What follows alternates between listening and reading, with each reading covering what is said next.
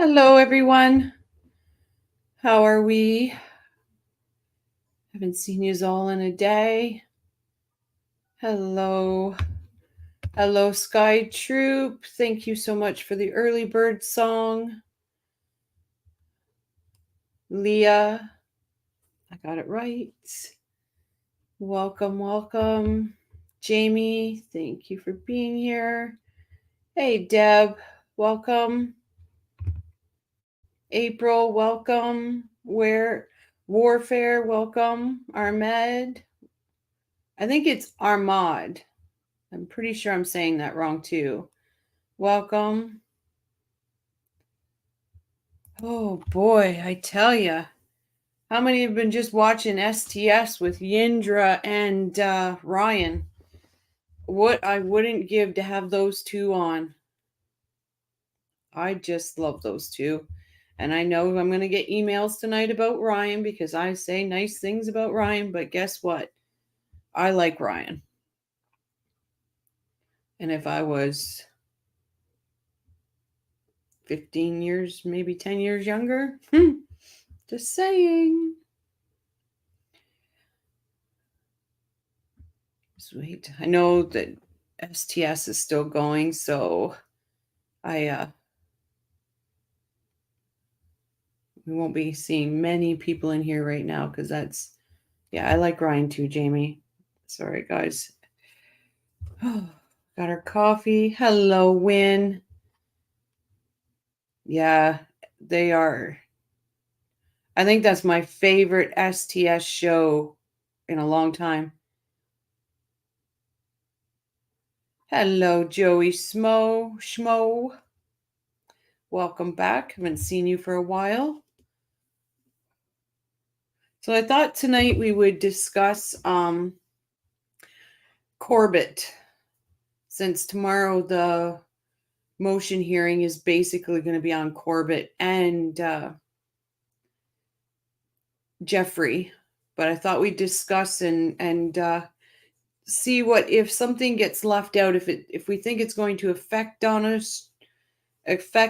state or not going to affect the state. Hello, Marie. Welcome.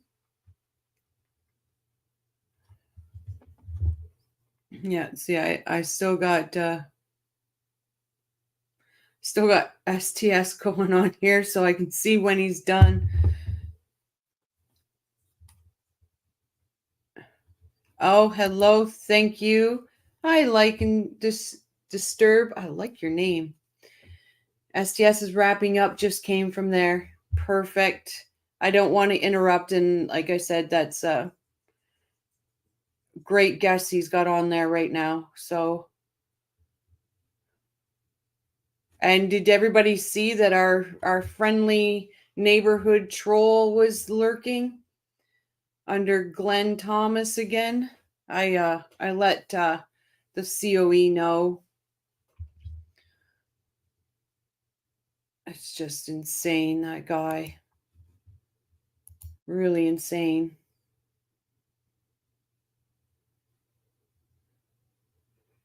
Yeah. We'll just give it a few more minutes. How was everybody's night last night? I was jumping from chat room to chat room listening to different things. Yes, Glenn trying to be good. Yeah, I seen where he was kept going on about Wendy and his book there for a bit, so I let the COE know. Absolutely. Thank you, Marie. I was going to do that. No matter how many years have gone by, it's still heavy, and being from Canada, I also have my 9/11 story. My mom's husband was delivered to the towers, and he was on his way to do a delivery there, and well, we all know what happened, and she got stuck. Phone, she couldn't reach home, she couldn't let us know she was okay. And my son was turning 5, and all he wanted for his birthday was to know his grandma was okay, and he wanted me to go to New York and start looking for his grandma. So it's It affected everybody, but my heart goes out to New York. My heart goes out to the United States. And my heart goes out to all those victims, the firemen, the police, everybody. It was definitely something that we will always remember where we were the very minute. I remember screaming and crying, watching the news when that second plane hit. And I'm like, I was freaking out. I just, it'll never, ever leave you. Never. Hi, Ann. Welcome back. Hi, YB. One more hearing before trial. Yep. One more hearing before trial. Absolutely. Yeah, it was definitely one of those days, right? You just will never, ever, ever. Hello, Thumper, my friend. How are you? Right. So that's why we're going to, hello, Shiraz. I thought we'd just, because my total plan was take a day off and then do the rest of the closing. But I noticed a lot of people did that last night. So I figured we are going to do Corbett, and it's going to be more of a discussion than anything, because I'm really interested in your guys' opinion. But on if we think losing some of Corbett's stuff is going to affect the state, or if it's not going to matter at all. Hello, Patricia. I'm in the UK and I remember where I was with shivers up my spine. Yep. Absolutely. Joey Smo says, Jesus Christ, Canada, but been here since 69. You've been in Canada since 69, Joey? Hello, Bob. Hello. Hey, Bumble. How are you? Oh, we've got, what is it, 4? Today's the 11th.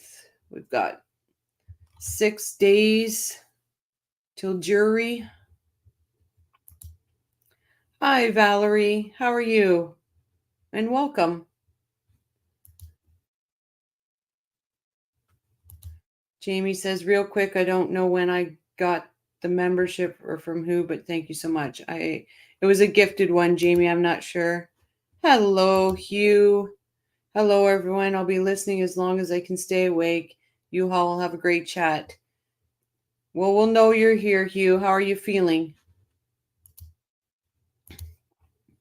I listened to phone calls from jail after Charlie's conviction with my headphones. What a difference. Yep. And so Corbett started on day 3, but Shiraz, on day 4, when we get there, use your headphones, because you can hear Charlie and Danny and Aspbaum talking.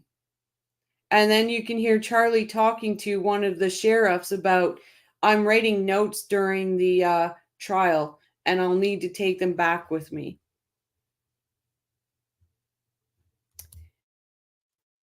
Patricia, in here, I thought you came for me too. Oh, that's okay. Well, most people call him Aspbaum, B-A-L-M, but I'm calling him Aspbaum, B-O-M-B.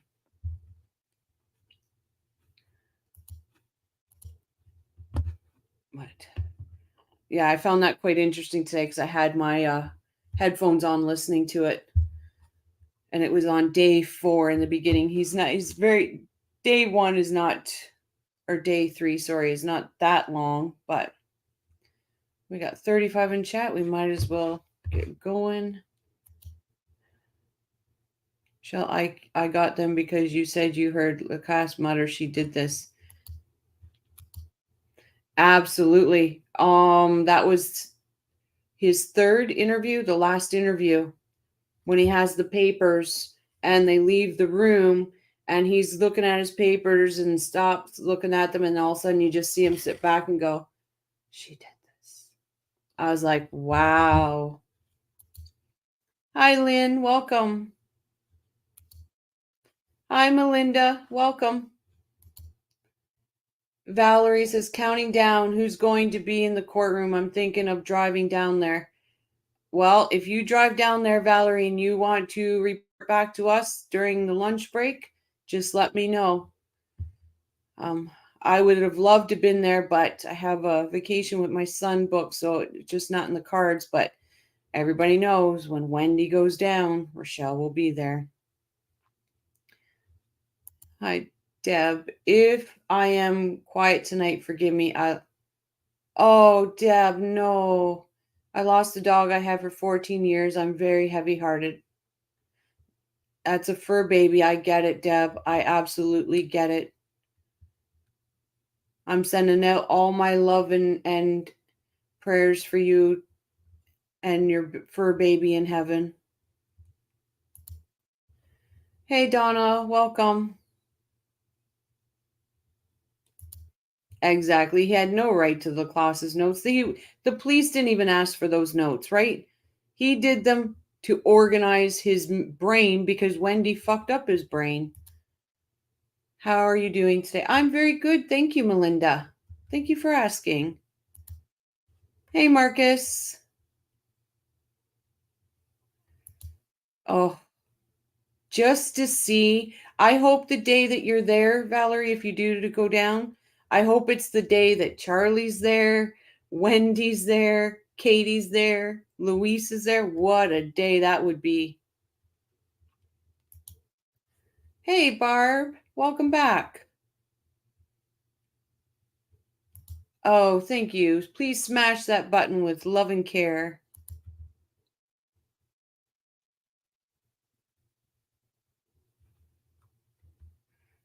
What do we got? Barb, we got, I just want to make sure I get everybody. Thank you all for the love that you're sending out to Deb. It's greatly appreciated. Oh, Val, that's a hard one to say because I'm gonna say day 2 and day 3 are gonna be the days that are packed with all the degenerates. That's what I'm thinking. Jill, Jane. Hi, Jill. Fur babies are children. Absolutely. And Shiraz, I was thinking about driving from Houston, but when I saw the hurricane headed this way, I decided not to do it. Also, I got skeeved by something Patty said about people in the gallery. Yeah, so if you are going, and I would heed Patty's warning, just be very careful who you talk to, who you give your opinions to, because the defense is putting moles in the gallery. So please remember that sorry guys. Honestly, I wouldn't Shiraz, I hope the hurricane doesn't come your way, but I wouldn't allow it to deter you from going. I would just be very careful what you say, you know. Hi, Patricia. I've been watching the Lindsay Shaver trial. I was watching that this morning. The defense attorney is possibly the worst I've ever. I said the exact same thing, Patricia. I said, could there be somebody worse than Rashbaum out there? And there it is. Yeah, don't 17th and 18th. I wouldn't go. That's jury selection. 19th is going to be openings, and that's probably mid-afternoon. The openings will start. So I would say if I was choosing when to go, it would be the 23rd, 24th, and 25th would be my 3 days that I would choose to go. Hey, B Rabbit. Hi, all. Turning in a while waiting for Siri, so please, I can catch up a bit for the stream today. B, I hope everything goes okay. Sending our love and prayers your way. The only shot at an appeal is if they make something out of nothing and claim inappropriate courtroom conduct. Yeah. And I think that's exactly why they're putting moles in. Did anybody hear? Has anybody been following the whole Murdoch thing? I've I was following a little bit of that today too. I was like, "Oh, you are kidding me."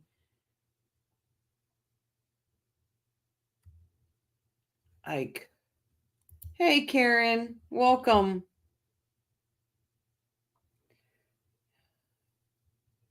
And stresses. The hurricane didn't come here, but it hit on my route to Tallahassee. Travel could be a major pain for the next week. Ah, all the blessings sent out to anybody that might have been affected by that hurricane. I could not imagine that being something I had to deal with all the time. Hi, genuinely. Hello, everyone. So sorry for your loss, Deb. Sending hugs. Thank you so much for that. Hello, Debbie Bright. Hi, all. Wish I could be here for Scott and Ryan. Oh, I know. Hi, the two. Hello, everyone. This is my first time in Crime and Coffee chat. Well, welcome.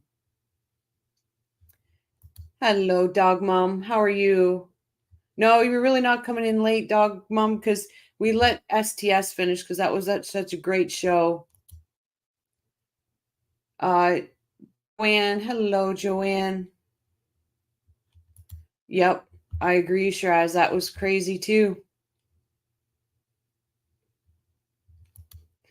Getting a new trial because somebody said a guilty verdict would help sell her books. Are you crazy? This is insane. Hello, tennis girl. She says, "Hey, everybody, smash the like on your way in. Greatly appreciate it." Louisiana, the states northwest of here, going to get lots of rain. It intensified to a Cat 2 just before landfall. Jeez. And Joanne, I love your coffee cup logo. My son made it for me. He's such a great kid. Well, he's not a kid. My son will be 29 on the 14th. Hi, Tad. Welcome. Oh, I had tears coming down my eyes too, Shiraz. Absolutely. Just make sure I've got everybody. And then I'll just have a quick little note. Our Instagram is up and running. And the store, the merch is up and running now. Jill Jane, you are a sweetheart. Thank you so much for the super sticker. I greatly appreciate all the support I get on this channel. You're just amazing. Thank you.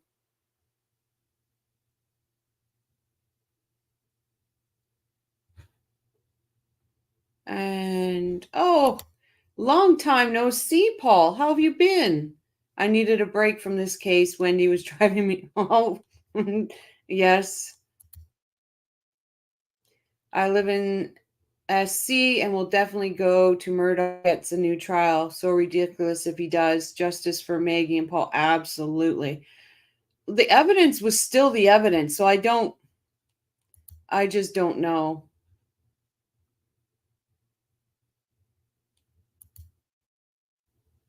Smashy, smashy, smashy. Chuck and Rushy, Wendy slick, and Janice trashy.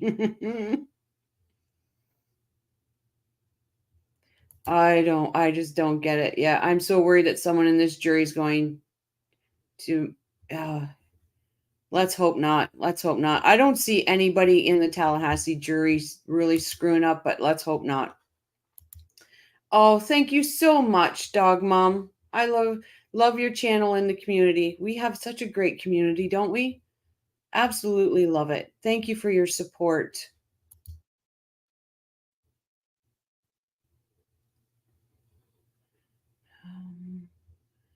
Ripples on ripples upon ripples. Absolutely.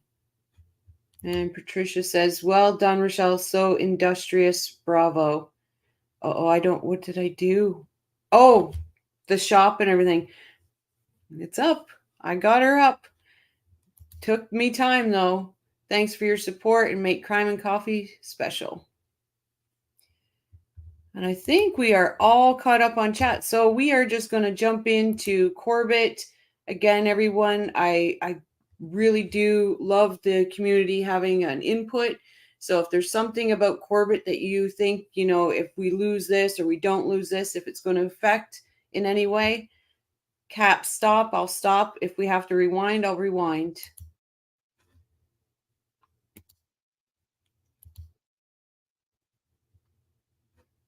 Okay, here we go. Witness. Call Sergeant Chris Corbett.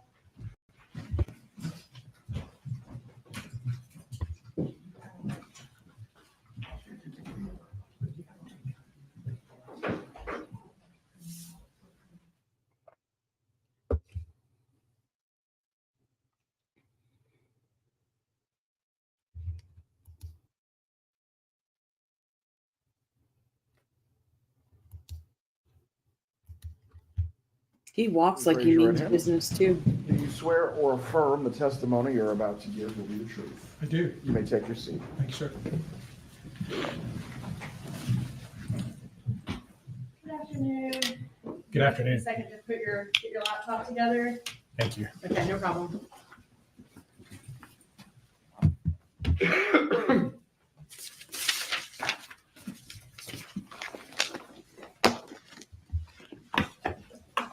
Absolutely, Bob, he is.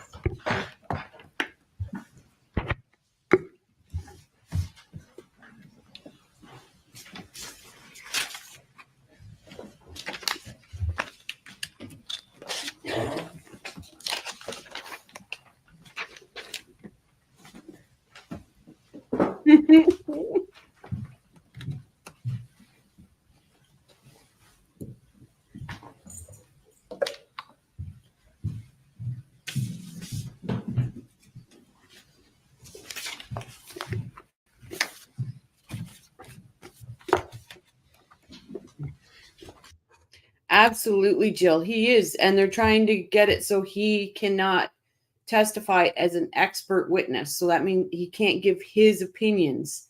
I just don't see that flying tomorrow. So we'll see.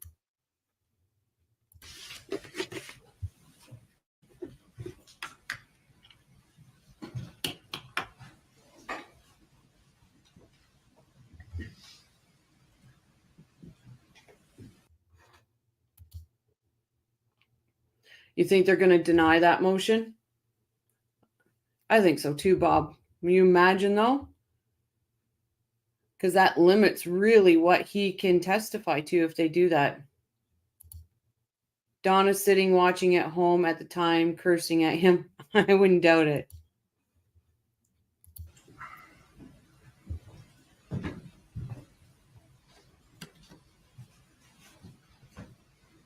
And moved it over to witness. Is your HDMI plugged in? Not yet. It's still booting up. I got you. Okay.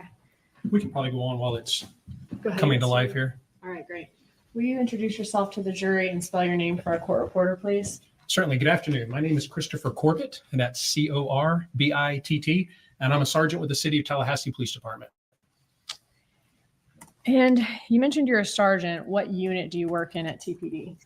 I currently supervise the Technical Operations Unit, and that's the section of the agency that's responsible for sort of all the high-tech or technological. I didn't think so either, Shiraz, but the way Rashbaum was talking is because he was given his opinions. It would make him an expert witness, and that's why he was trying to stop it this time around. So, well, Rashi, you should have got off your ass, stood up, and objected. My heart goes out to the families who lost members from 9/11. Hardest day for our country. Prayers for all. Yep. And it's very absolutely hardest day for Americans, but this affected worldwide. Like I was saying earlier, my personal story for 9/11, and I would, if we have anybody in here from Newfoundland, I just want to say thank you to Gander, Newfoundland, for putting all those families up that were stranded, for feeding all those people that were stranded, clothing people that were stranded, opening your doors, letting them sleep in your bedrooms and giving up your own beds for them. So anybody from Gander, Newfoundland, thank you. As a Canadian, I appreciate what you've done during 9/11.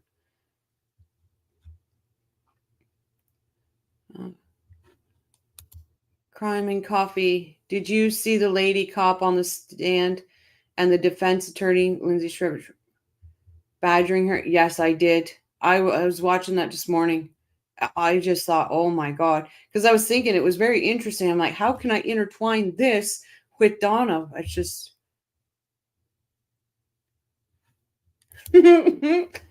Rashbaum, do you have any objection? I have to pee. Yeah.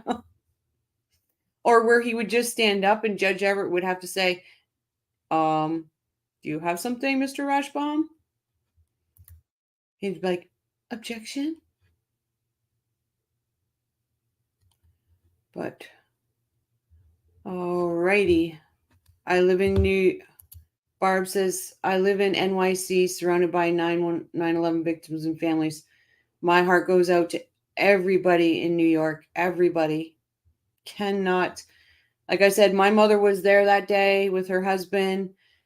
I was here. So I know what I was feeling. I cannot imagine being there and having to go through all that. So my heart goes out to you, Barb, and all of New York. Hello, Gerard. And Shiraz says, my daughter was born a few days after 9/11. She lives in NYC now. She says not a day goes by in New York where she isn't reminded. You know, like I said, my 5-year-old son wanted to go to New York. He thought it was so close that we could go to New York and help find people and find his Grammy. So I get it. Hello, Robert. Never forget New Jersey. Nope, never forget New Jersey. Everybody was affected.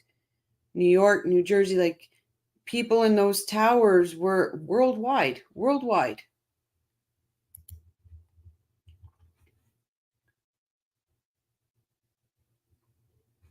Yeah, absolutely. My heart is heavy for every single person affected.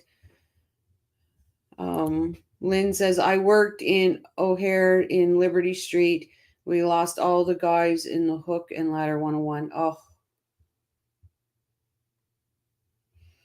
Prayers go out to every single person. It's a heavy day. We all know where we are, right? We all knew where we were in that exact minute. But Lynn, prayers go out to every single person. Logical ways that we help out in criminal investigations.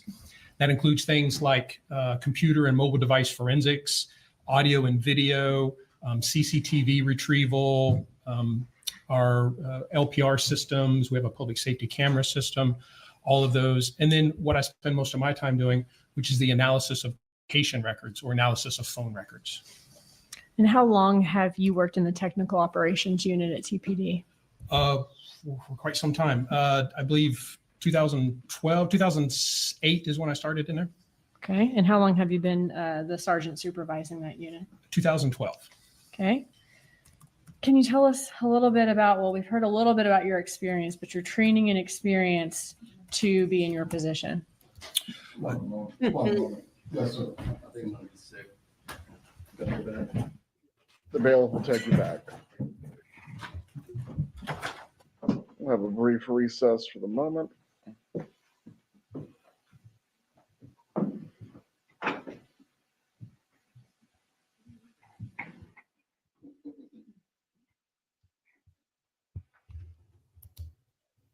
Absolutely. Every single one of us.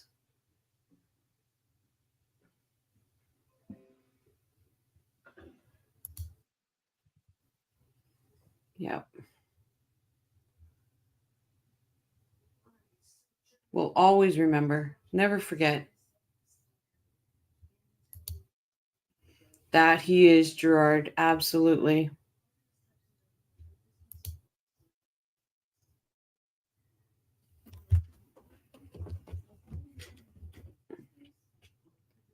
most bravest people in the world ran into those buildings, sorry, to help other people. We have actually, I may go there someday. I may go to my fire department because I guess quite a few of I'm going to pause this for a second. Because a few of where I live, fire department, firemen, firewomen actually went down to New York to help with rescue, stuff like that. And we actually have a piece of the World Trade Center in our fire station. I may go down and record that just because I was really, and I went in there. What was I doing? Oh, it was Christmas time. So I try to go to our fire departments, our police stations, things like that. And I go and get like platters, something just of coffee and donuts and subs. And I take it to each department because they're working on Christmas. No, I'm not muted. I'm not muted, James. Oh, I wish that scares me when people say that when I'm not muted. And I take this to them because I want to show them that, they're taking their time away from their families at Christmas to make sure we're all safe. So anyway, I do that. And it was Christmas time. And I came across that and they were telling me that, yeah, it was, all the fire stations that came and helped a piece of the World Trade Center was brought to them. Yep, they did. Yep, all over the world.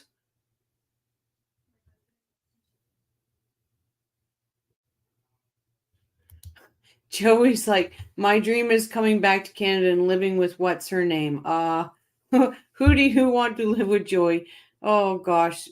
What Kool-Aid do we have to get you to put down now?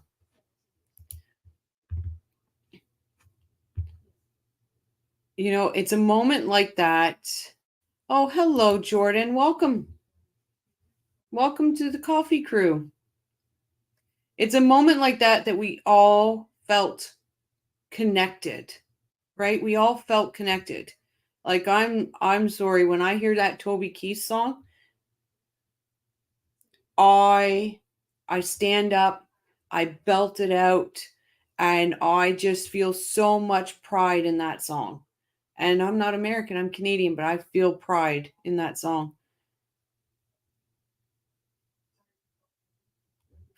Two says, yeah, Joey Schmo, she remembers you too. Karen says, Rochelle, why does the description say this will be the last trial for this case? What about when? Oh, because it was law. This was Law and Order's description. And I'm glad you caught that because I left it in there on purpose because I wanted to see how many people actually read the descriptions or if I didn't have to worry about putting too much in them. Daughter Shrez, absolutely. Kids come first. But so it's funny, Karen, that you did that because I thought, oh, I should, but I'm like, I wonder if I have to really put a lot of work into these descriptions. So absolutely. Miraculous survival stories. That is incredibly kind, Rochelle. I'm so glad there are those who make an effort to show appreciation. I do every Christmas. I do. It's what I do. I want to say thank you because they could be home with their families, right? But no, they choose to work that day. They choose to make sure we're safe. My BF lived in Connecticut outside New York City. The railroad station was full of cars. Eventually, he just sat and weren't claimed. And you realize those people never made it home. Yep, Thumper. Horrible. Pardon me, guys. Allergy season.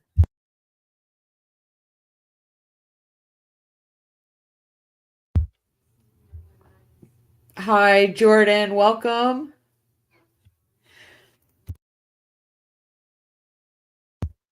I am new here also, though not the most other chats are the case.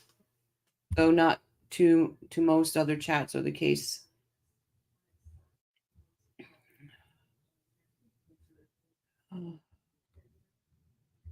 Y says, just want to mention my late husband worked in the camera department and they filmed Flight 93 for Lifetime Channel.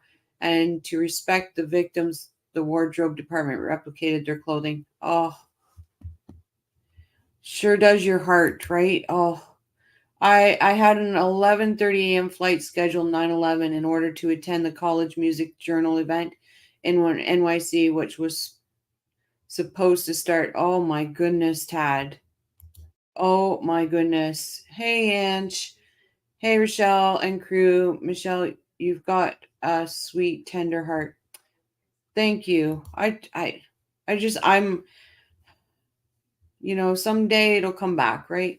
My husband was trapped at work in NYC for 3 days, couldn't come home. Oh my goodness, Lynn. Oh, the nightmares that you must have been going through. This trial is going to be incredible.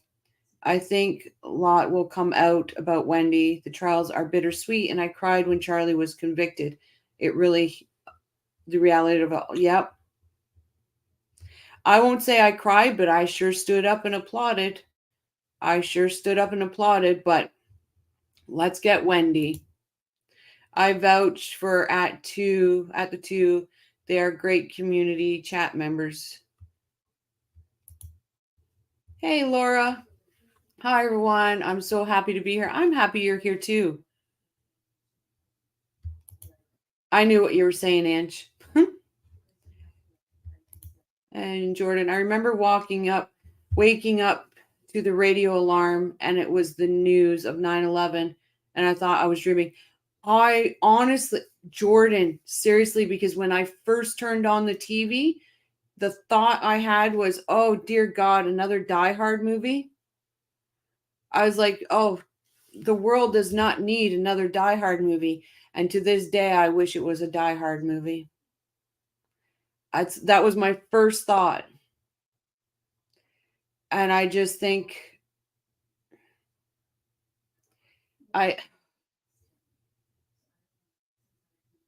it's so hard to put in words because you breaks your heart. It just breaks your heart.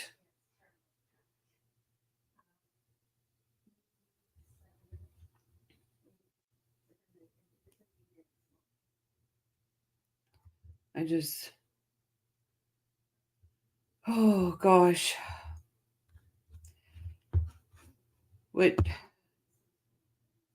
All those people, like there was one guy, I remember the story where he promised his wife he'd quit smoking.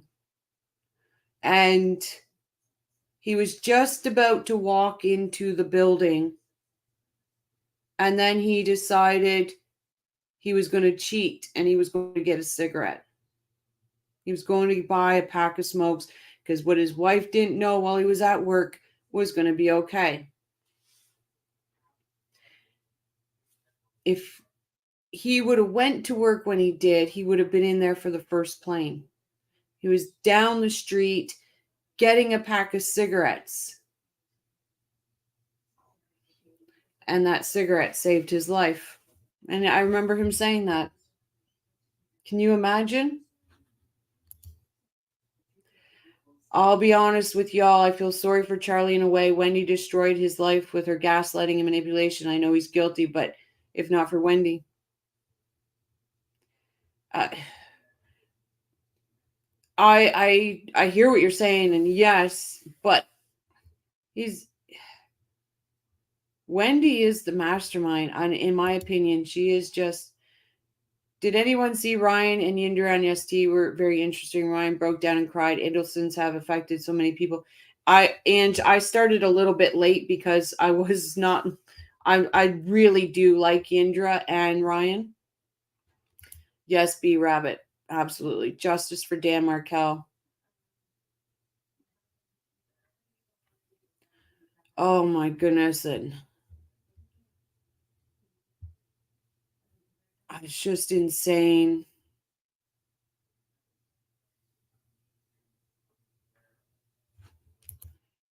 And it's ironic at Karen Discard, all three in prison gained nothing from the, and nothing was gained from this. You're right, guys. Nothing was gained.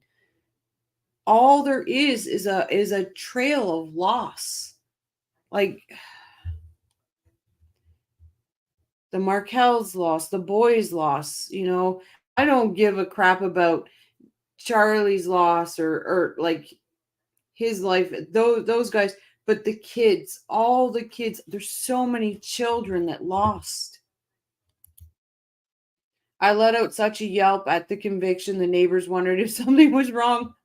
I was jumping up and down. I was applauding. I was just like, honestly, guys, this time I'm going to be live through the trial. I can't promise you what's going to come out of my mouth when the verdict for Donna comes out.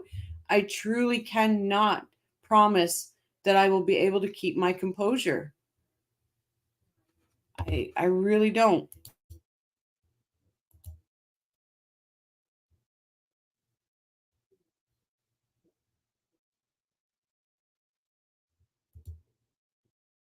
They were all whipped. Yep. Except for Robert.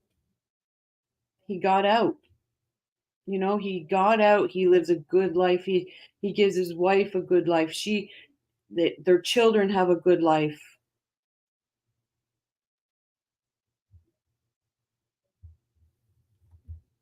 And like, yeah, Harvey, it was his money and all this, but he was still a bitch boy. He was still Donna's bitch boy at the end of it all. Hello, Seashore Girl. How are you? They're still trying to figure out. Let me see if I can.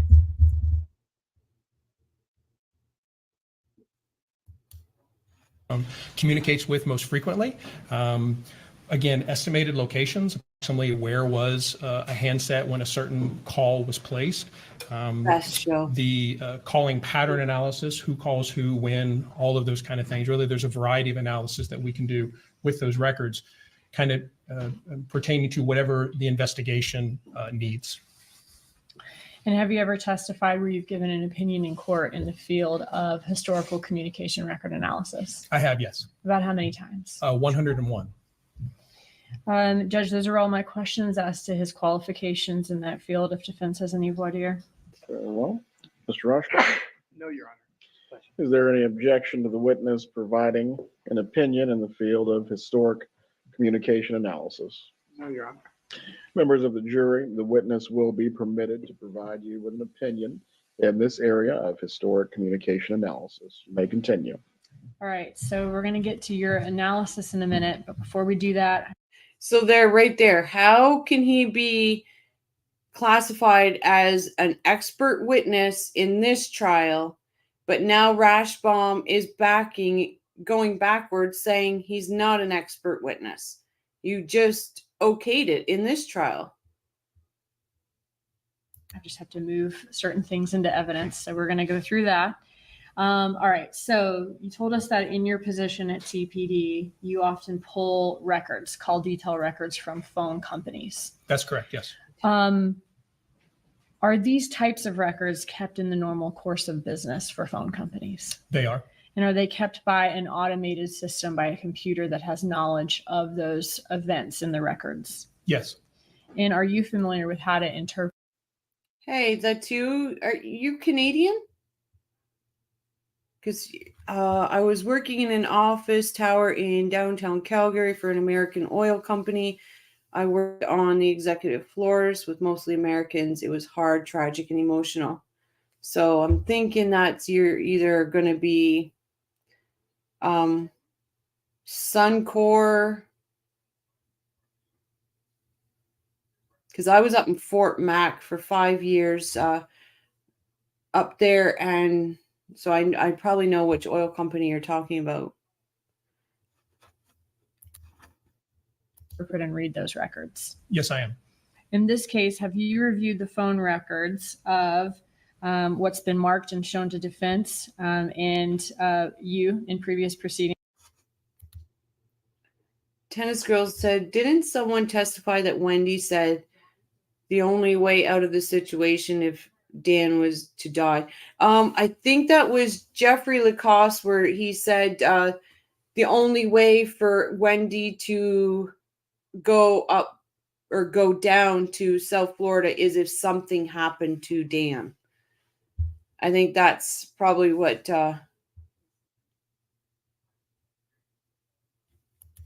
and Sky says not sure if it was testimony but cop interview. I remember Jeffrey saying she said that because their friends were talking about, well, don't you want to go down, things like that. So, but boy, if I missed that, I'd like to hear it. Seashore Girl Bob says, girl, are you any relation to Steph who sells stuff by Seashore by any chance? And I'm just going to go through all the numbers and names. States Exhibit 85, Luis Rivera, call detail records. States Exhibit 86, Sigfredo Garcia, call detail records. States Exhibit 87, Wendy Adelson. 88, Donna Adelson. 89, Charlie Adelson. 90, Harvey Adelson. 91, Katherine Magbanua. And 92, Daniel Markel, call detail records. Yes. Okay. And 9 a.m. Eastern time. So I will be on at 8:30 in the morning Eastern time, and we can get all the chatting out of our way before. Hi, Michael. Welcome back. I bet Wendy constantly telling Donna Ria and Charlie her only was out is if something had happened to Dan, and that's where I agree. I absolutely agree, Tennis Girl. Shall I just sent you an email of what we discussed yesterday? Oh, perfect. Thank you, True. Oh, yeah. So it'll be like 6 a.m. Arizona time.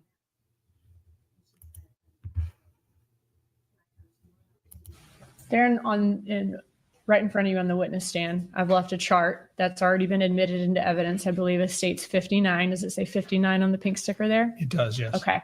Just to kind of save us time and without having to recite every number, do the numbers below each picture on that chart reflect the numbers for the call detail records we received for each one of these parties? Yes. Okay.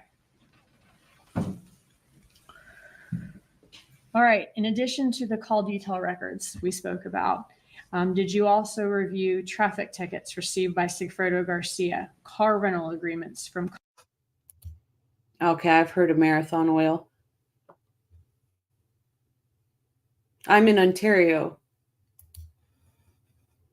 Comfort Rental and Save Gas, surveillance video from Premier Gym, documents from Spirion GPS, Comfort Rental, Save Gas, as well as the iCloud of Charlie Adelson and the Cellbrite of Wendy Adelson's cell phone. Yes. Okay. I want to ask you about those last two items in just a second. But for the call detail records and the businesses I named out, when you receive records from a business, does it contain a certification from that business verifying that it is a legitimate record from that business? Did the records in this case have those items? Yes, all the carriers provide or can provide a business record certification attesting to the things we mentioned earlier. Okay. And as far as the Wendy Adelson Cellbrite, what is a Cellbrite?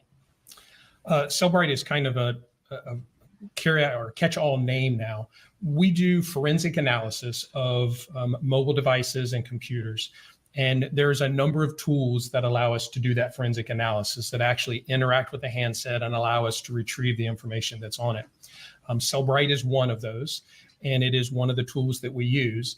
So we kind of say a Cellbrite report is a forensic report. So once we extract that information, then the software goes through and kind of analyzes it for us and says, well, this is a text message and this is a call log and this is a Wi-Fi access point, whatever it may be, and creates a report for us that we're able to review and to be able to search through and print out excerpts, whatever we want to do. But it's a tool that allows us to analyze the results of that forensic extraction from the device. And was that forensic extraction of Wendy Adelson's cell phone done?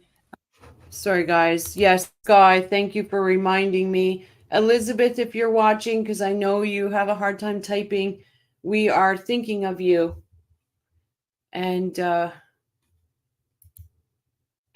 Ange said to Patricia, I read a comment that people thought Yindra was loving attention. I didn't get that from her. Did you all? Absolutely not. I think Yindra, so many people made fun of her, saying that she was, she was closing her eyes and everything. Her own words, she was nervous. She was having to testify against her good friend. She had no sleep. She couldn't get any sleep. She was scared. She was nervous. I say to Yindra, good job, you. You did the right thing. I absolutely adore Yindra. I adore Ryan. Ryan was so honest up there. Honestly, when they talked about the barbed wire, what did he do? That's a good idea. I'd like that for my house. I just think they're excellent. And Yindra, people that picked on Yindra, they just need to go and put their head in a toilet and flush it. That's what I think about that. But those two are amazing. They did a great job. They're doing it again. Is Yindra testifying again? I can't remember if she said that.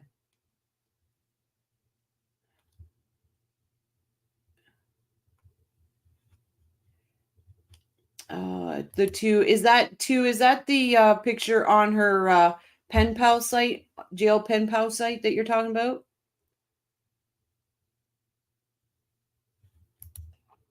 Tennis girl, I really like Yindra and Ryan. I hope they ignore the trolls, which are, of course, Adelson PR team members. Absolutely. Absolutely. Like I said, and I'll be honest, if I was 10 years younger, I would look Ryan up. I'm just saying, guys. I'm just saying.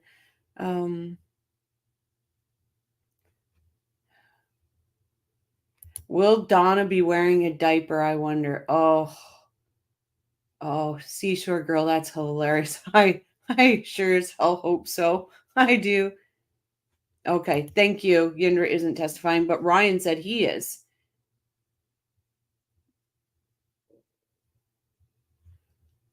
Hello, Jibs. Jibs, make sure you put your link in the chat, please. We're all about helping our community, and we're trying to help build Jibs's channel. So anybody that wants to help him out or help Jibs out, please do so. It's the truth, Lindsay. It is the truth.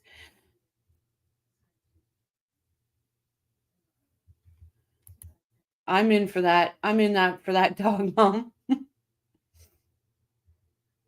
I am absolutely in for that. Anybody that I will stick up for Yindra and Ryan. I guarantee, how much do you want to bet? I guarantee I get emails tonight about Ryan. Every time I mention Ryan's name, somebody comes at me for it. Jib says, I think people criticize Yindra because she said Sigfredo was stealing cars and that it was a victimless crime. Yeah, she didn't know. I know I heard people saying calling her names, calling her this and that. And I thought, are you kidding me right now? Are you kidding me? She was really put in the shit. Katie ditched her kids with Yindra to go and collect money.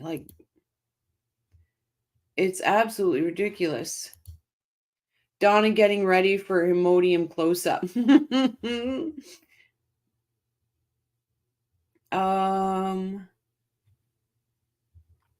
Yep, absolutely, Lindsay. Absolutely. Debbie Bright says, Rochelle, I've been thinking about the lottery for the trial. If my name is chosen, please choose a member that's been here longer. I think they deserve more, and I'll be working, so we'll have to watch and replay. Okay, thank you, Debbie. So thank you for reminding me too, because tomorrow is, oh my goodness, I can't even remember my days anymore. So Thursday, we will be doing the members lottery for the invite onto the live. So it will be the watch party of the trial.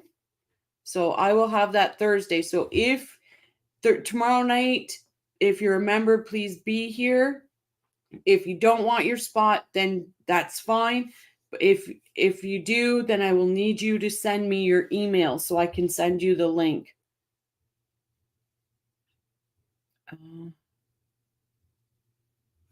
Sky says, the enemy of the enemy is my friend. Yep.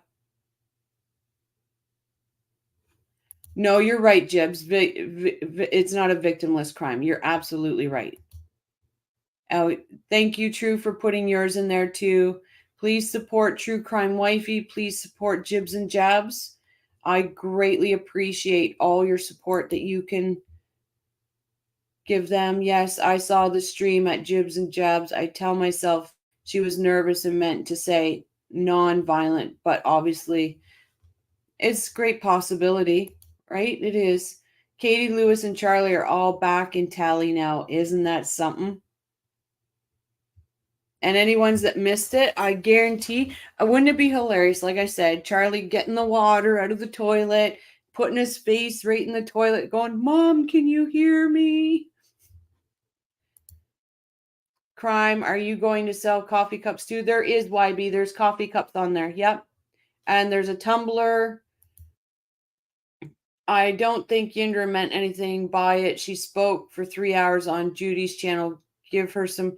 Yeah, Yindra's and she just recently went through a flood when the flood in Miami happened. Thank God her landlord is a very good landlord. Anyone else want me to post link to your white channel? Let me know. Crime and Coffee family. Yep. We are here to help everybody. And I'll get emails about that. Oh, would you stop talking about everybody else's channel? You know what? You know what I say to those people? Because we're a community and we help each other. Yeah, so I will say about the for some reason YouTube has only loaded up the backs, but if you click on them, you can see the fronts. They said it'll take a couple days for everything to be loaded properly. I have admiration for any of all individuals who were friends and made the right choice to tell what they know as opposed to saying silent regards. Absolutely. They stood up for what was right. And you can tell Ryan cares because he was in tears today. Hi, Rochelle. I'm not sure if I'll be able to attend either. Choose someone else if I'm chosen. Okay, B Rabbit. But you will be there in spirit. We know it. And everything's going to be good for you because we're sending out all good vibes and prayers your way. That's right, Lindsay. They didn't have to speak out. They could have just said, I don't know nothing. I have nothing to give. I don't know nothing. But yeah, so I do apologize that the main part of the merch isn't showing, but YouTube advised me today that it will take a couple days and that it'll all be sorted out. On the day of Dan Markel's murder, July 18th, 2014, when she came to Tallahassee Police Department. Yes, it was. All right. And then at some point during this investigation, I mentioned this iCloud was a subpoena sent to Apple to get the information from Charlie Adelson's iCloud. I believe it would have been a search warrant, but yes. Search warrant. My apologies. And when we received the information from that iCloud, were there messages in that iCloud? Yes. All right. And what is an iCloud for those who don't know? Again, kind of a general term, but for iOS users or Apple users, they have the ability to back up most of the contents from their device to the iCloud. Apple's cloud storage. With the legal demand, we were able to recover that or be provided that backup information from the cell phones of Mr. Adelson.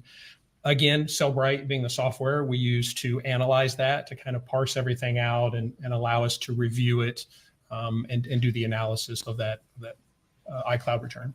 Okay.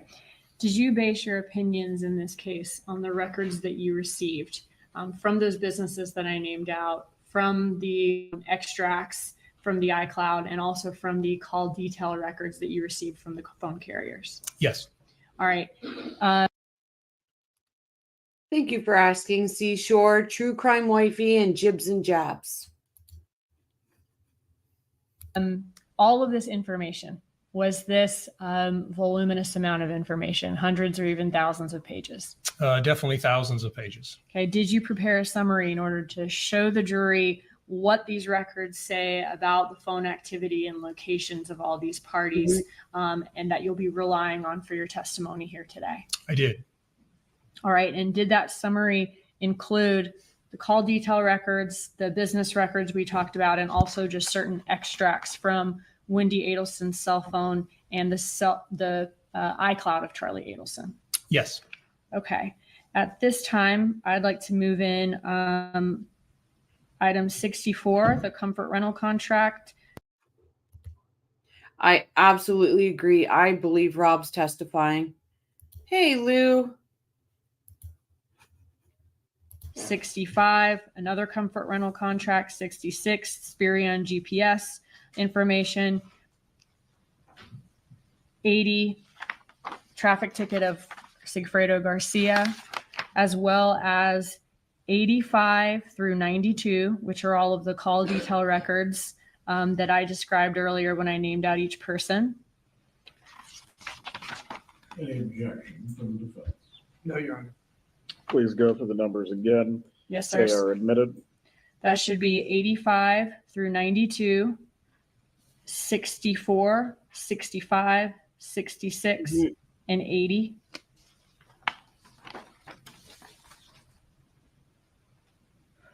And then finally, this summary that we're going to see where you combined all of that information.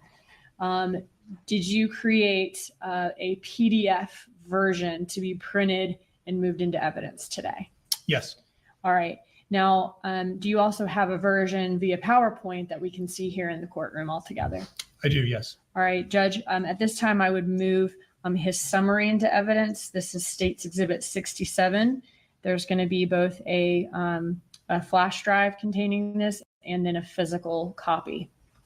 Any objection to 67? No, Your Honor. State 67 is admitted. All right. So if you could pull up the summary, the PowerPoint on your end, and we'll get started. It is on my okay. end.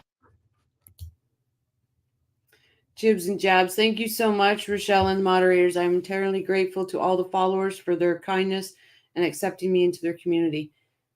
That's what we're here for, Jibs. We are a community. We're not against each other or anything like that. We are a community, and you make a great addition to any community, Jibs. I think you won the right to mute by landslide, Rochelle.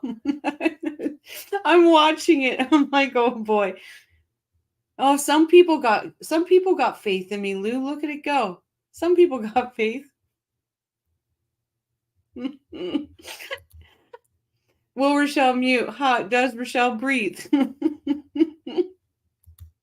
If we can't have fun, this is what has got Donna in a spin, Rob to absolutely top. Because there's nothing really he can say. Like, he can only talk about what it was like in that family, the dynamics, how his marriage all went about, how all this. Personally, when Rochelle mutes, I laugh when she comes back and is yelling at herself. I do. Oh, once I'm going to let the poll go for a couple minutes, and then I'm going to show you guys something because you're going to laugh at me. But hey, if we can't laugh at ourselves, Who really can we laugh at? Okay, so let me see what I need. Oh, I know what I need.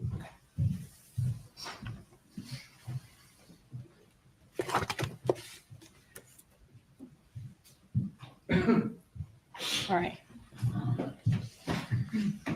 Okay, so you told us that Where are you most looking forward to hear from on the stand? Oh God, I'm torn. Lindsay, I'm torn between Robert, Charlie, and Wendy. To have your 3 kids on a stand in your murder trial blows my mind. Wendy, because, well, I'm wondering if it's a K turn or an S turn or a V turn this time. Robert, because he's just going, and Charlie, because he's going to start bawling, in my opinion, when he sees his mom.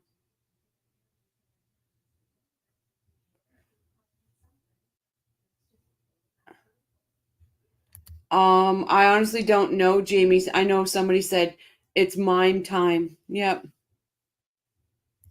Absolutely. Truth rises to the surface. You cannot outrun the truth. I wish we could skip over Donna's trial and go straight to Wendy's. Oh, Bob, so do I. Oh, yes, Lindsay, sorry, Donna, because she, especially if it's Georgia, oh, it's gonna be fireworks.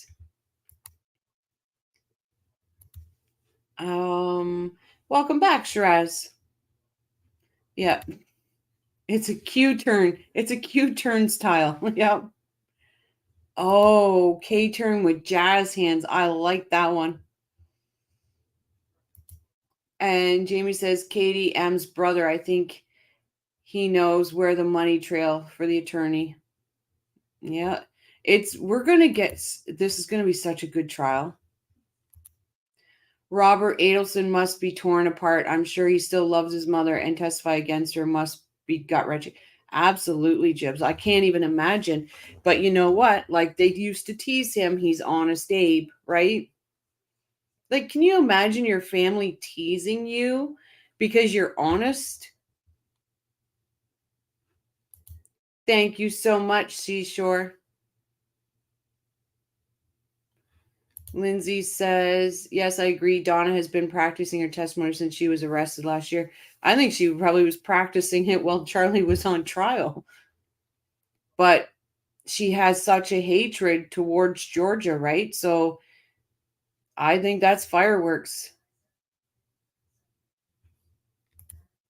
I tend to get him in the great postures. He looks like he's snoozing. He's dreaming of the hotel his mom's booked for him. And did you guys see here where she was sending him, trying to send him magazines of places in Thailand? I think Robert has something much more significant to say as opposed to just painting Adelson's profile and subjective feelings of Donna, but he overheard nefarious comments. Oh, Ange, I hope you're absolutely right. I really do hope you're right on that one. Jibs and jabs, my sentiments exactly. I can't wait to see him testify, but he's such a nice guy and doesn't deserve the stress. Absolutely, he doesn't. I think Georgia will deliberately push her buttons. Go, Georgia. Oh, I can't wait, Dash Town. I can't wait. It's going to be a double popcorn event. Georgia's definitely going to cross Donna, in my opinion. She's been prepared for this moment for several years. Yep. She is going after her. Look at Charlie. You know he's thinking, OMG, what the fuck? I thought I knew how it worked, and this ain't it. Right, Deb? And listen to me. I'm such a potty mouth. I spell out OMG. And I could say WTF, but no, what do? What the fuck, I say. Such a potty mouth. Robert has some dirt, and his character will compel him to speak the truth. Absolutely, Bob. Absolutely. Yep. And Katie's brother. You know there's something there. Or why would they call Katie's brother? You know there's something there. Like, my heart goes out to Robert. Like, imagine having to go through this. It's just insane. And True says, does anyone think Donna and her defense will come out with a plea deal tomorrow or the weekend? They may offer one. I just don't see it being accepted. But oh, fireworks! Here we go. Tomorrow's going to be an interesting time. Jill says, I won't even call this a dysfunctional family. They need to be classified under a new name, right? But what do you call them, Jill? What do you call? Is there even a word in the English language that these people could actually fit? Or is it an invention of a new word?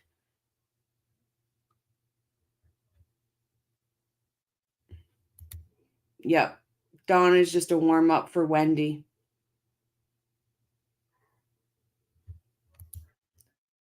Yeah, Katie's I think he was on another one, but he was on the B list. I'm not too sure. I won't say. I don't think a plea, because that would just expedite Wendy's arrest. Yep.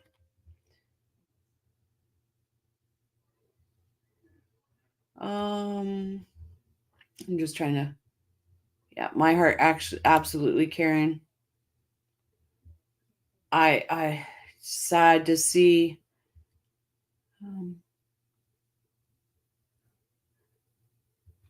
Yeah, Angie says to Bob, bingo, wait to see. Robert has a very hard job ahead of him. Yes, he does. Oh, thank you, Win. Win says like and subscribe. And Yindra thinks KM's brother may testify that Donaria offered to pay. I agree with Yindra. They wouldn't call him if they didn't think there was something there. Why would Georgie do that? Georgia wouldn't do that. You know, we are in for a trial. Like, I thought Charlie's trial was something. Donna's trial is going to be something. We are in for it. And I'm already prepared for the long days. Already prepared for it, because we're going to have them. Donna will die in prison whether she pleads or not. Absolutely. And guys, like I said, she's got to save her family, right? To Rochelle and Coffee Crew, thank you all for the subs. I have over 50 subs and can go live when I want to, which was my goal. It is all because of you guys. It's all because of the community, and I thank you from the bottom of my heart for you guys showing the support to True Crime Wifey. You deserve it, True. You get those lives, and I'll be there to support every time. Donna will. Now you guys got me thinking of Donna conviction party with pizza, crispy mojos, potatoes, and fried chicken. Jibs, I'm already trying to figure out how to set up my system so it could the trial from the couch, and I'm already trying to work on all of that. I honestly, Tara Kowalsk, she had that conversation with Charlie's first lawyer, right? So there's something there, or she wouldn't be on the list. Georgia doesn't play that way. Just in case anyone is any doubt, there once was a woman called Rochelle who mutes when she's something to tell. We try to let her know with big letters that glow, but I fear we need a loud bell. Oh, Patricia, thank you. It always makes me laugh. Oh, Lindsay, she's got to go down in history as the absolute worst attorney ever. Your client had a get out of jail free card twice. Oh, Wayflare, offer Donna 7 years like Luis to tell all on Wendy. She might accept and get out just in time to pass on in shame. Oh, I don't know. I don't know if she would, though. Oh, I'm busy in the morning. It's going to kill me, but I'll look to this channel to fill me in. Oh, so we're going to be doing the trial, and then we're going to be doing a discussion. So you'll catch us. Michael says prison water coffee is too good for Donna. Absolutely, Michael. Absolutely. And Jane says, I can totally visualize the Miami Adelsons telling Dr. Robert that whoever did that did them a big favor because they think they're so clever. Could be true. Absolutely. Bourbon or why when Wendy bought the wrong bottle. Absolutely. Like that. You go up to a worker, you say, I need you to point me to the bourbon. Well, in my liquor store here, the bourbon and rye are not beside each other. So, how'd you make that mistake, Wendy? I heard those as well, Shiraz, but I still think they're in denial. And when Wendy is arrested, she's going to spill it all. Did I miss something? Oh, Shiraz, take the dog out. I think I missed something from Shiraz, and I'm so sorry, Shiraz. Hey, Brian. Welcome. You think she's done protecting Wendy? Like I said, could you imagine? I said this the other night. Can you imagine? Charlie's on the stand and he sees his mom the way he sees her. And all of a sudden he blurts out, it's all because of Wendy. She said, oh gosh. I bet Donna shares meds with her roommates in jail. Yep.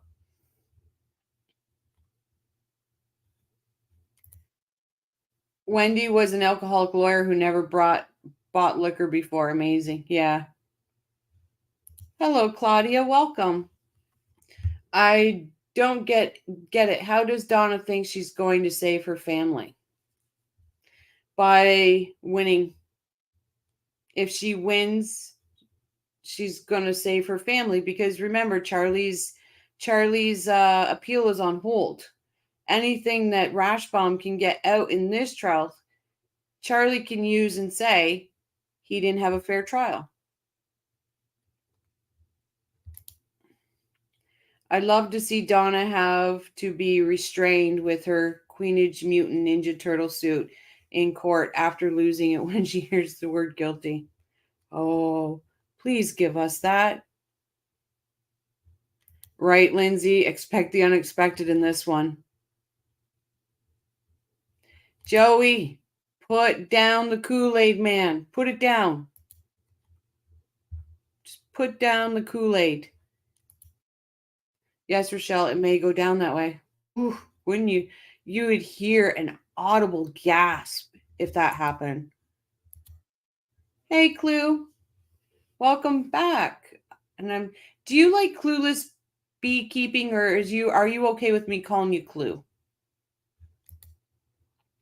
Donna said on the phone, I don't know how to take care of my family anymore. She tried to flee. It's all about saving herself now. Yeah. We are on trial watch is what we're doing right now. I bet Donna is going to have Rashi in a headlock when she's convicted.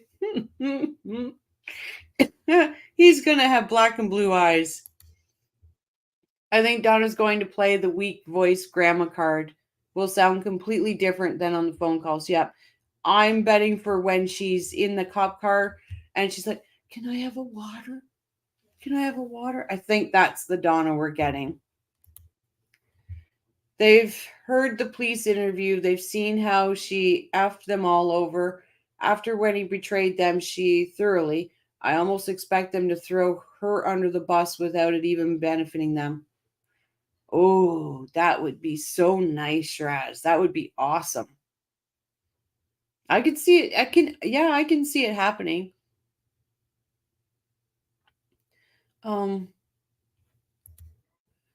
Patty calls everyone by their first word too.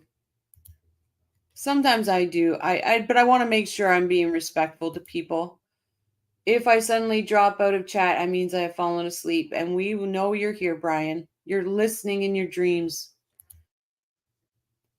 At Crime and Coffee, you may call me as you wish. Clueless. Oh, no. I would never do that. Hey, you, whatsoever you like. It's all good.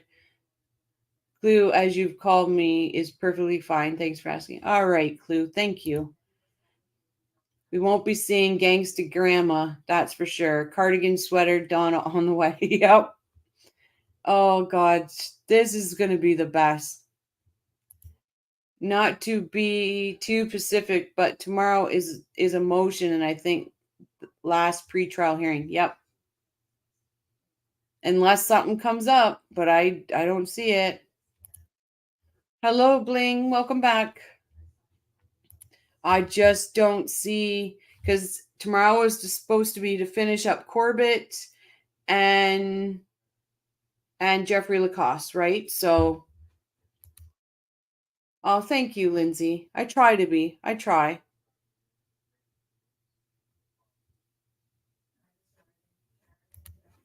We'll go back. Should we wake Charlie up? Oh, I wish I could just, I'd wake him up. Sorry, guys. I'm not a violent person, but I would like to punch him in the face. Just saying. Wendy strikes me as a box wine kind of woman. I mean, yep. You're... Dashhound rocks. Thanks. I can't think Donna believes she will walk. But yeah, they are delusional. I keep forgetting that. Yeah, Claudia, they're just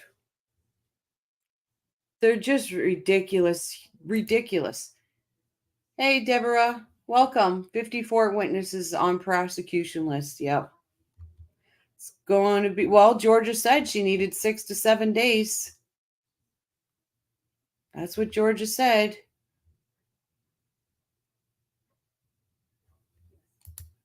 Why, thank you, Joey. Rochelle says, OMG, like an American redneck. I will own that.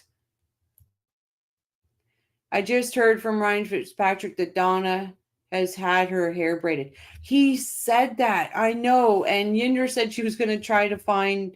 Oh, no. Yinder said she was going to try to find the video of Donna learning to twerk.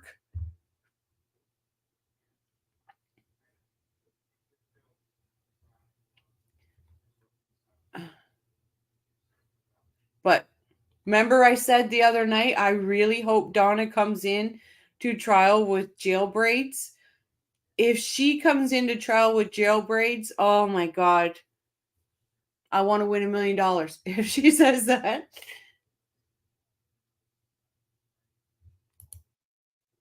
Corbin's testimony coming in my opinion. I agree. Rashi's just trying to fight that he can't give his opinion. But I don't see how he can get away with it because here he okayed it in this trial. Clue says, I want Donna to get a face tat. Yeah. Can she get the same tattoo artist as Wade Wilson? Oh. Hey, veggie girl. Boxed with Cabernet. Boxed Cabernet wine. Oh. And Deborah says, roll on the floor. Oh, boy. Chat just took a big jump. I heard something about twerking and hair braiding too. Fancy fiction, maybe. I can't remember the source now. I'm not sure, but I heard Ryan and Yindra talking about it on STS tonight. I was like, oh my God. Donna is going to be in pigtails. Lindsay's, I don't want the envision of Donna with braids twerking. Yeah. Oh, I've gone off the rails, but that's okay. I called it. We are finally going to see Donna in cornrows. You did, Jibs. You did say that. Oh, gosh. I think Donna should do a hip hop video like Dr. Evil. We're never coming back on the rails, guys. We are gone. She's definitely earned the teardrop face tat. Absolutely. Oh my God, we need Donna with gold grill. We're we are so delusional. We are so this trial has got everybody, and we're just gone. Best case scenario, Donna cover your face with your hair and sunglasses, right, Jill? Oh, cornrows and diapers. Oh, this is brilliant. This is how, but you know what? This is how these communities get through all the vitriol out there. We just come and we laugh. We're supposed to be watching Corbett, but we're just dreaming of how Donna's coming in. It's great. Yeah, I just hope he really is called and Kawas is called too. Shiraz, sometimes they don't call everybody on the list. Drives me crazy. I want to hear from Jim Lewis. Absolutely. You know, and that's what with Charlie's trial, I'm seeing all these people and I'm like, oh, why didn't you call this person? How can I message you for some constructive suggestions? Teacher's gonna tech. Your crawl is a run-on sentence. I want to help you. What? Oh, okay. Yeah. Oh, my. Okay. Your people with Photoshop skills. Jane, you can email me on my page. You can see email. Your people with Photoshop skills get to work. Yes. Fancy will be all over that. Gangstagram Madonna. I call her the Ice Gamma. I said that's what her jail name is, Ice Gamma. Will Donna be able to wear her own clothes or just the jail ones? No, she'll be in regular clothes. She'll be in regular clothes for sure.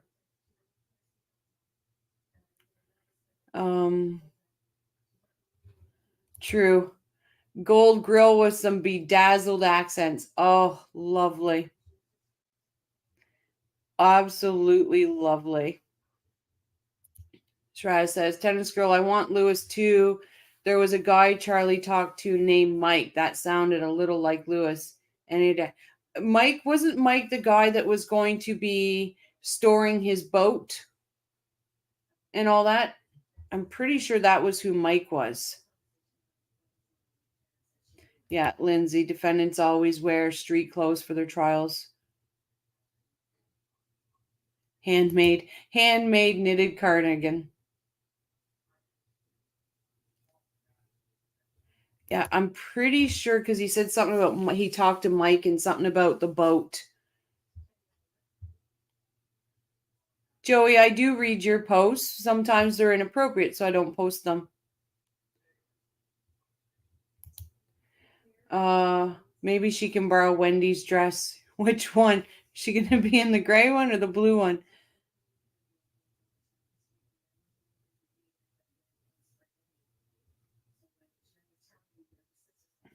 Okay. All right, we will. About part of your job is getting these call detail records from phone companies. Can you describe to us what these call detail records look like and what's contained in them? Certainly. So this is a sample of call detail records. This is one page from the many records that we received. And you can see there's a lot of information here on the page, but there's certain sections that we kind of look at for our analysis. So here on the left-hand side, we have the date and time of events. And when I say events, it could be a voice call, it could be a text message, or it could be. Okay, maybe I'm getting the names mixed up. Shresh says, I have no idea. He kept saying he'd look to see if there was a way to pull a rabbit out of the hat for Charlie. I don't know how his boatkeeper would do that.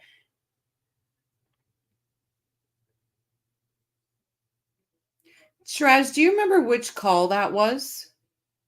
I want to hear that again. I can't. I have the same problem. Much of my material is raw. Yeah, Joey's making some comments that I just don't pull up. I want you're the most likely correct.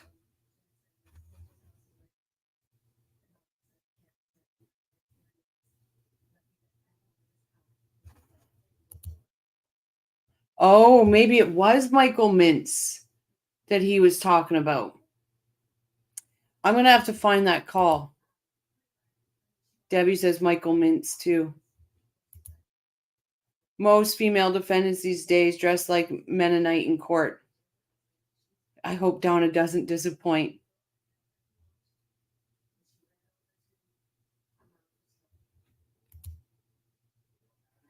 Was Charlie arrested during KM's second trial or after? During. I think it was just before her trial started because they waited to see if she was going to flip, right? And she didn't. At Crime and Coffee, it was the day of or the day after Charlie's conviction on prison calls. Okay, I'm going to look for that. Be a data session. Different carriers provide records for different types of events. But in this case with AT&T, we generally see records with voice, text, and data. But we have the date and time of that event. Sometimes our records are provided in different time zones, and we have to do an adjustment to our local time. But in the older records here that we have, these records were actually provided in our local time. Some of the later records we had were not. So that section, again, tells us the date and time of the event. So if we're looking for something that happened on a certain day, that's the section that we go to. The next section here involves who's calling who. These are the phone numbers involved. And one of those would be our target number or the number that the records are for. And the other number would be the person that's either calling that person or being called by that person. So we see also what they call their seizure time, how long it takes to connect the call, and then the elapsed time, how long the call lasts. We will do a lot of summaries of call detail records. It's easier to read when we kind of do it in a different format that allows us to put a name with a number so we know kind of who's calling who. It's a little bit easier to read. But those summaries will come from that section of the records as far as what phone numbers are communicating with whom else. And then the other section that we have here is the location section. So this is the cell site or cell tower that the handset was communicating with for that particular event. And they give us both a unique identifier for it, a number that we can go to a key or a spreadsheet and look up. And in the case of AT&T, they also provide us the latitude and longitude of that cell site. So when we do location. Hey, Jibs, that would be great, but they probably shut the channel down over a copyright strike.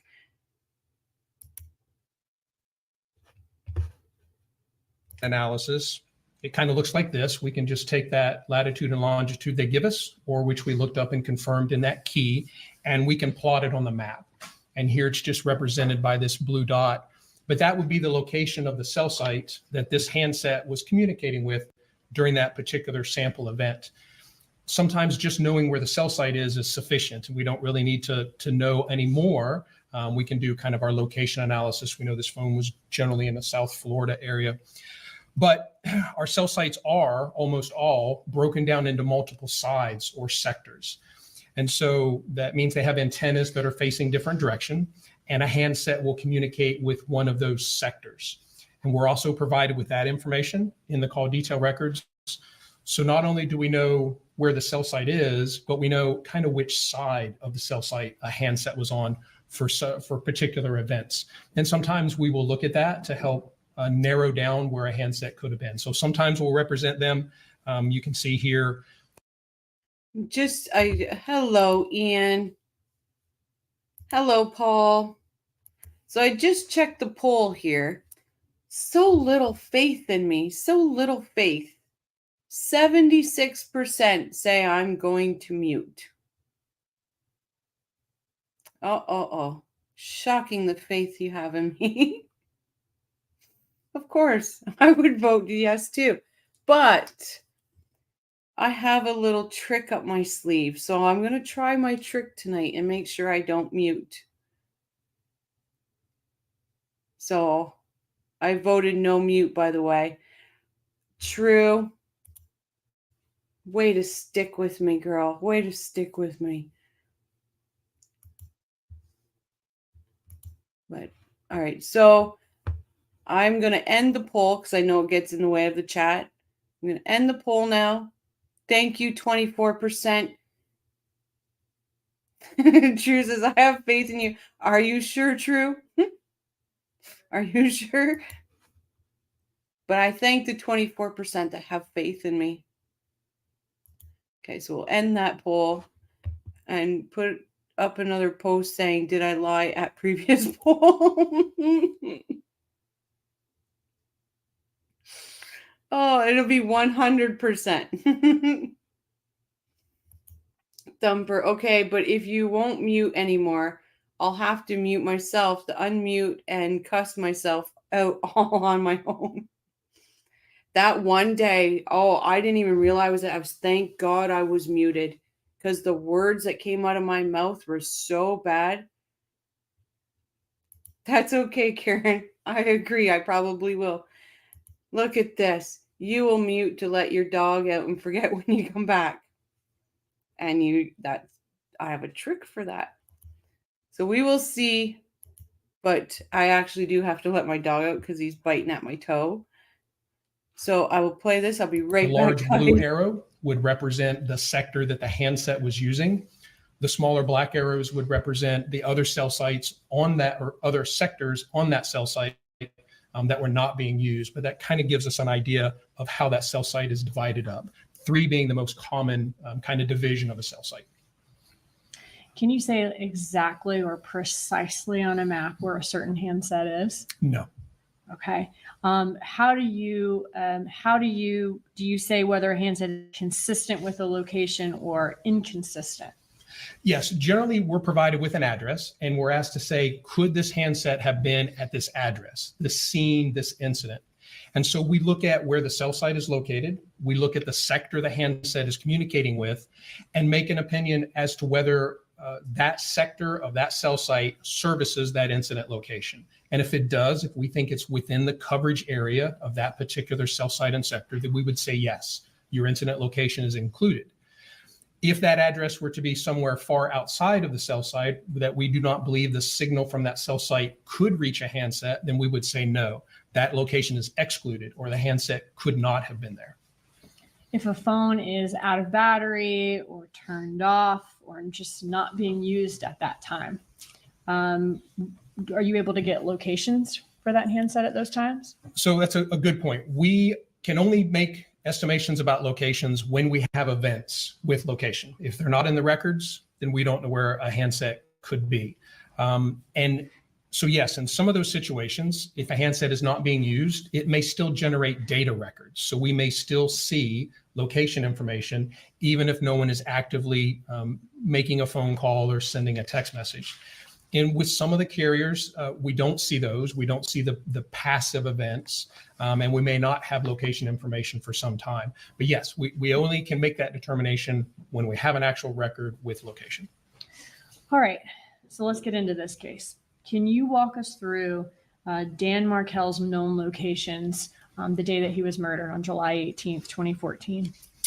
Yes, we knew that he had been in 3 distinct locations that morning.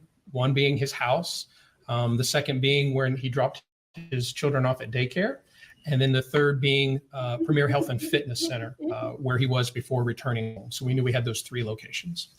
Did TPD believe that whoever shot Dan Markel was at least one of these same locations or more that he was at that morning? Yes, we did have evidence that he was being followed, at least at the last location.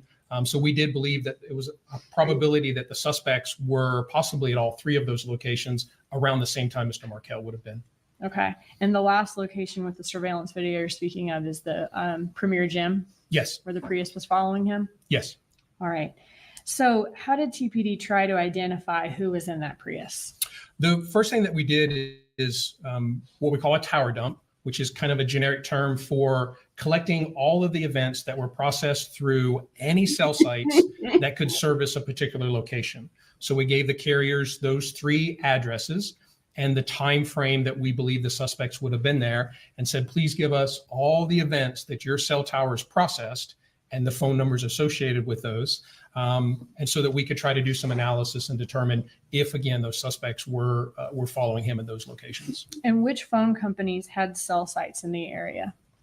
At that time, we had T-Mobile, Sprint, Verizon, and AT&T.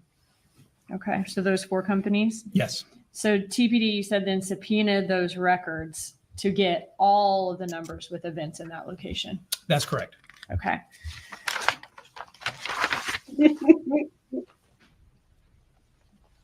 All right. So state has marked and shown to defense, and the witness in previous proceedings states 93, which is the tower dump of T-Mobile, states 94, tower dump of AT&T, states 95, tower dump of Verizon, states 96, tower dump of Sprint, which all contain certifications of business records. Did you review the tower dumps of all those 4 companies in your analysis of this case? I did, yes. Okay. At this time, I would move states 93 through 96 into evidence of certified business records. Any objection? No, Your Honor. States 93 through 96 are admitted at this time. So was this analysis of those tower dumps a quicker and easy thing to do? No, not quick or easy. We do have software that helps us, that we're able to import these records into, and it kind of does some of the hard work for us in the background. But again, the results that we get have to be researched and analyzed and worked from that point. Okay. I just have to stop for a minute because I just have a shout out. Mrs. Sky, if you're listening, they're picking on me. They're picking on me, Mrs. Sky. After looking through all of the numbers in all of those 4 discs in evidence and all of that data, was there any one number at all of those locations that Markel was at that morning? There was not. All right. So since you couldn't find one number that was in every single one of those locations, what did y'all do next? Well, the next thought was the call or the tower dump is, again, just kind of a listing of a bunch of phone numbers of handsets that were present in those kind of critical places and times. And at that point, we also had a significant number of records from the subjects in the investigation. So we were actually able to compare the phone numbers of phones that were in the tower dumps with both all of the target numbers or subject numbers that we had obtained records for and all the people that they had talked to. We were able to kind of compare those 2 data sets to see if something would come out. Okay. And what did you find? We did, in comparing these, we did find a number that was common to the tower dump from the Premier Health and Fitness. And it was also a number that had been called into one of the subjects in the investigation. And which subject was that? That was Mr. Harvey Adelson. And that's Charlie Adelson's father? Yes. Okay. Can you show us that call? I want to ask you about the date and time and duration. Yeah. Okay. So this, Go ahead. sorry, July 1st of 2014. And while it looks like 3 events here, it's actually only 1 call. And this is something. Oh, I meant to pause it in the right spot. That looks like, I'm sorry, but if we could see that picture without those words, it looks like Harvey's mugshot. Yeah. Okay. So this, Go ahead. sorry, July 1st of 2014. And while it looks like 3 events here, it's actually only 1 call. And this is something that we see in the records. There are a number of routing events that happen when the call is received. And in this case, there's an indication it was routed to voicemail. So that routing shows up as multiple events in the record. So while it looks like more, it is actually only a single phone call. And what date was this call? Again, on? July 1st of 2014. Okay. And what was the duration of the call? The duration was 37 seconds. So that was the time from the time the call connected to the time the call ended. That's correct. Okay. Could that be consistent with the 786 caller leaving a voicemail on Harvey Adelson's phone? It could be, yes. All we know is that it was connected for 37 seconds, and there is the indicator of routing to voicemail. Okay. Was there any other communication in the phone records between this 786 number and Harvey Adelson besides this one call, this one 37-second call? There was not. And who did the 786 number belong to? The 786 number belonged to Mr. Sigfredo Garcia. And so Sigfredo Garcia's number was consistent with being at Premier Gym at the same time of the victim. And that number having this 37-second call on July 1st to Harvey Adelson is what brought him to the forefront. One way, yes. Okay. And was Sigfredo Garcia linked to Charlie Adelson? He was, yes. Can you show us how? So again, one of the main analysis that we do with phone records is what we call a frequency report, or just a simple report that tells us who a particular handset communicates with most frequently. Helps us identify people that are significant in their lives, maybe co-conspirators or other people. But again, we do that frequency report. So we looked at his frequency report, and at the very top, we had this number that ending in 1312, clearly communicated with a significant number of times by Mr. Garcia. And who did the 786-1312 number? So the belong to? 1312 number was Miss Magbanua's. Okay, and how was she linked to Charlie Adelson?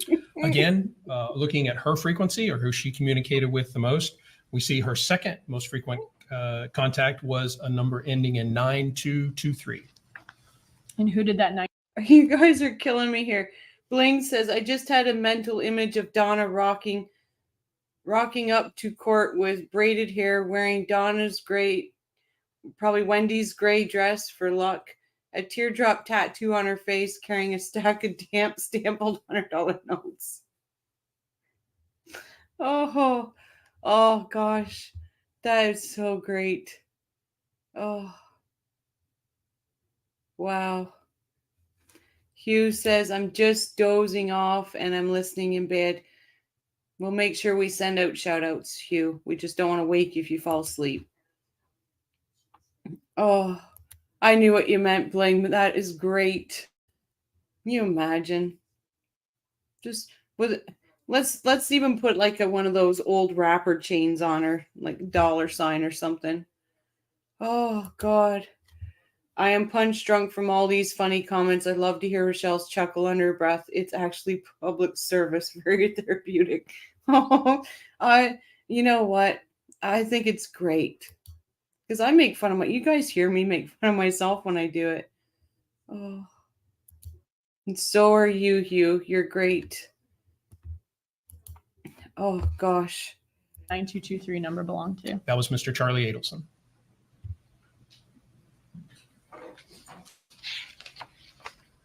Who was another one of Sigfredo Garcia's top contacts besides Katherine Magbanua? So we did look at all of his contacts or all the people in his frequency report to attempt to identify who he may have been with.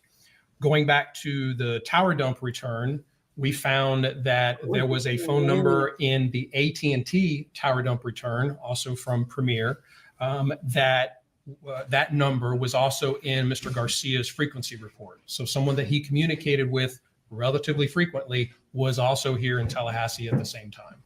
And who does the 8153 number belong to that was here at the same time? That was Mr. Rivera's.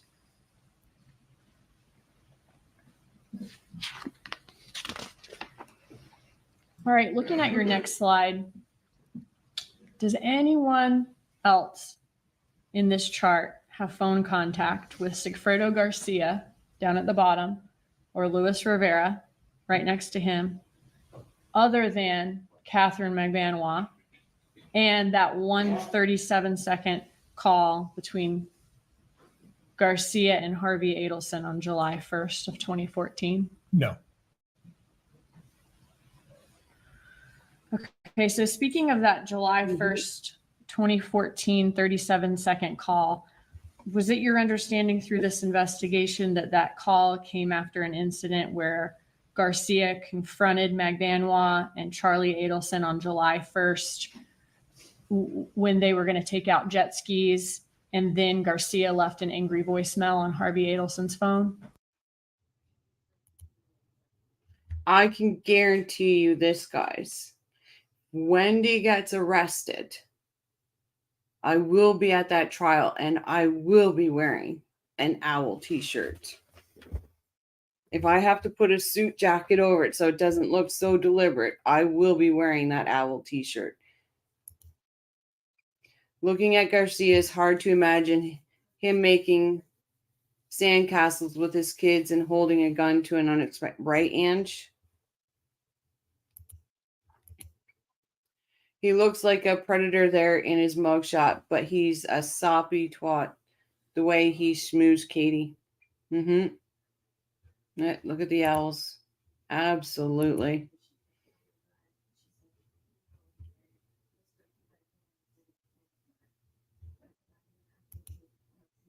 That is so funny you say that, because that is coming to a merch store near you soon. I just got somebody working on the owl now for me. Call from lawyer.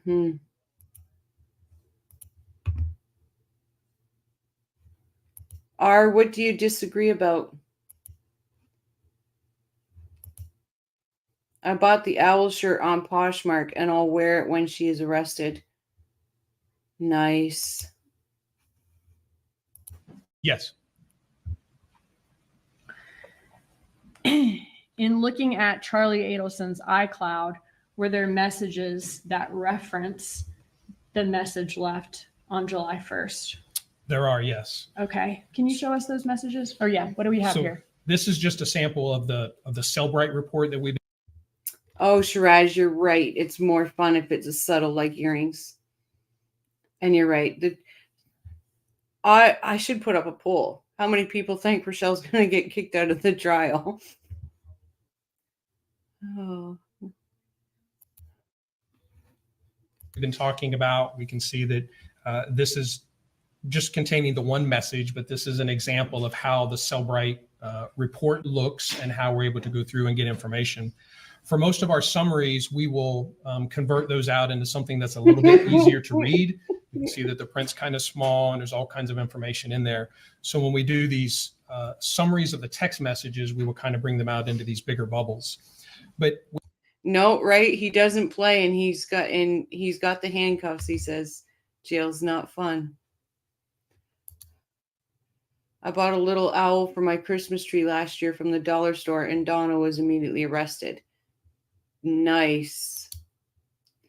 An owl t-shirt with a picture of banana bread. Yeah, an owl holding a slice of banana bread. That'd be good. we have the two messages here on the left that are from Ms. Magbanua and the response from Mr. Adelson. And again, this is July 2nd of 2014. Okay. And in this message from Charlie Adelson to Katherine Magbanua on July 2nd, 2014. So this would be the day after the 37-second call to Harvey Adelson's phone. That's correct. Okay. Charlie Adelson says, I'm sorry, but he's a fucking pussy. Yes. Okay. And then he says that leaving messages is so childish, but whatever. Yes. Is that right? That's correct.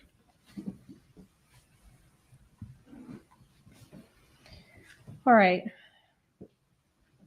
Was Luis Rivera interviewed by law enforcement back in 2016? He was, yes. All right. And did he admit that he and Garcia were in fact in that Prius at Premier Gym that followed Dan Markel on July 18th of 2014? He did, yes.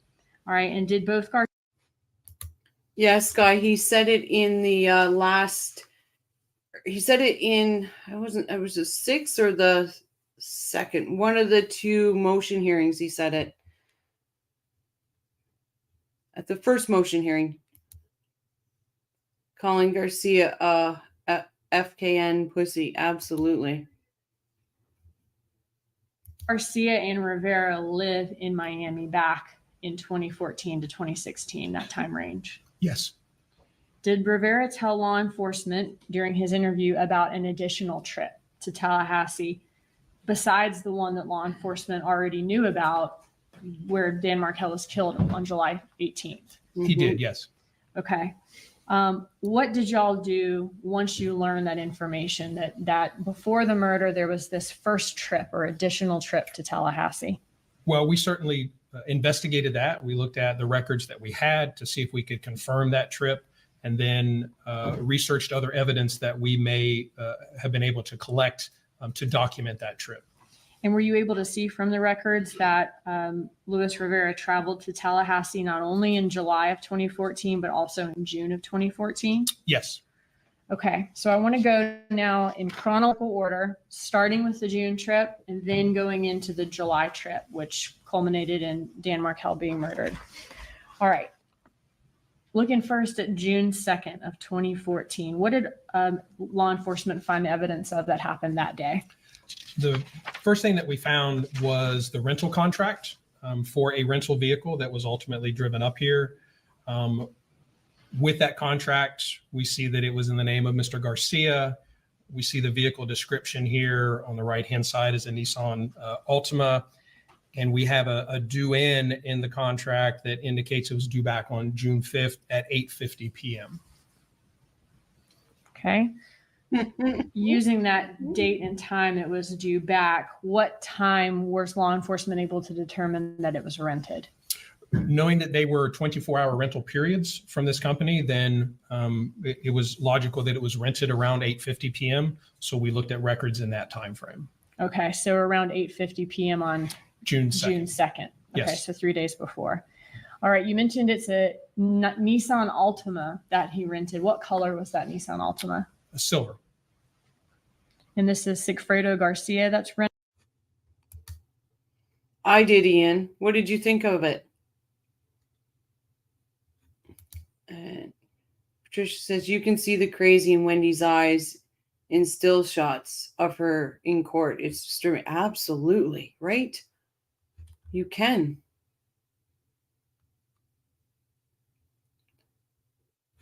Absolutely can. Renting this vehicle. That's correct. Does Luis Rivera's name appear anywhere on this rental contract? It does not. Okay, and you said that this is from Comfort Rental? Yes. All right, was there any phone evidence or records to show how the rental car was picked up on Yes. June 2nd? I agree, Ian. So we know the location of the Comfort Rent-A-Car, here represented by the yellow flag and the label Comfort Rent-A-Car. And we also have Ms. Magbanua's residence at the time. Looking at her phone record. He's got to though, right? Because this really hurts. Because especially, oh gosh, he's got to do whatever he can, and we all know that. But pick your battles, Rashi, because some of you just not going to win. I like that Guilty Words video. Very enlightening. Yep, it was. I agree. And everyone should check it out. Guilty Words was fascinating. Yep. The cell sites that her handset was communicating with the evening of June 2nd. We can see on the top right here, there's a cell site at 8:25, which is near her residence. We have another cell site at 8:34, where the handset is moved kind of west and south a little bit. And then we see events on the left-hand side, 8:53 through 8:58, where her handset is now communicating with a cell site much closer to the Comfort rental car. Did Sigfredo Garcia's phone records from June of 2014 have location information? They did not. And why not? Why might that happen? He was a Metro PCS customer, and at that time, T-Mobile was going through an acquisition of Metro PCS, and the record keeping was a bit sketchy. We ended up obtaining records from both T-Mobile and Metro PCS, and we went back on multiple occasions to try to get more, but we were able to get basically partial records from both providers, but nothing that had location information. That's what people are reporting, Angie. Is it true Wendy cut her hair off and it's dark brown, changing a look? Yep. That's what people are reporting, that she did cut her hair and she dyed it brown. We'll probably see at some point this next week. Please like and subscribe and share. Helps the algorithm, people. Helps this little channel. And I greatly appreciate it. Information for the June trip. Okay. Okay, so we see that you've plotted her cell phone locations on this map, or the cell site locations that her phone was using on this map. After she's consistent with the area of Comfort Rental from 8:53 to 8:58, does she stay in the area or does she travel back to her home? She will travel back. Here we can see for those events, when looking at the specific sector that her handset was using, it's further consistent with the Comfort rental car location. And then as you asked, she has events here we see on the left at 9:17, consistent with moving. Ian says she changed her eye color too. Looks like Marilyn Manson now. Oh gosh. And Joey, what are we going to do with you? Like, you're really deep into the Wendy Kool-Aid now, if Jane is your other favorite. Oh, Joey, I don't know if we can help.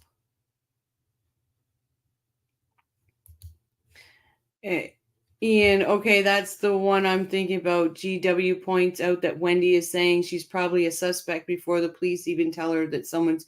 Yep, it was a good one. Thanks, Bling. It's getting there. It's all because of you guys. Our man says this guy's testimony is so damning. He probably had Donna's cell phone data. Yep. And that's why I'm like they just want out of there.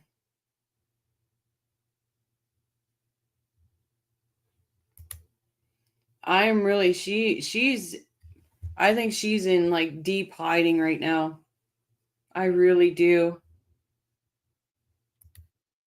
Hey Maggie, welcome back. Kyle just got done watching STS. Oh, you were on the replay crew? Very good, wasn't it, Maggie?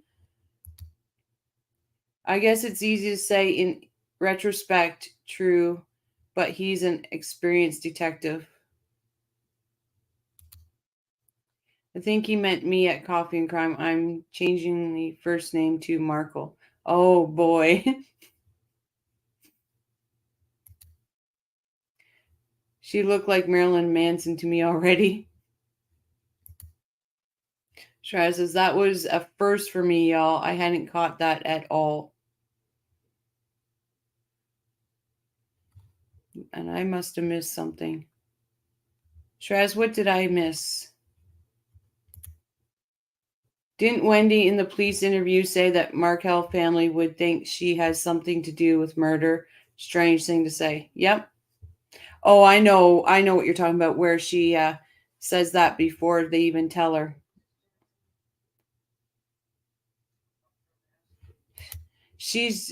Brian says she's dressed as a Sasquatch somewhere in Texas. Oh.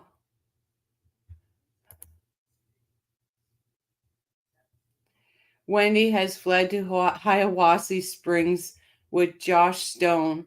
He's cute and successful and emotionally abusive.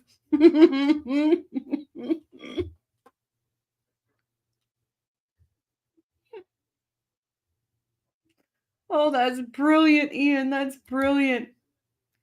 Wendy admitting she was probably a suspect before she found out it was murder. Yeah.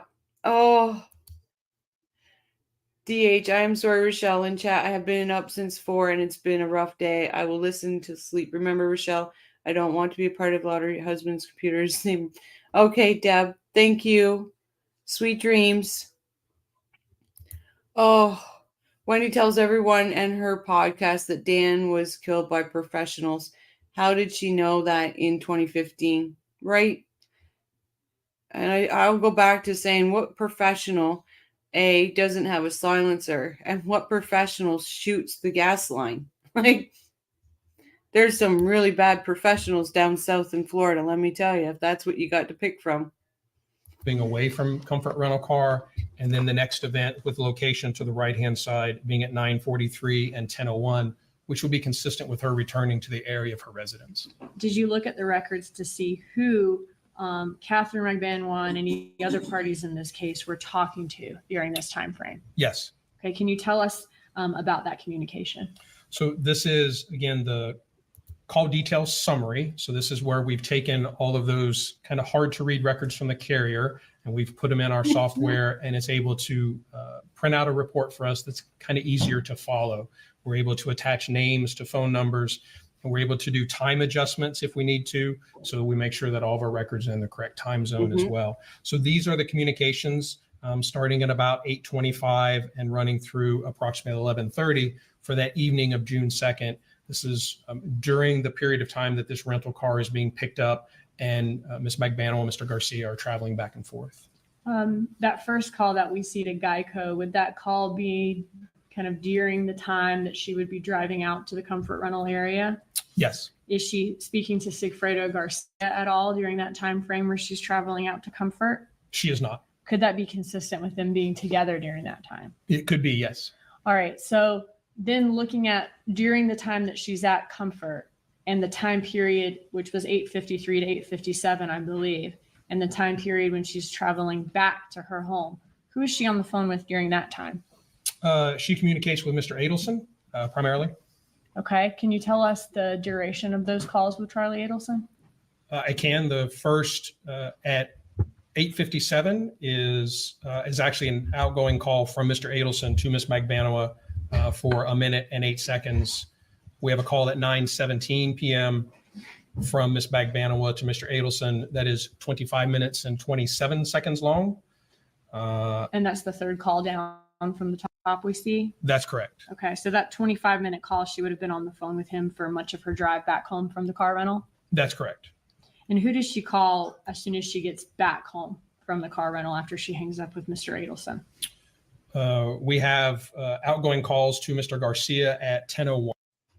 Okay, so Paul says, did they give someone 50 grand for the hit first, and they just kept it? That is the speculation going around, that there was actually different hitmen for that first trip. There's no proof to that at the moment, but maybe there will be. Genuinely, so if you go on Crime and Coffee's main page, you're going to see the link that says store or shop. I think it says store, and that's where it is there. We got 104 watching. Come on, guys, let's hit that like button. It doesn't bite, I promise. Sasquatch is the world champion of hide and seek. Wendy's not so much. We see her and her aqua contact lenses. Yep. Corbett is such an excellent witness. So much critical info, but none of it is boring. Absolutely, Ian. Absolutely. They just didn't want anything. Adelson made this huge mistake. They thought career criminal meant professional. These clowns made 2 out of 3 round trips, shot up the rental car, and went to an ATM machine. Right? You're welcome. Oh. And not only one's got their face in that picture at the ATM, Sigfredo leans forward to get his face in there too. Oh, these people. Not bright at all. Okay. Now, I want you to walk us through this in just a second. And do we expect most of these parties to be talking to each other on a daily basis, given that the Adelsons are family members, given that Charlie Adelson is in a dating relationship with Katherine Magbanua, and that Katherine Magbanua has children with Sigfredo Garcia? Would we expect those folks to be talking to the person that they're in their respective relationship with? Yes, I believe we would. Okay, so are you going to be walking us throughout your presentation certain periods of communication, though, that stood out to investigators? Yes. And why did those, since these are people that all may be talking to each other anyway on a daily basis, why did these certain periods stick out to investigators? Well, these are communications that occurred during periods of time where significant events were happening in this crime.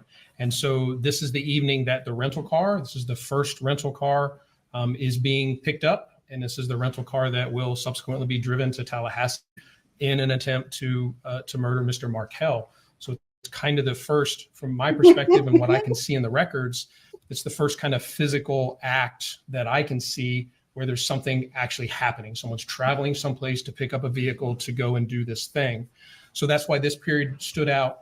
There are communications that occur during the trips while Mr. Garcia and Mr. Rivera are in Tallahassee. There are communications that occur then and communications that occur upon their return after the eventual homicide.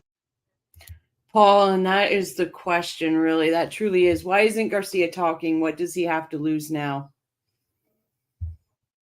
I don't know what he would have to lose. Maybe he doesn't want if we look at it, maybe he doesn't want the name of a rat in jail. But I myself think there's money somewhere. Where we go. Oh, Ian. Shout out to 80 Sesame Street. Gotta love 80 Sesame Street.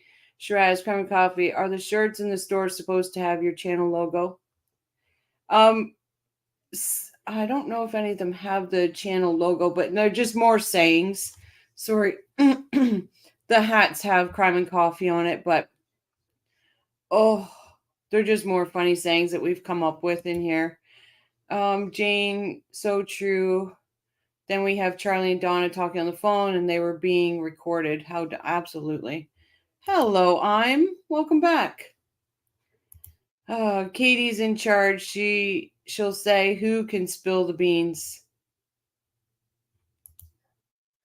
Shiraz, click on the shirt and you will see it as well as options for other merch. Yeah, I'm sorry guys, it's YouTube. For some reason, it takes them a few days to put up the front side. They got the back side up right now, but they don't have the back side up. Oh, thank you, Shiraz. Oh, Ian, you're killing me here. Let me tell you.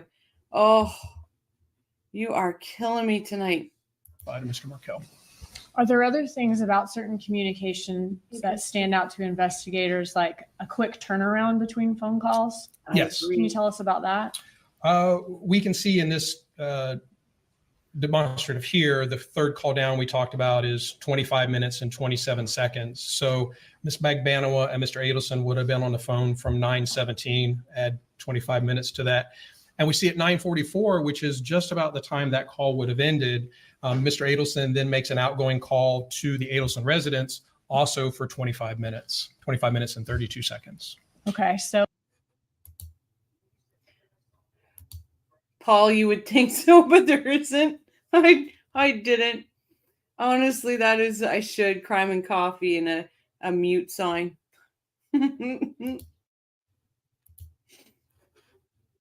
So looking at situations where one of these conspirators hangs up with one and immediately calls the other, that could be something that stands out to investigators. Yes. Okay. And then is another, I guess, detail in the communications, maybe calling a number that they might not ordinarily call? Yes. Okay. All right. So if you could walk us through the communications that we see, as you said, on like the night that the first physical act of this murder is occurring, during this first trip to Tallahassee where this car is being rented. So again, to help kind of visualize the calls, we can look at our subjects and then look at our communications. So I mentioned the 8:57 call where Mr. Adelson calls in to Ms. Magbanua, just over a minute. We have the next call at 9:17 p.m. This was the 27 or 25 minute phone call that we talked about. And that's on while she's on the way back from Canes, we're watching Sergeant Corbett at Charlie's trial. comfort to her home. That's correct. Okay. And so in this relatively short time frame, we're also kind of keeping track up here on this one at the top, how much kind of the total time of communications that we have. So again, at 9:31, Wendy Adelson text Harvey Adelson. The phone call we already talked about from Mr. Adelson to the Adelson residence for 25 minutes. Katherine Magbanua then communicating with Mr. Garcia. Mr. Garcia back to Ms. Magbanua. Harvey Adelson calls Charlie Adelson. This is 10:16, and that's a 5-minute phone call, a little over 5 minutes. Charlie Adelson calls back for a little over 3 minutes. Ms. Magbanua is communicating with Mr. Garcia again, and then Mr. Adelson for another 23-minute phone call. And then text messages from Mr. Garcia, or call and then text from Mr. Garcia to Ms. Magbanua. To about an hour and 25 minutes of communication between our parties in this time frame. Okay. Does anybody think Rashi's just jealous of all these the info and how they put it out? Because Rashi just had that piece of paper with, a couple graph lines on it. What a crew of rocket scientists. Absolutely. Claudia says, Atkins, please click the like button, and anyone else who hasn't. Thank you, Claudia. Keynes, this is the witness that Donna's lawyer does not want to allow as an expert witness to the series of phone calls, texts that took place around the critical events. Hello, Marcus. It's all about Wendy, Wendy, Wendy. Absolutely. Wendy, Wendy, Wendy's getting a pair of new bracelets soon. More here, 11:05, short calls or a 27-second call, and then a 4-minute phone call from Ms. Magbanua to Mr. Garcia. Again, communication from Mr. Garcia back to Ms. Magbanua. And that was the last. All right, we saw a call from Charlie Adelson. You mentioned it. Katherine Magbanua was talking to Charlie Adelson on her way back from dropping Garcia off at Comfort Rental. She talks to Charlie Adelson for 25 minutes on her way back. And then Charlie Adelson, after he gets off that call, calls his parents' landline, Harvey and Donna Adelson's landline. That's correct. Okay. Does the defendant, Charlie Adelson, most often talk to his parents on their cell phones or on their home landline? We looked at, again, for all the records that we had for Mr. Adelson, and our analytical software is able to kind of tally up for us how many communications are with the cell phones, the combined cell phones of Mr. Harvey and Ms. Donna Adelson, compared to their landline or their home phone. And again, we know that events kind of make multiple records, and so we know that it may not be exactly 3,868 calls, but not all calls are completed, all of those. But statistically, we can see that there were only 28 contacts or attempted contacts between Mr. Adelson's cell phone and the Adelson residence, compared to a significantly greater number to the cell phones. Jane says, Rochelle, please do a poll. Some people say Luis thought Georgia asked him if he got his information from a blonde, and he said the blonde was Wendy, not the blog. What do peeps here think? I'm pretty sure all of them think that Georgia said, did she get it from a blog? And he did say blonde. And then Georgia said, no, not from a blonde, because he did say the blonde was Wendy. And then she said, she goes, no, a blog. But I can put up a poll if you want me to, Jane, for that. An attorney like Rashi is going to cry about everything because he is in a world that doesn't understand that he has no business taking cases in big leagues. He belongs in real estate type. He does financial. That's what he's known for, financial.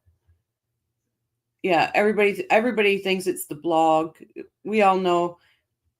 I don't think Rivera had ever heard the word blog before. No. Yeah, that poll will be a landslide. Yeah, it was blog.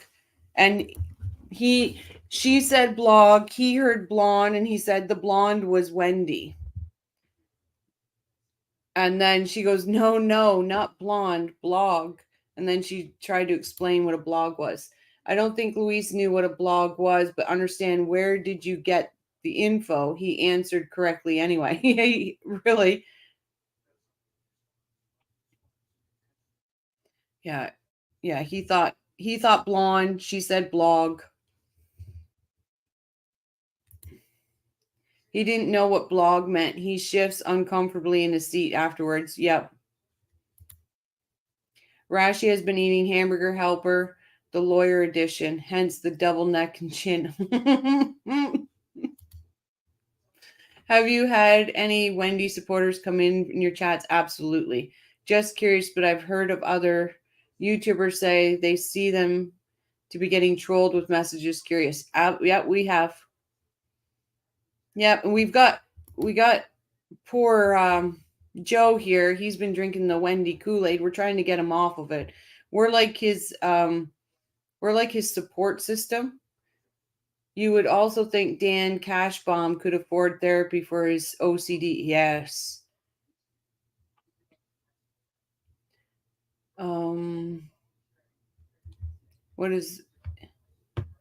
What do you mean, Keynes? Is this for real? What do you mean? Can you imagine Rashi checking if Rivera subscribed to Prof's blog? Right? Oh, gosh. Many of us were amused by the blog was Wendy. Now we know the man doesn't even read, right? Jibs, you changed. Oh my goodness, I love it. Jibs changed his picture. Rashi is stressed from the 40 Donna calls a day. Absolutely. Oh, yeah, I agree. I support Wendy when she's in shackles. Oh, what do we got here? Not knowing what a blog is makes him cooler somehow. We are to Joey what AA is to an alcoholic. Yes, we are.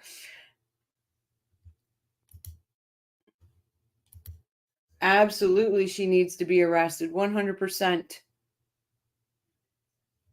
Oh, Shiraz, can you imagine how many phone calls he gets from her? Oh my God. Oh yeah, Joey's clowning around. And that's why I say we're his support system. We're here to support Joey. It's all a misunderstanding with Rivera. He knows nothing about blogging, but he knows the blonde was the person who provided the info given. They were told was because Wendy wanted to keep her kids. Yep. Absolutely. Donna's going to cut Rashi a new chin. Oh boy. We get going in here. Oh, Jibs, I have to wonder, how long did it take? How long was that picture of my outburst? How long did you carry that for?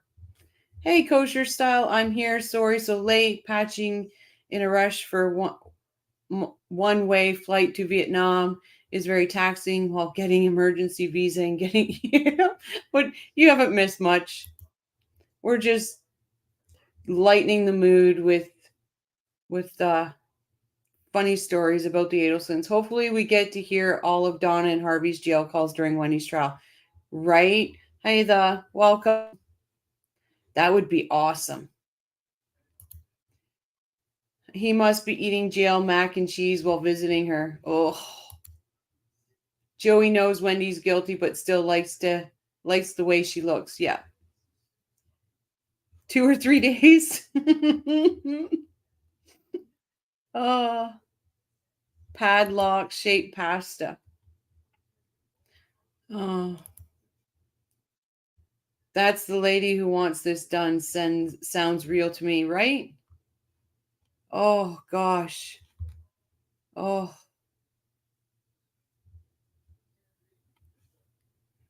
Like I would love for all of their wiretap calls.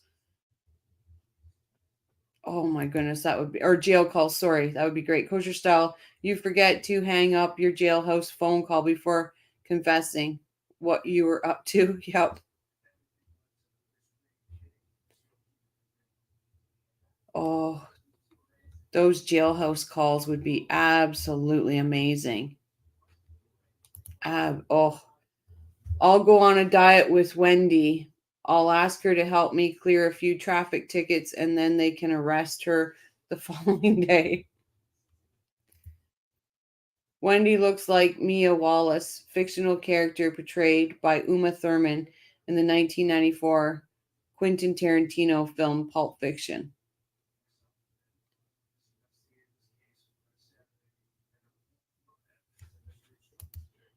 Like Gene Simmons sweating with the oldies. Donna needs to take a class on how to make jailhouse burritos.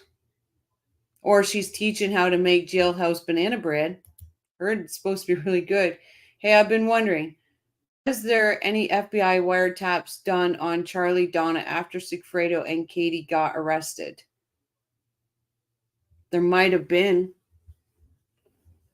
but they've never been released. And the FBI is hard to get stuff from. You will make this chat so much fun, and I appreciate each and of you for contributing. Absolutely, Sky. I want to take Wendy to the ice rink. You know, the bitch is going to skate.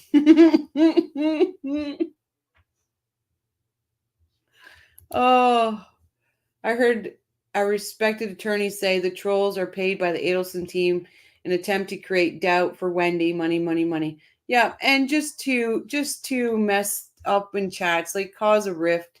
They're horrible, Claudia.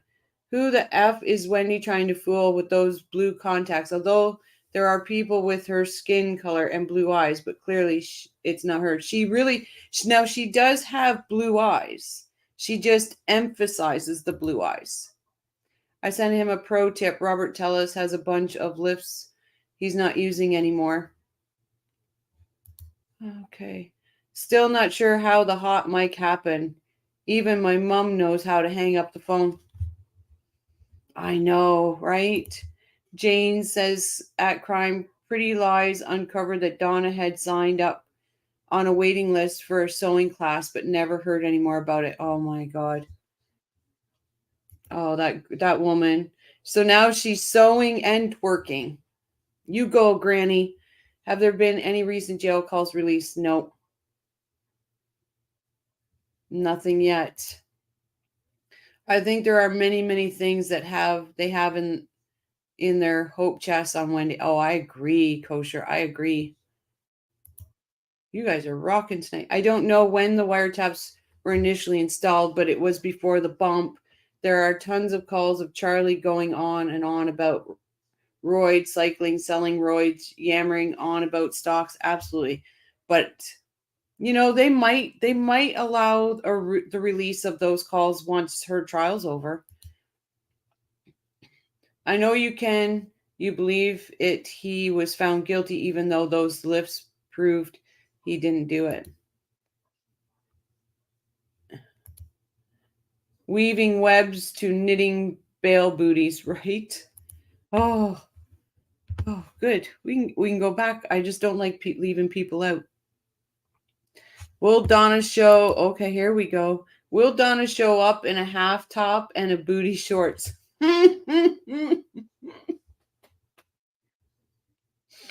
Oh God, true. You put an image in our heads that we really don't need.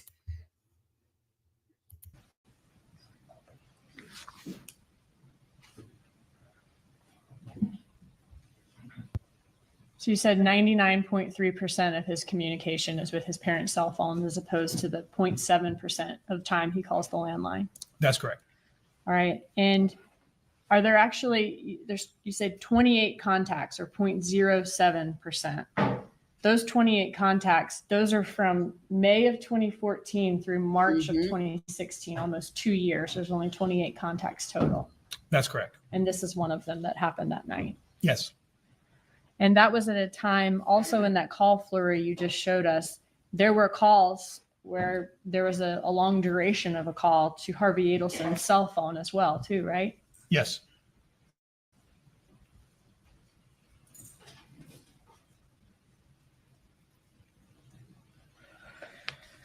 Are you familiar?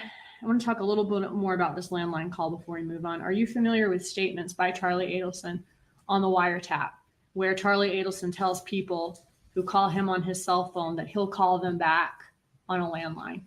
Yes. As somebody who's familiar with technical operations of law enforcement and wiretapping, is there a perception, whether it be wrong or right, but is there a perception that talking on a landline phone is safer than talking on a cell phone, as far as who can listen in or whether law enforcement can listen in? Yes, I believe there is.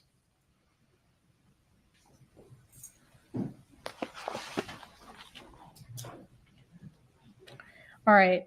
Where was Rivera's handset during this time where the car was rented? So again, knowing the approximate time for the car rental, we looked at Mr. Rivera's cell sites that his handset was using, and we can see that they're consistent with the area of his residence and will be inconsistent with the area of comfort rental. Yeah, Kosher, there was a person in the other night that said that in here too. And I looked it up because I had said, oh, thank you. I've learned something new today. I appreciate that.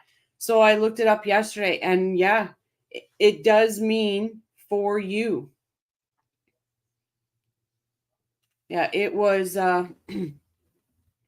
it's very interesting. So today on Patty's Playhouse, someone mentioned paella, meaning for her. Patty was floored and said someone needs to email Georgia about this clue because it was Harvey's 70th birthday party dinner. Yep. Yeah, it was absolutely. I bet Wendy almost had heart failure when she read Donna, and now you're not guilty text. Wendy had to reply by explaining it back to her. I'm wondering if that text message back was actually scripted by her lawyer. Yeah, I heard it. I would. Oh boy, Joey. Put the Kool-Aid down, man. Put it down for her. And Georgia said, Wendy, Wendy, Wendy, it's all about you. Yep. Oh, Joey, that Kool-Aid's getting to you, man. It's getting to you. But it's interesting because they really, and all of them, right? Charlie, I paid for the catering. We had paella. And on the stand, Wendy's like, we had paella. Oh. And you got to know, these people are all about stupid code words and things like this. Yeah, look at Jane. He's in timeout. Is there any evidence that Rivera was involved with the rental of this vehicle? There's not. All right. Do we have any other evidence that law enforcement was able to find to show who rented the car on June 2nd besides the last rental contract we saw? Yes, I believe you mentioned earlier a traffic citation. We did recover a traffic citation that was issued to Mr. Garcia. And in that, we can see that he is driving the rental vehicle, the same information from the rental contract. Okay. And was this citation from 9:48 p.m. on June 2nd? It is, yes. So within an hour of renting this car, he got a traffic ticket. He did. All right. And that was in that silver. Jamie, she said, we had paella. She was so excited about it. That's the only thing she remembered about the 70th birthday party. Skies, I'm still laughing. Holy snickery. Silver Nissan Altima. Yes. Are you familiar with the statement that Jeffrey Lacoste drives a silver Nissan vehicle or drove that at the time of this murder? I am familiar with that, yes. Now, did this traffic ticket create a record that law enforcement would be in possession of? And that record memorialized the fact that Sigfredo Garcia is driving this silver Nissan rental car from Comfort on that day. Yes. All right. So after he got that traffic ticket that memorializes that law enforcement is going to have, what did he do next? There was a change of vehicles. So we have an additional contract from Comfort Rental Car that indicates the vehicle was changed out for a blue Hyundai. Okay. So then he goes back to Comfort, rents a different car. That's correct. All right. This time a blue Hyundai. And again, was it Garcia renting it and not Rivera? That's correct. All right. What can you tell us about the travel of Luis Rivera's handset on June 4th of 2014? Mm-hmm. So again, Mr. Rivera is the only one that we have location information on for this period. And again, just looking at the cell sites that his handset is communicating with, we can see that it's consistent with leaving the South Florida, Miami area. We see down here at the bottom right, early morning hours of June 4th of 2014. And then we can see that it is consistent with getting into Tallahassee the early morning or later morning of June 4th. Was Rivera's phone ever consistent with being near the victim, Dan Markel's home on Trescott Drive the following day on June 5th of 2014? Yes, we did see a number of events where his handset was communicating with a cell site and a sector very close to Mr. Markel's residence. Are you familiar with Rivera's statement in his interview that they were at a park near Markel's house? Yes, Was the phone information here, was that consistent with Winthrop Park near Truscott Drive? it is. We can see here at the top the location of Truscott Drive, and the blue kind of square there represents the GPS information for the rental vehicle. The rental companies did have kind of asset recovery tracking on their vehicles, and they provided a location for the rental vehicle at 3:17 p.m. here on June 5th. And we can see that the vehicle or that and the cell site just down here would both be consistent with Winthrop Park, just on the south side of Benton Road there.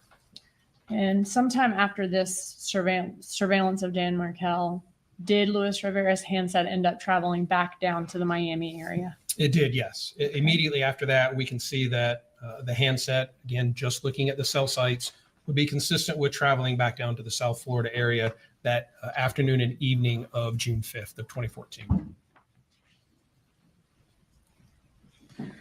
All right. Did you look at the records to see what the communication, if any, was between the different parties during this June trip to Tallahassee? Yes, we did. Okay. Can you tell us about that?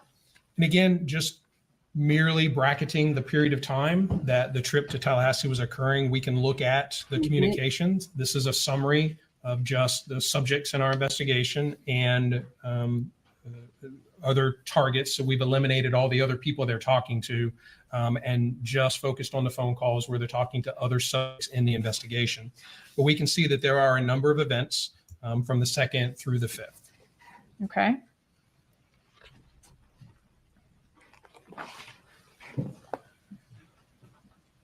Did Charlie Adelson contact Katherine Magbanua a number of times during this trip to Tallahassee? Yes. Okay. Was that about 10 times? Yes. So again, looking at this, just this time kind of tallying up the number of contacts between our subjects, we can see, yes, Mr. Adelson contacted Ms. Magbanua 10 times in this time frame. What about Katherine Magbanua to Charlie Adelson? 7 times. And what about Katherine Magbanua and Sigfredo Garcia? 12 times. What about Sigfredo to Katherine Magbanua? 5 times. What about Charlie Adelson and Donna Adelson? 5 times. What about Donna Adelson to Charlie Adelson? 2 times. What about Wendy Adelson to Donna Adelson? 2 times. What about Wendy Adelson to Harvey Adelson? 1 time. And what about contacts to Wendy Adelson to the Harvey and Donna landline? We have 1 contact there. Okay. And what about Wendy Adelson and Charlie Adelson?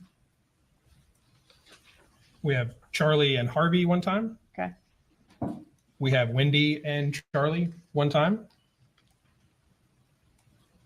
Harvey and Donna 1 time. Ms. Magbanua to Mr. Rivera 1 time. And was that at his number he had in July of 2014, or was that an old number for him? That was an old number for him. Is that number, though, listed as Tato in her phone? It is, yes. Okay. But it wasn't working at the time of, or for the call detail records we have his new number. That's correct. Okay. So he had a new number at the time, even though she's calling an old number and not getting in touch with him. That's correct. Gotcha. Okay. And what about Luis Rivera and Sigfredo Garcia? We do see 1 contact between them as well. Okay.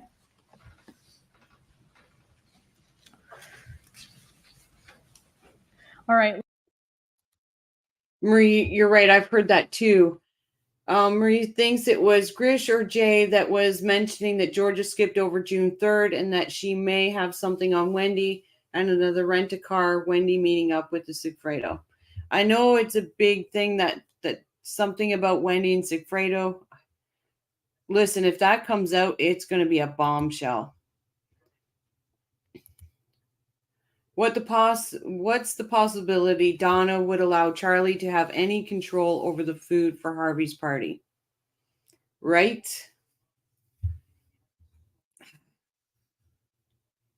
And you know what? Robert's going to be able to speak to that party. It's going to be interesting. Harvey's 70th birthday party was Saturday, July 5th, 2014. Charlie did not bring a date because he was dating Katie, and the hired help can't attend parties. Katie only served on one purpose for Charlie. Absolutely true. She had to make sure it was kosher style paella. Yeah. Oh, it's paella, but it sounds like paella. Yep. How else would Sigfredo have recognized that the woman they saw in the front of Dan's house before the hit was the lady who wants? You're right. Like, oh my God. Guys, when this comes out, because we all think it, and Luis would not, he had no reason to make up a story, right? He had no reason to make that story up. Like, but the whole there with the kids at that time of day, the day before, if it comes out, it's going to be a fireworks. I can picture Corbett's wardrobe full of crisp boots, color graded light to dark gray, crisp white shirts. Yep. Yeah, he's really put together. When Charlie gets called, he's going to power walk to the stand with one hand holding his waist and the other hand up by his mouth, biting the tip of his pinky fingers with red lipstick. Oh my God. Kosher says, I'm going to start answering all the solicitation calls I get daily but I don't know any Taco. I'm sorry. Your friend is in jail, but I just don't know Taco. I've been so stressed out. That's brilliant. Oh, yeah. The ties, they're all in their own little tie box. Yep. Valerie says, Luis has nothing to lose by saying that. Exactly. He doesn't. But do we all, why would Wendy be there with the boys? Because I know there's other channels telling people, oh, it didn't happen. There's no way it could happen. Like, and correct me if I'm wrong, and please do. Is that not the same day the alarm went off?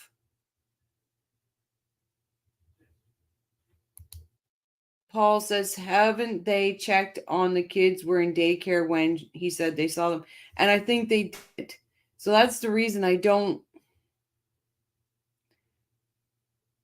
Listen.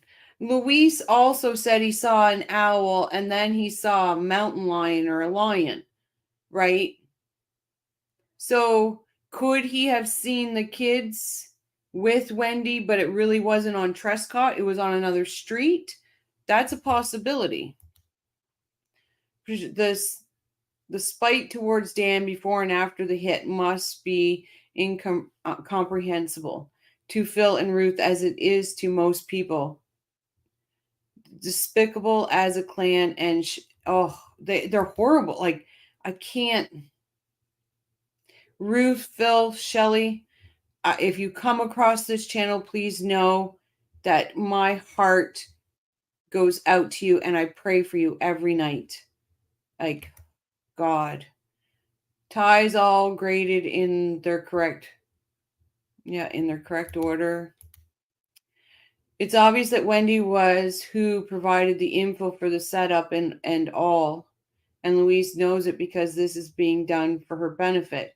He is mistaken about seeing Wendy and the kids that day. I have to agree on that. Now, did he see Wendy and the kids on another street or something like that? It was his possibility.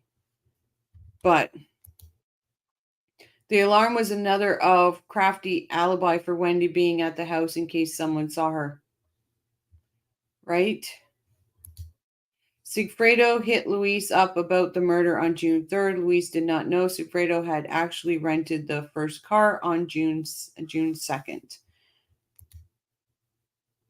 Because she's a sick, demented B word that would say, they almost killed us. We could have died. That would have been her legit reason to flee.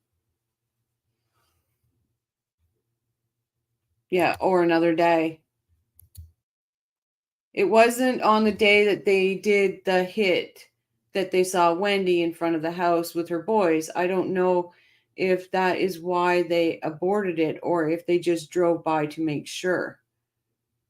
Yeah, and but they said, Luis said it was in the morning, which the boys would have been in daycare. So you know what? Like we're just saying, because who knows, they might have the record that she took the boys out early. We may have that, and we just don't know it yet. That they could find the house before the day of. No, I agree, Shiraz. Like I said, I'm not doubting Luis at all because he has nothing to lose. Well, he did. If he didn't tell the truth, he would have lost his deal. But hey, KCL, regarding Wendy and the kids, when the hitman saw them, they had a custody arrangement where whoever didn't have them for the week got the kids Wednesday night until Thursday at 11 or noon. I think it was Wendy and the boys. Okay. Wendy at the crime scene, after the crime scene. Why would I check on the boys? I never checked on the boys, right, Jane? If your ex is sniffing around your house, setting alarms off, folks, don't take it lightly, right, Patricia? Hey, Hidden Gem. Hi, Crime and Coffee. Enjoy your commentary. Definitely think you and Matrix should collab from Gainesville, Florida. Welcome, Hidden Gem. Thank you. KCL, it was the day before the hit that they saw Wendy and the boys on Trescott. I think it was Wendy and the boys because of the way their custody agreement. Okay. No, I don't doubt that Wendy was there. I'm trying to remember the day the alarm went off. Is that the same day? Oh, why am I getting my days mixed up on this? Is that the same day that Luis saw Wendy?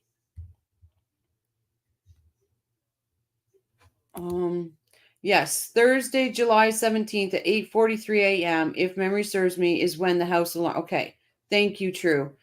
Off. Sig and Luis were stalking Dan, scoping out the house all around McCord Park behind Dan's house drainage ditch. Yeah. So the 17th is when the alarm went off, and that's the day that Luis said he saw Wendy and the boys. Or am I getting my days like, honestly, guys, every day in these trials are getting all. Saw Wendy on July 17th to let them know he was going out of town the following day, which would have been the 19th. Okay, everyone, listen up. You got our attention, Kosher. When you try and use coupons and shit to hire a hitman, the dumpster fire right here, that's where them coupons are going to land you. Don't use hitman coupons. I can think of a few reasons why Sigfredo would back out at the last minute. He might have claimed a woman with kids was Wendy just to not have to do it in that moment. Might have been her. Shiraz, that's a great idea right there. Like he chickened out, and when Luis was like, why is this woman looking at us? Why is this woman looking at us? Oh, I really do agree with that, Shiraz. I have to go, group. Peace and love. Thanks, Rochelle. See you later, Karen. Oh. Okay, so KCL says no, Wendy didn't see Dan on 7/17. In fact, she refused. That's right, because she couldn't speak to Dan. She had laryngitis for the week. Prior to the murder, she remembered she had laryngitis, right? And that's why when she saw him at the, sorry guys, I'm going to get this name wrong, but it's like a eatery grocery store, she turned around because she would have had to speak to him and he would have known she could speak. What? This woman is just, I bet you it was all because he must have been tweaked out on meth, panicked, so he backed out. Well, it's really, bottom line, who knows whether Sig and Luis actually saw Wendy or not. But if they met before the hit, then it definitely was Wendy they saw that day. Yep. And honestly, even if Sigfredo was lying to Luis about it being that woman, Luis believed it was Wendy. He truly did. I know this is coming out. I bet you this comes out. No, I don't think Sigfredo chickened out. On a recent episode on Fancy Fiction, she spoke about how Wendy was kind of micromanaging the hit. Would go down this time after failing.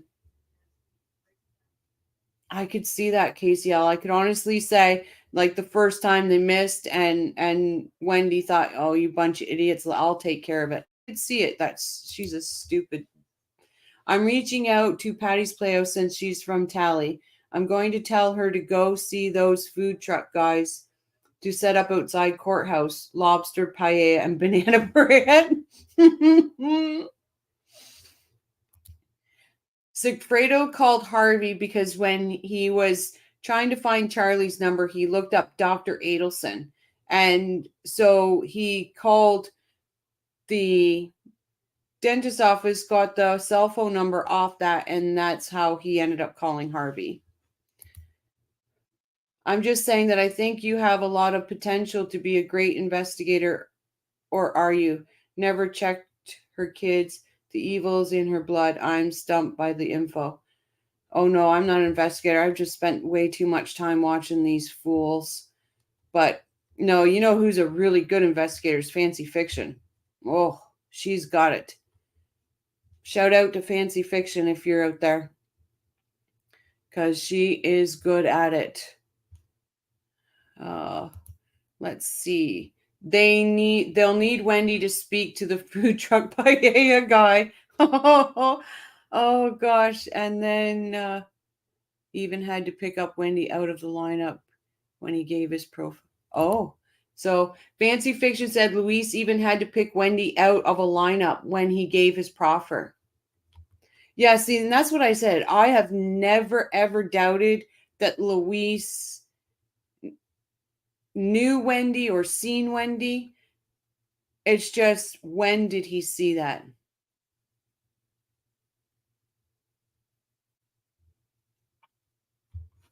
Oh, yeah. Luis does know damaging info. But the problem is he gets confused easy, right? From an owl to a lion. He just gets confused easy. So it's...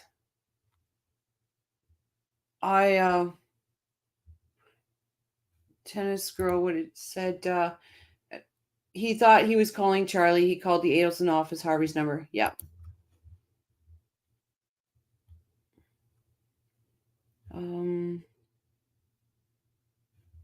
Oh, KCL, I 100% believe Luis. 100%. But you can see when he gets, when he's getting nervous. That's the thing. They got more on Wendy than they can't reveal yet. Absolutely, Ian. Don't forget the bullet rye. Yep. You even asked about bourbon. You told us that. And you walk out with rye? Okay. Tennis girl, good question at Crime and Coffee. When did Lewis see Wendy? And that's right? I believe he saw her, but when? That's my question. Yes, Luis, I think, gets confused because of his history of drug use and because he's basically illiterate, can't read or write except a few things. And that's the thing. And I'm going to give Luis credit. He's an evil, evil person. Please understand. I understand that and all that. But he is telling us the truth. He just gets confused. Charlie used Wendy and the boys as human shield. These guys don't shoot women with kids. Yeah. Charlie might have to come down and show them the proper way to prep lobster. And of course, Wendy explaining how to make the paella and Donna for the secret bread recipe. Put them all in aprons. Hi, Dottie. Tennis girl, I thought Luis saw Wendy on the first try and Luis said he wouldn't do it in front of the kids. That's what he said. Hi, Life. Welcome back. Hi, all. Just jumping in on the live. Problem with the lineup is at the time of the proffer, the media was already showing the victim and the ex-family. Oh boy, chat has gone wild. I've heard that, but I thought State said she wasn't on Trescott when they said they saw her. And that's the thing. Yep. I do. I believe Luis. I absolutely do. Shiraz says people that can't read often notice details the rest of us don't. It's how they navigate in a printed world. They have to pay closer attention to objects and placements. Absolutely. You're right, Shiraz, on that. It's they use their other senses, right? But how would he recognize Wendy if he hadn't seen her before? I honestly, okay, so really it could take us back to that first trip, right? We could always go back to there. I know people are going to, other channels are going to be watching and be like, oh, there she goes. She's down the conspiracy theory again. Oh. If Isom was not a criminal investigator, why did he conduct interrogation with Wendy? I thought he was a homicide investigator. KCL says Wendy would have us believe she wasn't there at 11 a.m. Thursday morning on the 17th, that the boys were at daycare, but that would have been when they switched custody and Dan got the kids back. So are you saying, KCL, that she would have picked the kids up and took them to Dan's house and she was like meeting Dan there? Or why wouldn't Dan pick the kids up? It could be showing off their prison kitchen work skills. Yep, absolutely. Shiraz says Luis said he thought Sigfredo had made a trip up there before the 2 trips Luis took with him because he already knew his way around. Yes, he did. And I believe there was that trip. But I believe there was that trip. You would have to show me hard evidence that there wasn't, because I really do believe it was there. Luis had seen Wendy March 2014. Sig and Luis watched Jeffrey, Wendy, Charlie. Yep. At the Yardbird. Didn't Luis see Wendy on Thursday a.m. before the Friday a.m.? That's what we're discussing, Win. Can't they geofence these areas at the relevant times? Oh. Sigfredo ain't talking. That's right. I bet you he's got all kinds of stuff. Casey, Wendy would have had the kids from 6 p.m. Wednesday night to Thursday at 11 a.m. I think Wendy then dropped the boys off at Dan's Thursday morning. So, okay, so that would say she didn't put the boys in daycare. So if the daycare shows that Wendy didn't drop the boys off, then that makes absolute sense. But if a daycare shows that Wendy did drop the boys off and Dan picked them up, then it'll all come down to that. Wendy had the boys on Wednesday overnight, had to return them on Thursday morning. Alarm goes off at 8:34 a.m. on Thursday morning. Kids went to daycare after that. Yeah, it's all going to come down to that daycare. This time next week, what will have changed, Rochelle? This time next week, so Georgia says it's going to take about 6. She's expecting 6 to 7 days. 1, 2, 3. So we will just be day 1, day 2. Madness. But the following week, we're going to be seeing a verdict. I'm just saying that it's not crazy conspiracy to believe it's possible there are 3 trips. Oh, no, Shiraz, I agree with you 100%. It's not. But I will get the emails from other people saying, oh, you got to stop going down this conspiracy theory. Oh, they say, you would not believe the emails I get about that. Right. And I wonder if law enforcement checked the daycare records. I hope they did. So do I, KCL, because it will definitely answer a lot of questions about that. Charlie is here already. I heard the state paid to get him from South Dakota. Yep. Yep, Valerie. Each way. Yep. Did anyone watch Guilty Words? Yeah, we all talked about that earlier, Life. It was good. People should watch that. This time next week we'll be on the eve of Donna's trial. Yep. It'll still be full of questions this time next week. But the following week, there's going to be a camera footage from several places showing Goofy Wendy driving all around our prior and after the fact. They're saving that evidence. Let's hope so. Wendy could have dropped off boys and picked them up early on the 17th and went to the house with the boys. She could have, which again will look very suspicious if she did, because that's not what they used to do, right? She even said on the stand, they did their pass-offs at the daycare. Friday, September 20th is opening arguments. It could be the 19th. Remember, Judge Everett said as long as everything was good with the jury, afternoon on the 19th, they were going to start openings. Oh, sorry, KCL, did you ask that? Sorry. Patricia, Robert Adelson and Katie's brother could change a lot in Donna's trial. They may even be there to open the door to the prosecution of Wendy. Wouldn't that be nice, Patricia? If SG not talking and KM still lying, their kids are getting money from Adelson family to stay quiet.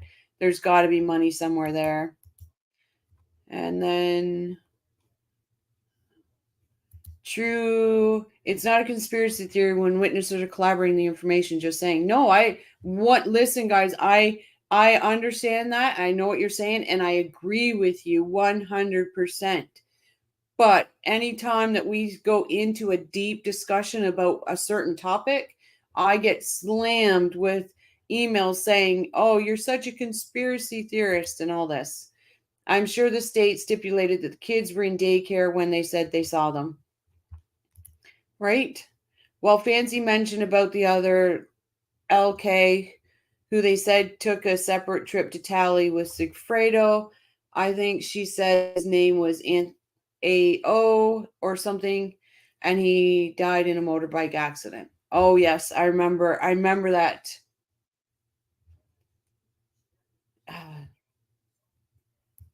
That's where that whole other 50,000 thing is, right? This talk gets me so hungry to see Wendy's trial. I want the truth finally exposed. Right, Life? Oh gosh. Damn, 99511 each way. Don't they know how many air miles Charlie had? You lose them if you don't use them, just saying, right? They should have. And the company is called Chicks with Guns. Oh, it's brilliant. Brilliant name.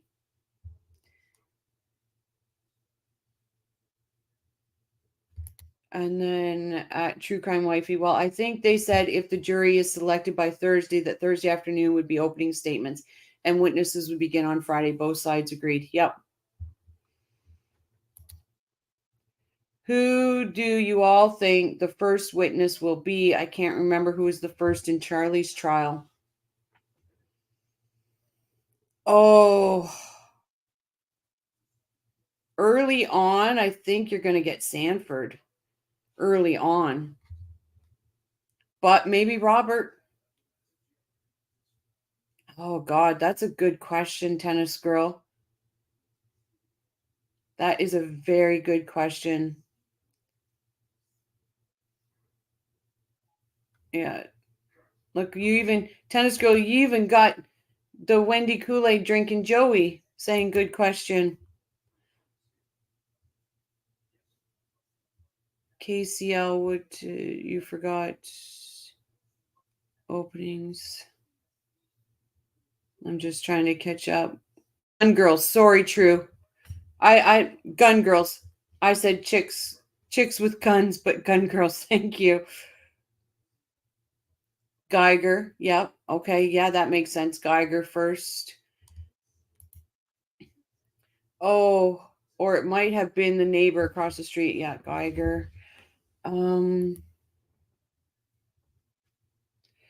Katie said she asked Charlie numerous times for money for the job. Katie said on one occasion she conned Charlie out of money and said it was for the job, but used it for dinner in a restaurant. Oh, the responding officer. Geiger. I think historically, Mr. Geiger, the neighbor, was the first witness. Wendy typically testified on first day too.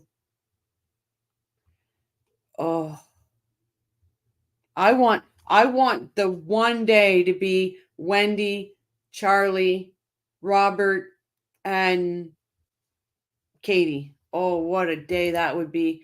KCL, I've reached at a point where I'm forgetting details and forgetting where I got the ones I do remember. I expect to misremember sources, but I really do make an effort. Yeah. And days get mixed up because sometimes you've got like four, this will be 4 trials.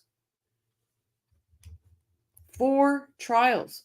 All Rashi did by grading Charlie's a 95. Yeah. Donna will get 100. Oh no, chicks with guns, you say. I hope they're not of Asian descent because he might have a new girlfriend. Oh my goodness. KCL, I think it was Geiger that was called first. Now we're going to have to go back and find, and now I remember. Okay. Traj, you're good. I struggle remembering at times too. It's a lot. Geiger and responding officers to show murder detail, then Wendy to show motive.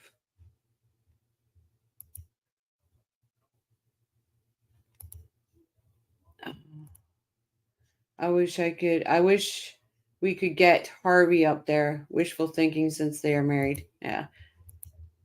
So I'm going to ask one more time before this trial hits. Harvey in trial or Harvey not at the trial? Maybe I should make a poll, make it easier. Let's see, because I know where I stand.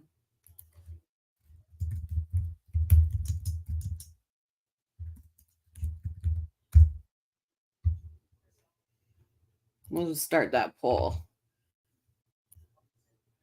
My money is on the cross the street neighbor being first. Yeah, a Mr. Geiger. Hopefully he's well, because we haven't heard anything about him. I feel, can you imagine? Harvey has not been seen by anyone since the airport. No, he was seen in a grocery store with Wendy.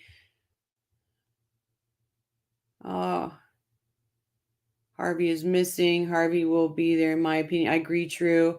I think he has to be there. I think that Donna is gonna tell him you're gonna be there. And Tennis Girl, I vote no, but I'm not sure. Crazy at Crime and Coffee and Tim J think yes. I should have voted yes. That's okay. I don't think he has an option. Donna's seen the optics of what it looked like for Charlie and nobody there to support him. I almost bet she has said, I'm not sitting here alone. She's not taking in how uncomfortable it's going to be for him or any of this. I honestly think he's going to be there. Yes, Wendy to show motive, but also they need Wendy to testify before Jeff Lacoste so they can get Wendy's hearsay statements in. Yep. Or they'll do what they had to do before, right? Even though she was up before Jeff, where they have to call her back. I wonder how far she got down the road or if she was at the airport. This when they had to call her back. Harvey will be watching the sun go down from Hawaii Beach with June. Oh my gosh, Patricia. And then Wendy might not let Harvey attend. Donna told Harvey what to do. Now Wendy tells him. True.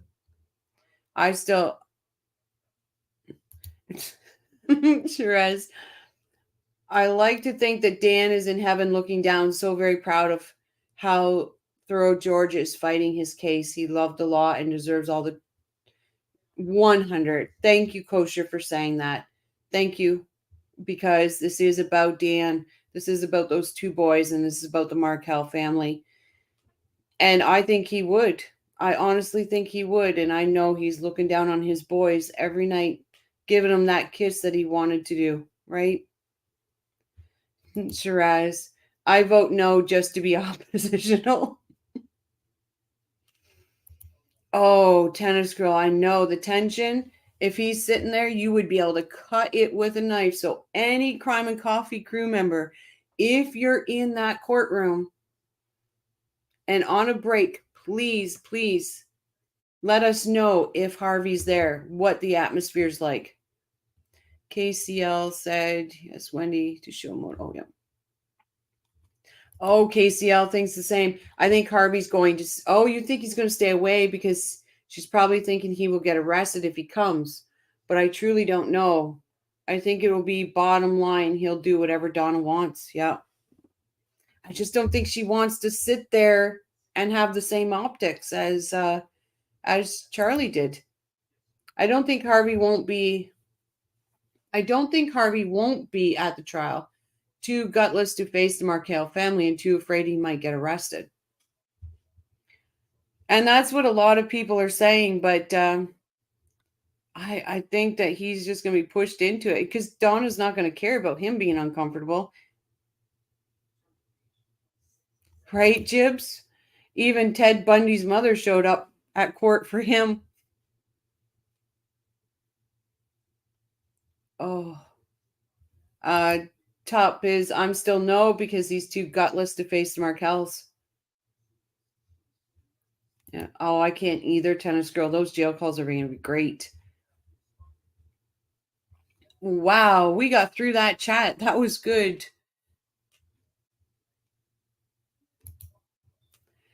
If they're going to arrest him, they don't need him to show up at the courthouse. They'll just go and get him. I don't think DA is going to showboat at trial like that. Yeah. Oh, God. I'm sticking my foot in the ground with he's going to be there. And like I said, I'll be the first to say I'm wrong.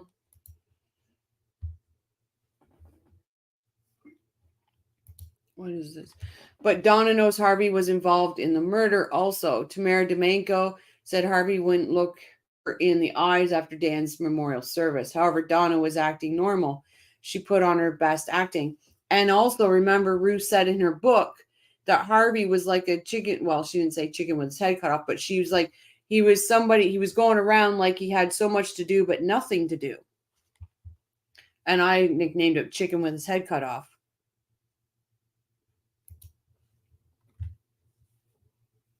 Harvey will try to intercept Robert. You already made one mistake. Don't testify. Don't make two mistakes. And he wouldn't get to Robert because remember they nicknamed him Honest Ed. Or Honest Abe, sorry. I don't care how you spin it. There's going to be tension at this trial. CA doing life, DA facing life, HA bagging for life, and WA just living her life. Yeah. Wynn says Harvey is too afraid of Donna to say no, plus he's madly in love with her. That's the thing. KCL, truly, I could see it either way, whether Harvey is there or he isn't. Absolutely. Whether he's there or he isn't, it's going to be, no matter what, it's a bad look either way, right? It's bad optics that she's sitting there and no family members supporting her. Or it's bad optics because here you've got a murderer sitting at the defense table and the other murderer sitting behind her. It's bad optics either way. Why isn't the media following Wendy around so we know where she is, right? Like long-tailed cat in a room full of cooking chairs. Or of rocking chairs, like a prostitute in church.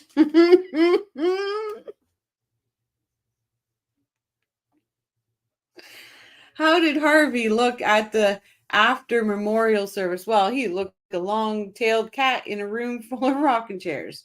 Or better yet, a prostitute in church. Oh gosh, Rez, that's great. I can't wait to see Donna shitting bricks seeing Rashi's defense of her. Yeah. Like I said, I want to see the trial they watched because they thought it was great. I hope the FBI are surveilling Wendy, and if they are, I'm fine if no one else is. You know what, KCL, I believe there's eyes on her. There's got to be. There's no way they would want, the FBI would not want that to come down on that they let Wendy Adelson go. You gotta love Harvey de-escalating Donna with kisses. Oh, isn't that something? It was so cute. Who wouldn't be traumatized by Donna? Imagine having her threaten Harvey that she'll get naked if he doesn't do it. Oh, R. Oh, those are old school Southern idiot. Don't know if they've made their way up to Canada. I have never heard them, but guess what? We'll get them going. Yep, Jibs, even Chris Watt's parents came to his trial, right? And nobody in stainless steel bowls now as gratitude watches. Yep. Oh, Charlie's going to cry like a baby when he sees Donna. I absolutely believe it. And I believe that there might be that moment where he might just blurt something out. Rashi will be using Robert Tellis's shoe lifts to reach the podium. Oh, yep. Poor Rashi. The hair change and change of look. Oh, sorry, guys. I've luckily got FBI's eye on Wendy now that the actions of someone about to flee. Yep. Jibs and jabs. Yes, seems consistent because Harvey knew what they did and didn't know how to act like everything was normal. But Donna and Wendy put on their best acting to try to fool everyone. And the whole thing about when at the memorial, and Ruth explains it in her book, how Wendy, the boys, Harvey and Donna stayed on the back wall where they should have been up front with the Markels. It's just disgusting. I just found it profoundly strange that neither Donna or Harvey stayed for Charlie's trial. Right? Like, if you're innocent, why aren't you there supporting your son? Harvey is a wimp, but still the money man. Mm-hmm. KCL says, yes, I remember Ruth saying that in her book as well. Like, everything was just, why? Why would you be in the back? Even if Donna and Harvey stayed in the back, Wendy should have had those boys up front with their grandparents. Like, they should have just been there. Exactly at Shiraz and left him to get Rod alone going off to another country. They didn't care. That's what I mean. Like, the optics were so bad. At Patricia Burns, yeah, 100% correct. If she, oh, sorry guys, the Claritin's kicking in. If she wears brown contacts, yeah, we'll know. FBI, tell us you're leaving without telling us you're leaving, right? They hired bodyguards for the funeral to keep people away. It's just crazy. Like, oh, it's going to be a shit show, guys. Like, it's gonna be, like, I could just imagine. And like everybody's saying, they're planting people in the gallery.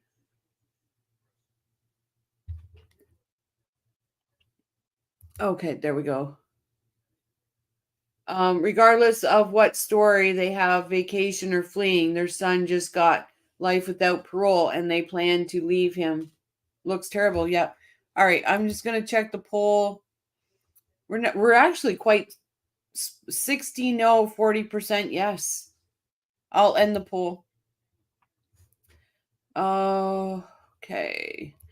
When the Adelsons use words like acting and defense, you got to put it in quotes. Yeah.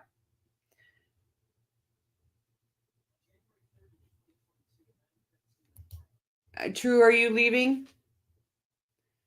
Smartest damn chat. I like it when we get into these. Dan's memorial was on a Sunday. Wendy moved to South Florida on Monday, and per Stephen Webster, Wendy had the boys at the doctor in South Florida for a well child check on Tuesday. Isn't that something? It's just crazy. They had that plan. Wendy only acted like a grieving widow when it was time to collect the $2 million and GoFundMe cash. I still have not been able to find links to that GoFundMe. Guilty, guilty, guilty, guilty. Yep, absolutely, Shrez. Then when is all said and done and Wendy finally goes to prison, right when Rashi is counting his staple money he made off the Adelsons, serve him court papers for aiding Donna to flee. Wow, I just can't believe he took the case. I can't believe another YouTuber has red flag shirts in her merch. Oh, who is red shirt? Red flag. Oh, that's neat. That's a cute idea.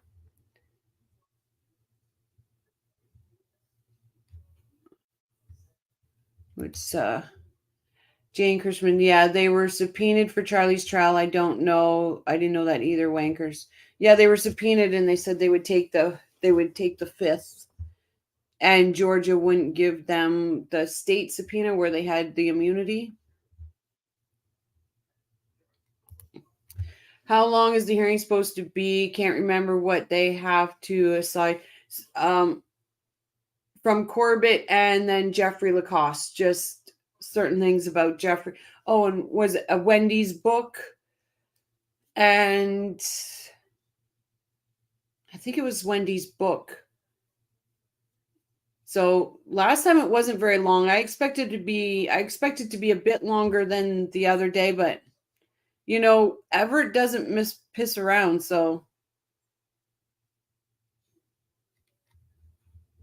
he did. They just. I'm gonna say tennis girl. I'm gonna say it's an hour, if not a little bit more. Trisha Burns, I agree. You can put a photo of ET, and there isn't much difference from Donna's current look. Okay. I'm gonna. ML says there was a secret hearing yesterday about Rob. Yeah, it wasn't that it was secret. It was in chambers. Because remember they sealed that and it was done behind in the chambers, off camera. Yeah, oh yes, that's right. Thank you, Dr. Anthony Clark, too. Wow. Well, you can't show up as a witness at a criminal trial and plead the fifth. Anyone that puts that witness on the stand knowing they're going to plead the fifth is begging for a mistrial. Yep. And that's why they didn't. They said they were going to plead the fifth. And then that's when they said something about, Georgia asked Charlie about, well, are your parent or is it Wendy, your parents here? And they said no and all that. Because no, they had no intentions. They were going to plead the fifth.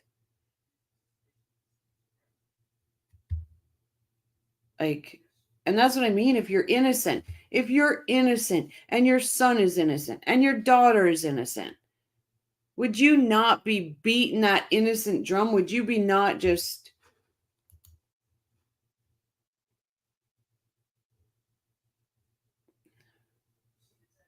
So who... Oh, Joey. Tennis girl, I guess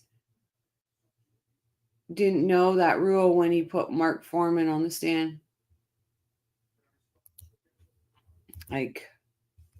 But that's, and correct me, KCL, correct me if I'm wrong. I believe it's in Ruth's book too about that.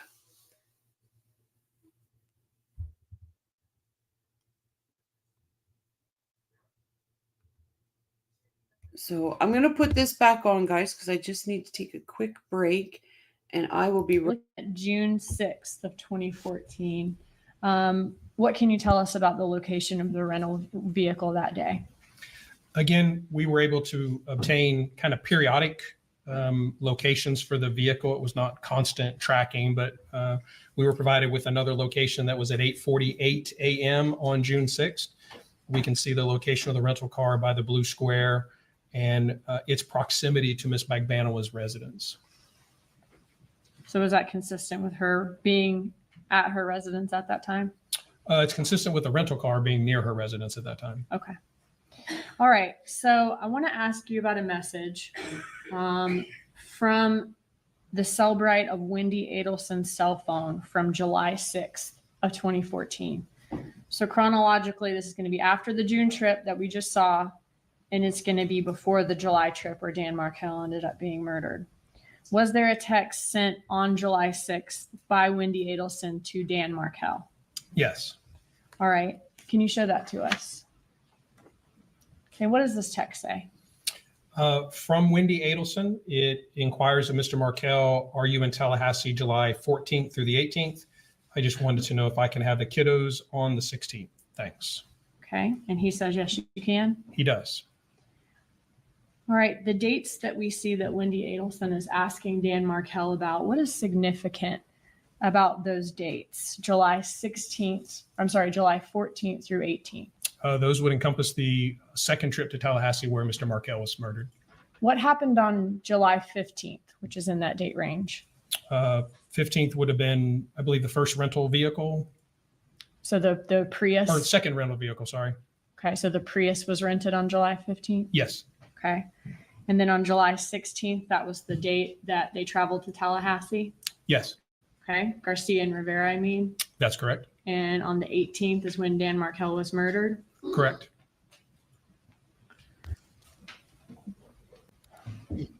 Where was... Sorry, thanks, KCL. I was saying I'm pretty sure in Ruth's book she had mentioned about them taking the 5th and why. And I was just, because I know you've read the book too, so I was just, correct me if I'm wrong. I'm pretty sure I read that. When you look whiter than a vanilla ice cream, something not right, Charlie. Yep. Kosher style. Shiraz says kosher style. Everett handling it like a polished pro that he is. Rashi is stress eating and probably pulling out his beard one hair at a time, which is probably why he shaved it. Yep. Could you imagine? Oh, God. Charlie, 5 hands. That kind of forehead incites bullying. So good luck in Gen Pop, Charlie. Yeah. Sure. KCL says at Shiraz, yeah, I can't really blame Rashbaum if he gained weight. He is having to deal with Donna, right? And he's stress eating. He's getting it from all of us. He's getting it from the world. And he's getting it from Donna too. Kosher says at Shiraz, I seriously don't think Kashi cares. He's made his money off these clowns. His weight gain from living the good life. KCL. Okay, thanks, KCL, because I'm sure I read that in the book too. Absolutely. That, guys, honestly, Ruth's book is a must read. She breaks it all down in there. It's really good. Trial prep, especially away from home, it's not for the weak. Yep.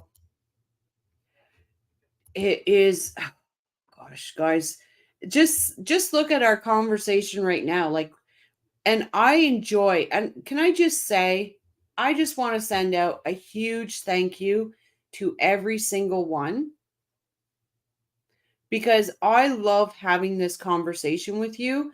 I love that we've started a video, but we've went into a deep conversation, and I just want to say thank you. So from me to you, thank you so much. And Jibs and Jabs, I'm a child advocate from courts here in UK, so I see the kids' cases where their parents are put away, so I see other sides of it. Yep. And thank you, Patricia, for what you do for children. I should send Rashi some double Whoppers and double quarter pounders with cheese. Oh, I would. Hi, everyone. Hey, Tattles. I really do. I want to let you guys all know how much I appreciate the conversations we have here. I really want you to know how much I appreciate that. Shiraz, I just sent you a thank you note for providing us a forum and your time. I love this is what I wanted. This is absolutely wanted. Now I know when it comes to the trial, we're not going to be talking as much. We're, when we get sidebars, when we get breaks, we're going to go absolutely bonkers. And I'm welcoming that. But I really, really, really need you guys to know how much I appreciate our conversations. At Crime and Coffee, this is my new second home now. Oh, thank you, Patricia. Tennis Girl at Crime and Coffee. I love this channel, and it's such a great time slot. I try not to step on any other channel's time slot. And I found this was the one that was working. So, but that being said, guys, for not tomorrow, but what's tomorrow, 13th? This the 16th we won't do a live because I kind of need to reboot my sleep schedule. So, because it's going to be mornings for 2 weeks. Jibs and Jab, Patricia Burns, you are much stronger than I ever be. You're an amazing person. Whatever you get paid, it's not enough, right? Anybody that helps children, thank you so much. Still waiting to receive my certificate, Crime and Coffee subscriber number 28. Yes, we will be riveted by day, Rochelle by night. Yep. So, and that's what I said. We're going to do the trial, and then we will do a breakdown of the trial each day. When trial starts, we're going to have to look at a different schedule. Yep, absolutely. I enjoy being here. Great people. I mean, no disrespect at all with my comments. I just do it and add balance here and there. Justice for Dan. And that's exactly what it's about.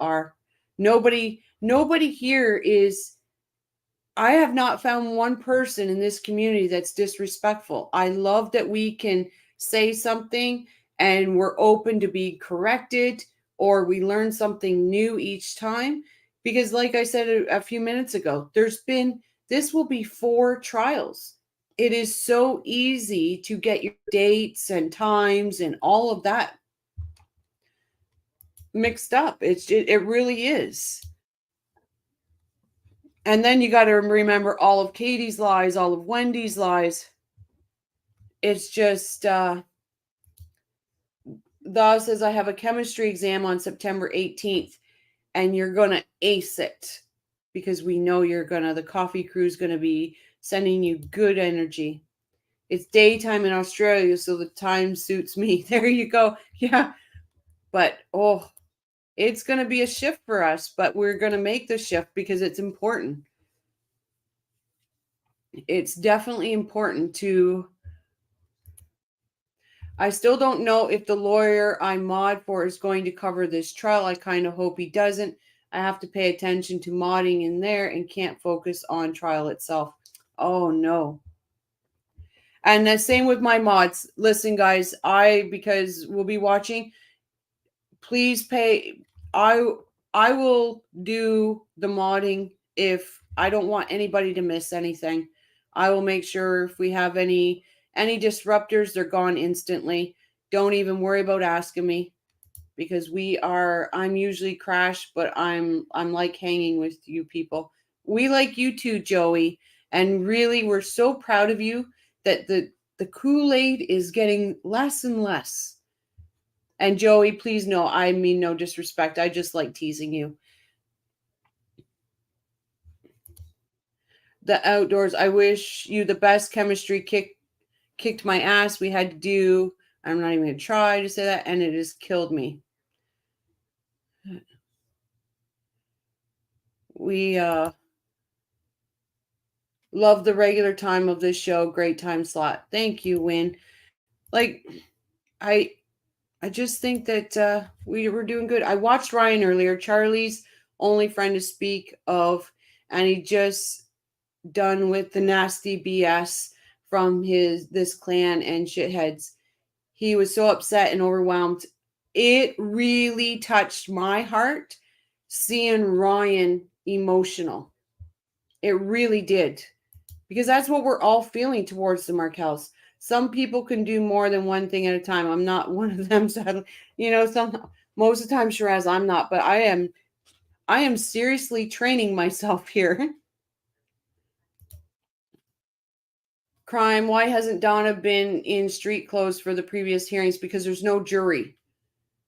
She'll only be in street clothes when there's a jury seated.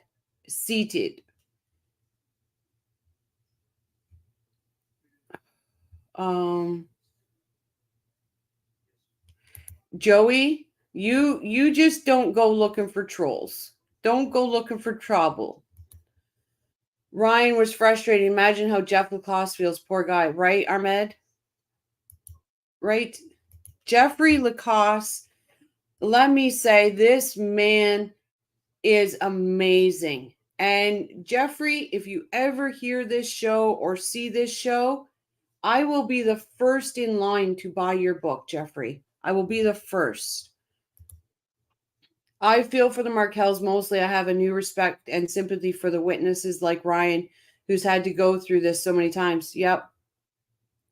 I do. My first priority is justice for Dan. And when I say justice for Dan, I mean those two. I mean Dan, I mean those two boys, and I mean the Markels, Ruth, Shelley, Phil. I lump it like that. And I always say, and I'll never stop saying it, that those two boys, their daddy, even though they're teenagers, even though they gotten older, your daddy will always be walking beside you. Your daddy will help you get through this. He will be there. He won't abandon his boys, no matter what. Ahmed, OMG, knowing that the woman you were dating was attempting to put you behind bars forever, that's gotta hurt. And the mind game, like the narcissist mind game that she put him through. I was about to say that Jibs and Jabs drives me nuts. She's able to dress like that. Where did Jane's Donna isn't in street clothes because that is reserved for Shanna Gardner. Yeah. Yep, absolutely. He is watching over them every second of every day. And you know he is because that's the daddy he was here. That was the daddy he was for them. Any man that asks his lawyer to see if they can put it in the court records, his day or not his day, that he's able to go and tuck his boys into bed and give them a kiss goodnight. That is a daddy. Dan is such a bad lawyer. He could have gotten Donna out of handcuffs for hearings. Yeah, and that's why I say, like, how dare this dirty, sorry guys, I'm getting angry. How dare this rotten, dirty bitch take that amazing man away from his children? Like, it just makes me so angry. It just makes me angry. That's kind of mind will take a toll on you long term. I know Lacasse is addressing it in therapy, but I will still worry about how he is handling that. I hope like hell he's happy. Absolutely, Shiraz. They just walked over so many people. And yes, at Jane Karshman, but I am kind of suspicious that was a publicity stunt for sympathy for her. Oh, I'm sorry. When it comes to Wendy tearing those boys away from the Markels, tearing Dan away from his boys forever, I get heated, and I apologize that you guys have to hear it because I really do get heated. The impact of what the Adelsons have done will one day slam into the adult lives of Dan's sons like a meteorite. Absolutely, Patricia. And all we can do is, somehow be a community for them, a village for them. They'll reach out somewhere, and somebody, whoever they reach out to, please open your arms. Don't judge what they're saying. Don't be mad if they say something loving about their mom or loving about their grandmother or their uncle, because you know what? They still did love those people. It's how they used to say it takes a village to raise a child. It's going to take a village to help those two young men. All because she wanted to be number one. Absolutely, Marie. And Tennessee girl. Yep, Jane Christian. Why do that unless you're wearing a certain look? Old women in cuffs, poor thing. Shiraz says, I think you're right. As much as we hate her, it was still kind of shocking to see a woman her age in cuffs. It was. Well, you guys seen me that the first day when she was there, I was like, oh my God. Like it was a shock to see her that way. It was absolutely. So far, you might have just jinxed me, Sky. Come on. I'm trying to make that 24% proud. I'm trying. Yeah, tennis girls got it. It's not over till it's over. Oh. Well, also, I think the Markel boys have been brainwashed and poisoned against the Markels and have been made to believe the Adelsons are innocent. It takes time to come out of that. Absolutely, KCL. The narcissist fog, and I can speak from my own story as an adult, as a grown woman. The narcissist fog is hard to come out of. It's hard to understand how your brain was this way. All the questions you ask yourself. Now imagine, and I imagine myself as two children, and these are people you loved. These are your family. These are people that are supposed to protect you, to only want the best for you. I can't even imagine what those two boys are going through, A, right now, and B, what they're going to go through later. Like, remember, I had that message sent to me that Wendy told those two boys that their grandmother and their uncle murdered their dad. And this is from somebody that knows the Adelsons, knew Charlie, also knows the exact driver that Charlie always got to drive his limo. I'm sorry to write this. Dan Markel is not walking alongside his children because he was murdered. It's the reality of death. His life was stolen from him by the Adelsons. No, it in that way, yes, but I believe spiritually he is walking. And that's everybody's own opinion, Jibs. That's everybody, and I'm not coming at you about your opinion. Absolutely not.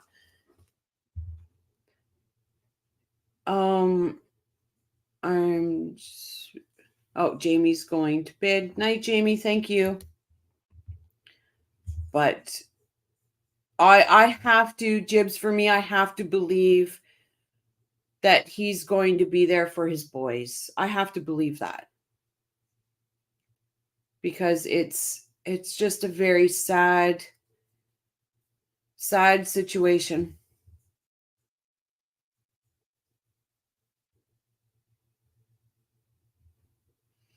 And what says, Jibs and Jabs, you believe what you have to believe. You know you don't have to live like a refugee. No.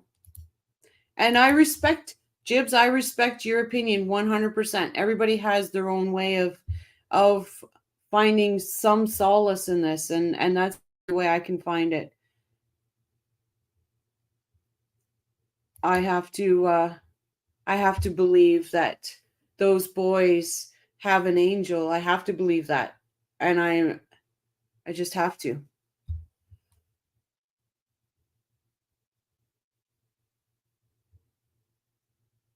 Oh, curled hair. Oh. So I couldn't stop myself.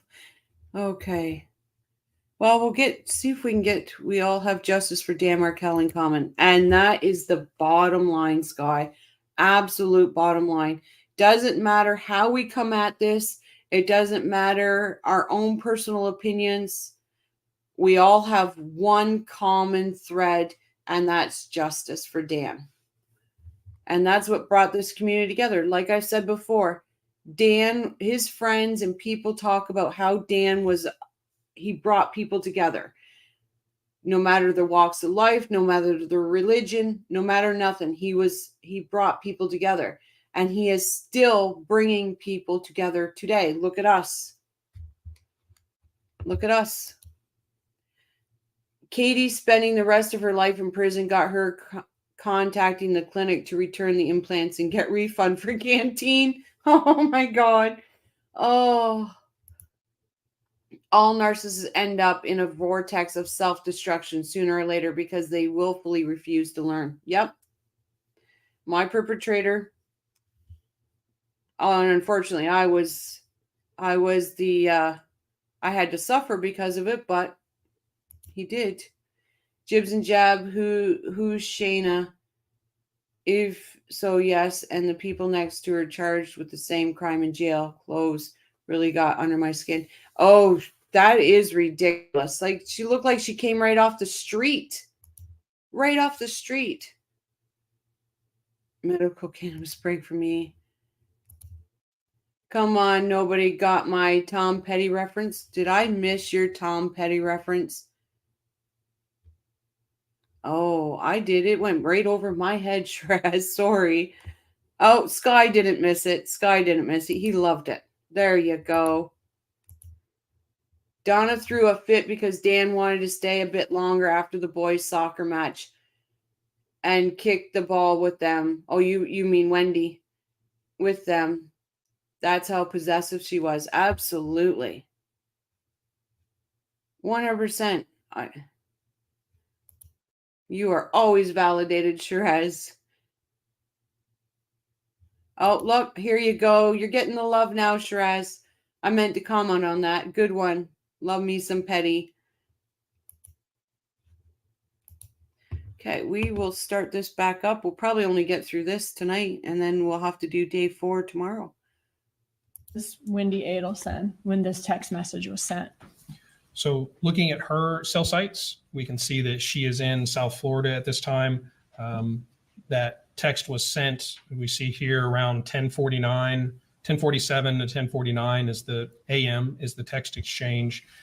10:14 is the closest event that we have with cell site location for her. And we can see the location of the icon, which was the residence of Mr. Harvey and Donna Adelson at that time. So Harvey and Donna Adelson lived in a condo in the Icon building Yes. at that time? Okay.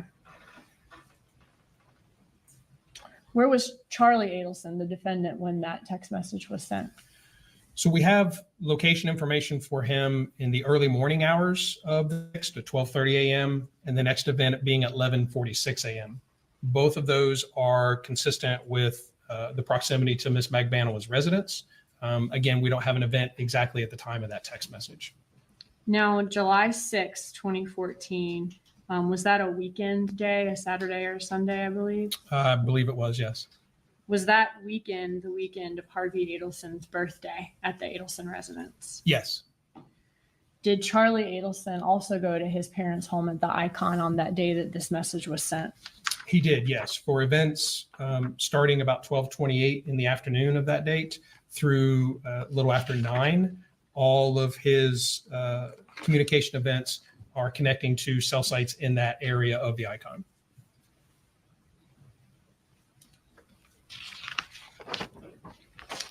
All right, so now I want to go forward to the July trip to Tallahassee.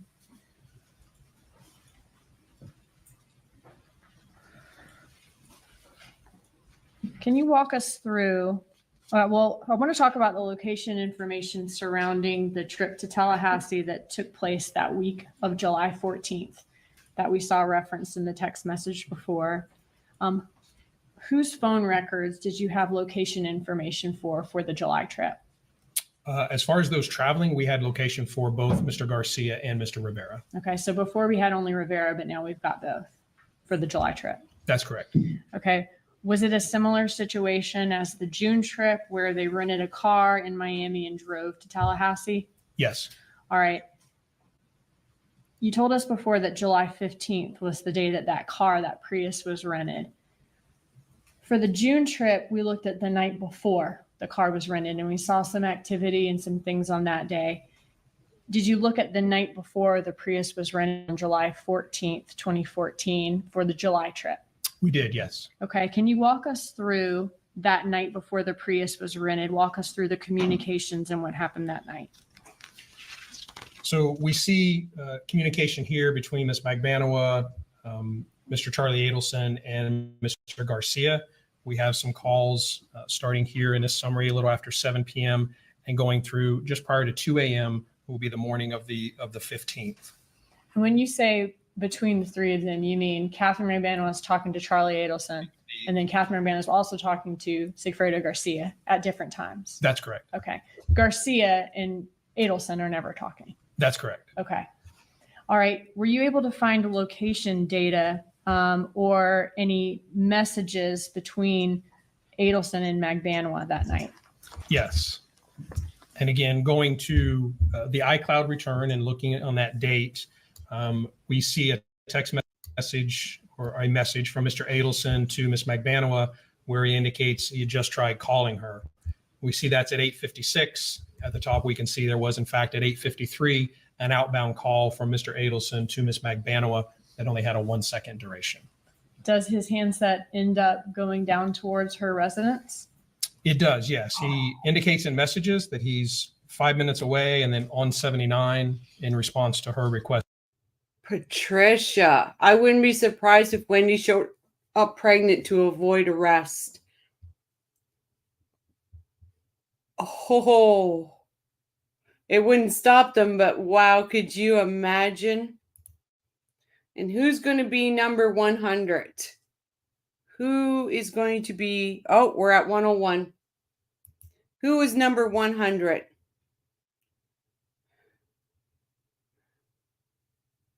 Yeah, it didn't work on Elizabeth Holmes.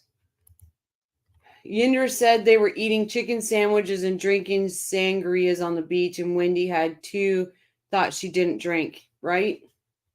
Well, there's a picture of her and Charlie standing, and she's got a glass in her hand. I'm pretty sure American babies are born in prison. Wow. Do you think she would honestly do that on purpose, thinking that? Us to eat closer to her. And then we can see he has a cell site event at 9:27 p.m. where, again, his handset will be in the proximity of Ms. Magbanua's residence. Okay. And what time did he end up leaving that residence for good that night? Well, there's some travel around after that. The handset returns to that area a little before 12:40. We have an event at 12:42 a.m. where we can see the handset is again in the area of Ms. Magbanua's residence. And then the next event we have at 1:02 a.m. we can see here to the left and up indicates that the handset has moved away from the area of her residence. Okay. Now going back, if you don't mind, to the call flurry, to the list of calls we saw, who does Katherine Magbanua communicate with immediately after Charlie Adelson leaves the area consistent with her home that night?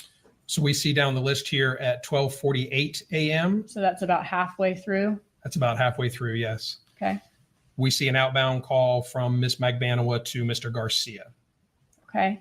And what time did you have him last consistent with her residence? That was at 12:42. Okay, so 12:42 a.m. is the last time that Charlie Adelson is consistent with Magbanua's residence. After he leaves the area, we then see him a bit north at 1 something a.m. Correct.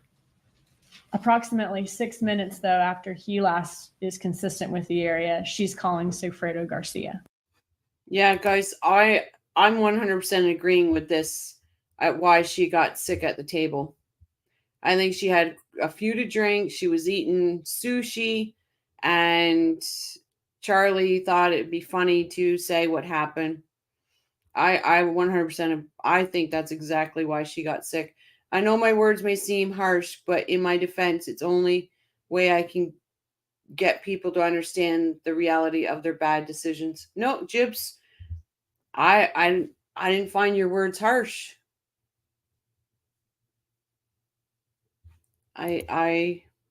These fuckwits think they know it all, and they are consistently wrong, right? That's correct. Okay. All right. Can we now look at July 15th of 2014, which is going to be the day of the Prius rental? Yes. Again, we have a number of communications between all of our parties for that. Sorry, guys. Shiraz, I just want to thank Shiraz. Shiraz sent me 5 coffees. Thank you so much. You're so good to this channel. Thank you very much for that, Shiraz. I just got the alert, so that's why I wanted to say thank you so much for that. Day. And again, this summary is limited to just those persons. But we can see as we go through here, one of the first calls, Mr. Garcia does communicate with other people in the overnight hour, but we see that at 9 a.m., he makes an outbound call to the Comfort rental car, which is the same rental company from the previous vehicle rental. So we see Charlie Adelson leave the area consistent with her residence at 12:42. Then she calls Garcia at 12:48. And then there's a number of other calls, it looks like, between Magbanua and Garcia in the.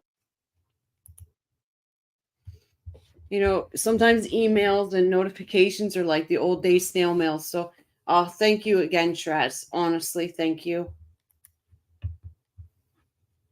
1 o'clock hour that morning. Yes. All right. And then Garcia, you said, calls Comfort Rental basically first thing in the morning, as soon as that, probably shortly after that company would have opened at 9 a.m. Yes. I don't know their exact hours, but yes, it's early in the morning. Okay. All right. Love So you he too, calls Candace. Comfort Rental. And then what happens next? There's a series of calls throughout the day between, again, all of our parties. We see that at 4:28 p.m. Is when he makes a call to Hybrid or Save Gas, which ended up being the rental company for the Prius. We see that call is made. And we see that there are a number of communications between, again, all of our parties, but ending down here at the bottom, just after 6, with Mr. Rivera, between Mr. Garcia and Mr. Rivera. Was there regular communication between Garcia and Magbanua that day? There was, yes. And Garcia and Rivera? Yes. All right. So was law enforcement able to find that car rental agreement from Save Gas? We were, yes. All right. Can you walk us through that? So again, just a couple of excerpts from that rental contract. We can see that the renter's name is Luis Rivera. We see written above that the indication of brother, and it provides a phone number that is Mr. Garcia's phone number. And then down here at the bottom, we can see the Toyota Prius. We can see the color of it, the license plate, but that's the vehicle information, and that it shows being out at 6:15 p.m. Okay. Can you tell us about their locations at that time? Did they have locations consistent with being at that rental? So looking at both of their location information, Mr. Rivera, by the nature of his carrier, has more events. He has several events with a cell site in very close proximity to the Save Gas rental. And Mr. Garcia has an event at 6:11. Again, the car was out at 6:15. And he has an event also on a cell site in the immediate area of the Save Gas rental.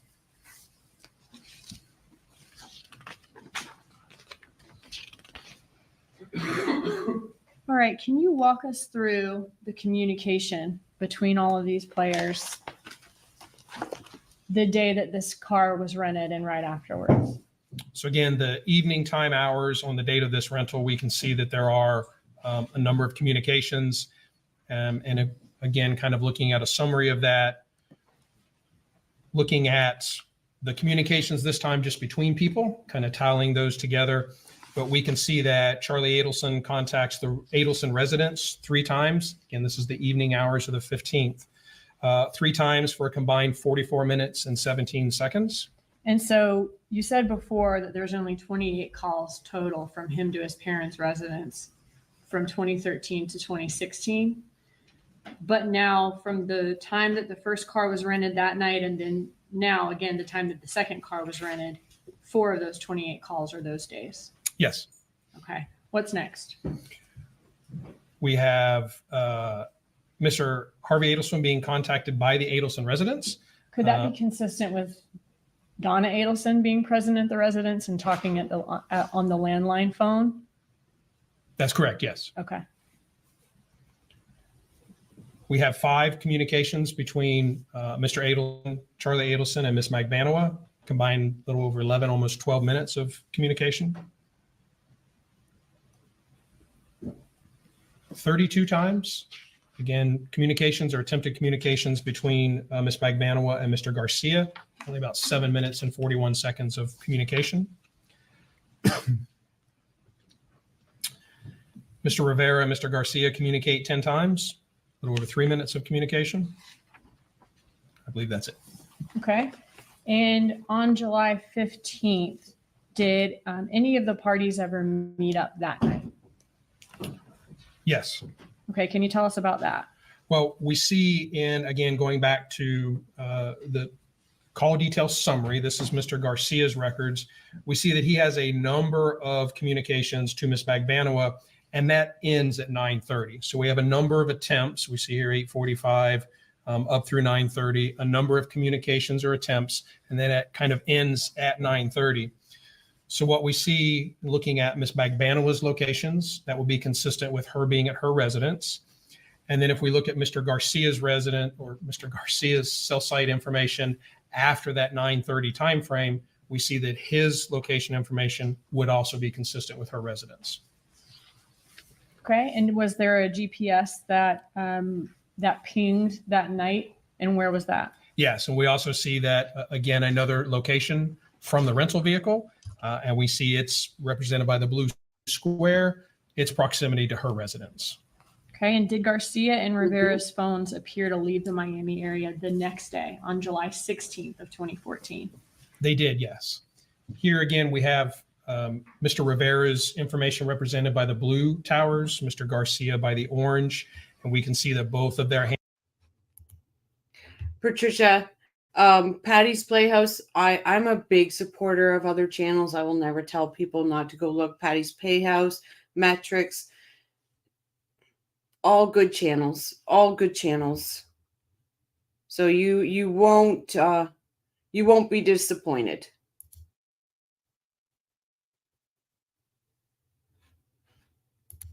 Right, Tennis Girl. Yeah, Patricia Burns, Metrics, very good, but usually on the same time as Rochelle. Patty is usually afternoon and not every day.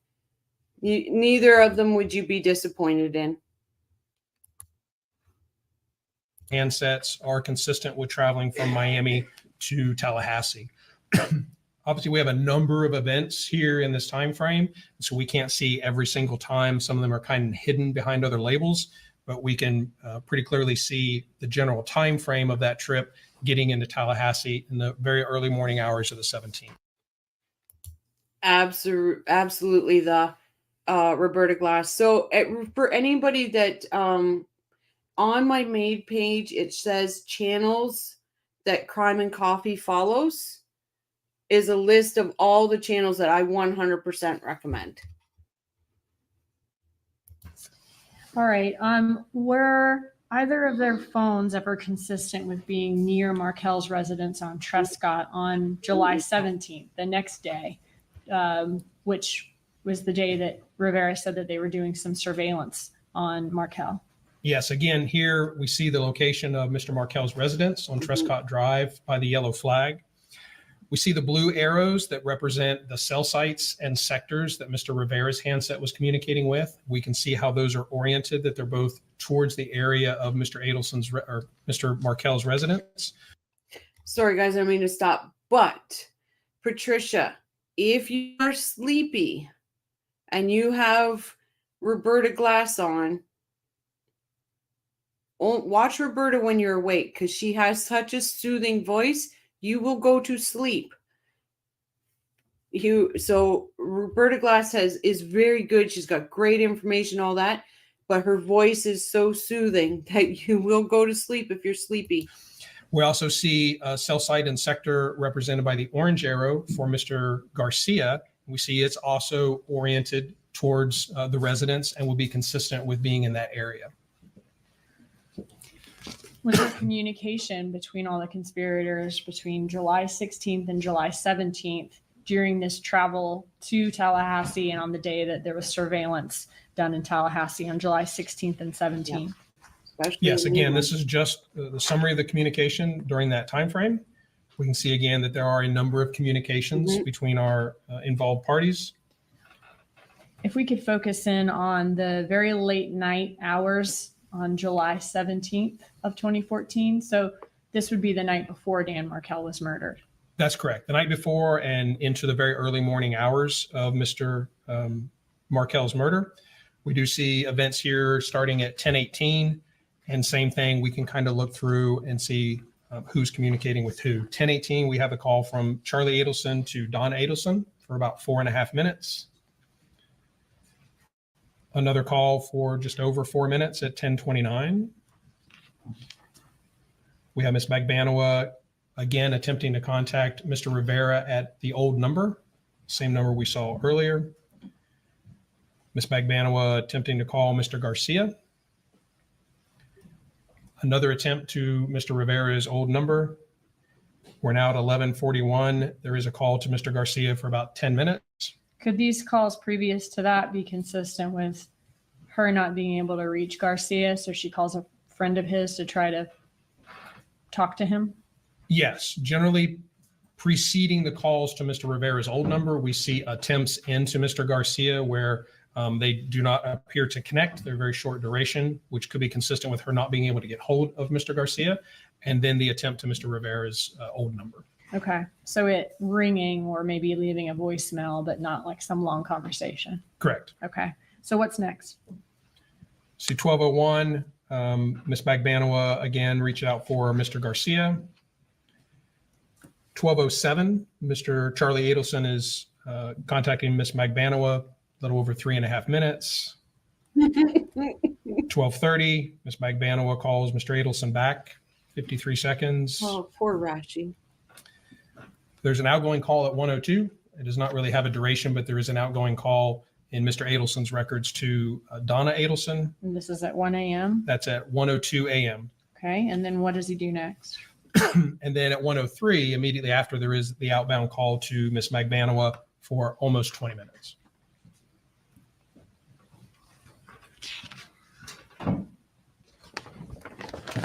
She is awesome. Absolutely. All right, so now if we can go to the next day, July 18th of 2014, the day Dan Markel was murdered. What can you tell us about communication between all of these players that morning? So again, same summary for the morning of the 18th. We can see communications between our involved subjects here. And we have an indication here. This would represent the time that Mr. Markel was murdered between these events. And we can look at these kind of in detail again as we have. Okay, and what do we see as far as their communication? So here we have also included the information from Wendy Adelson's forensic extraction or her Cellbrite report. So we're able to see other things that were contained in her phone. One of the first things we see is that she had a calendar entry for that day for listed as fixed TV. Now we see that it's deleted. Yes. When would that have been deleted? Sometime prior to our analysis of the handset. And your analysis of the handset was done that same day? It was done, yes, the afternoon of the 18th. Okay.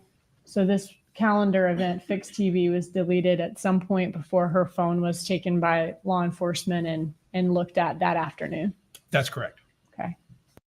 Do we all think that because they have her phone data, all that, that there's going to be other dates and or other things in her calendar that was deleted, or is it just fixed TV? Because I've always wondered that. I'm like, does it show she's deleted other things, or is it just the fixed TV that she's deleted? I agree. I can't wait to see more details from Wendy's communication. I'm almost betting it's only fixed TV that's deleted. Yeah, being an expert lets him give an opinion, and that's what Rashi's trying to stop.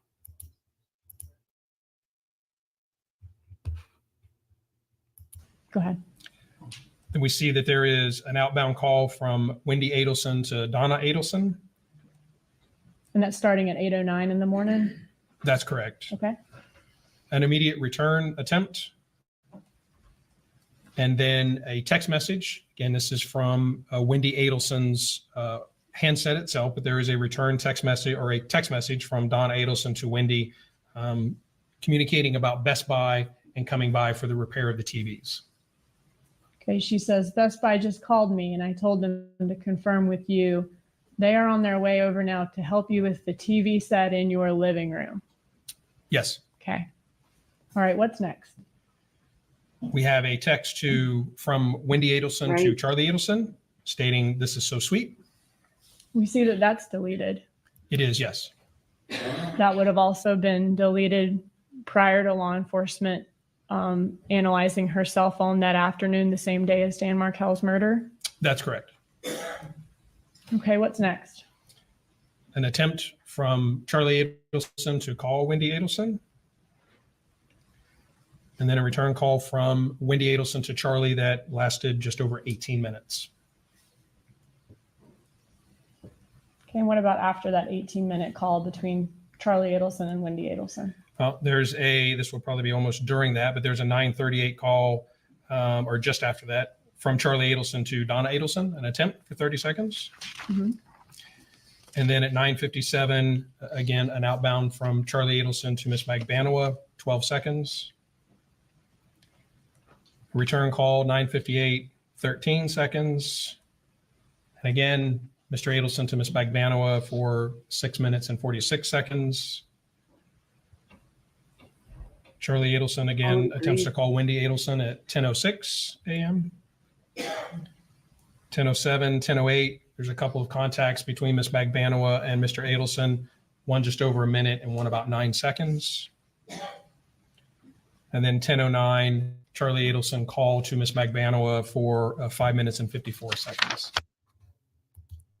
Absolutely, tennis girl. What other TV was broken? What other TV was broken? Why not just say that your broken TV? It's almost goes in line with we're outside, we're outside, or we're here. I can't remember at this moment what it exactly said with them going, but it's meant we're driving by. Or the other one where the other email where she says, now you're not guilty. Like these text messages and stuff are horrible. Charlie was or should have been annoyed with Rashi. Rashi talked through the testimony of Wendy at the crime scene that Charlie needed to hear. Charlie or Rashbaum did a song and dance for Wendy. Like he helped her clean up some of her testimony. It was crazy.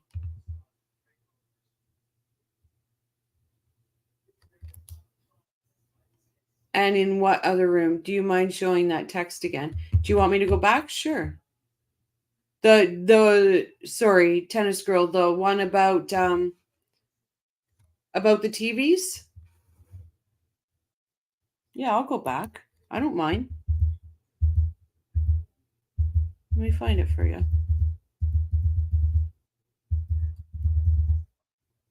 Backwards, yeah.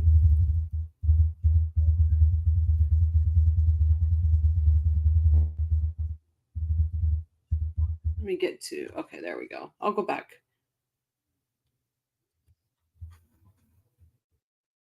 Let me get this out of the way. Outside your house, I think it was. Yeah, outside your house. Absolutely.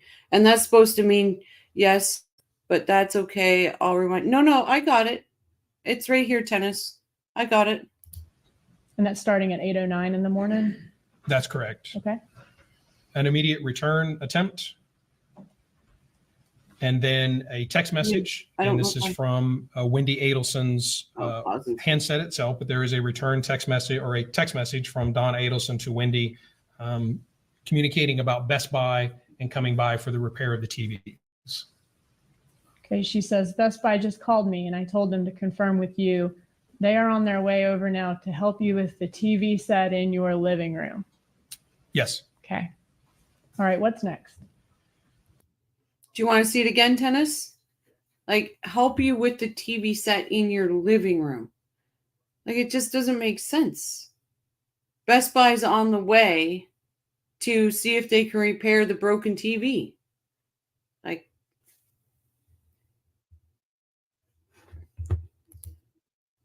who gets a TV fixed by a repairman, especially one that is smashed? It sounds so contrived a story. Yeah, it just sounds horrible.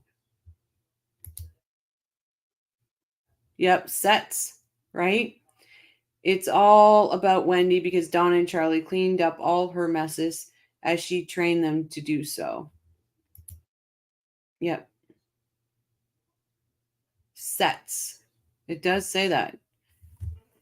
No, I wonder if that's just a mistake in the transcription. But, you know, it does say that. I know, right? And why plural?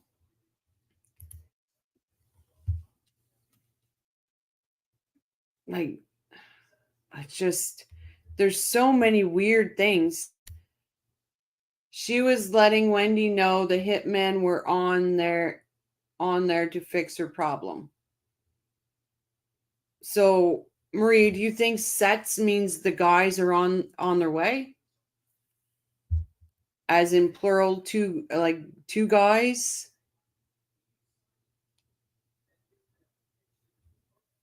Yeah. Hey, Paul. No, you're right, Shiraz. It's possible typo, probably a typo, but still weirded. It was like, and maybe like you could look at it as by saying plural was letting Wendy know the two guys were, because so for that text message, did a call, let's go back for a second. I'm sorry, guys. But before that text message, I'm wondering right now, because of that plural, if a call went from Charlie to Katie to Donna before that text message. So bear with me here. Let's see this. Let's see if we can.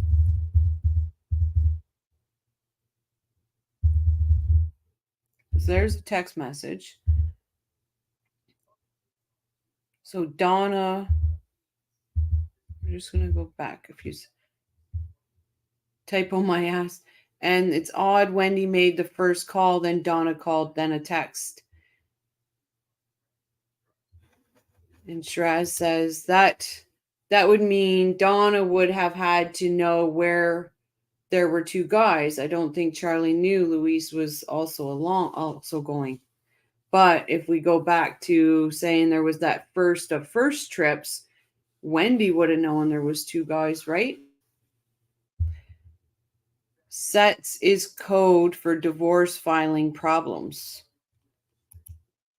Oh, interesting, tennis girl. Okay, let's just see if there's the calls, how they roll before that text message. TV was deleted at some point before her phone was taken by law enforcement and looked at that afternoon.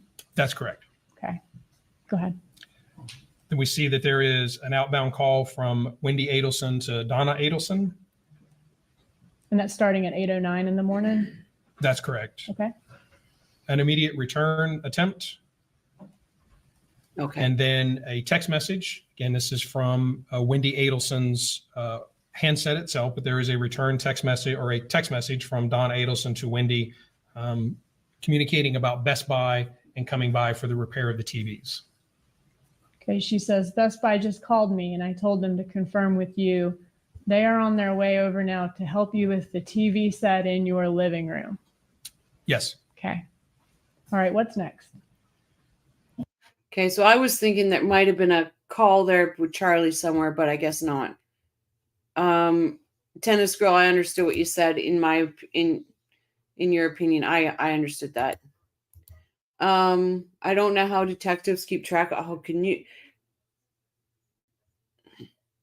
God bless detectives out there. I'm telling you, their work is hard. Marie says that is why she wanted time at the house before leaving to go on her travel to crime scene.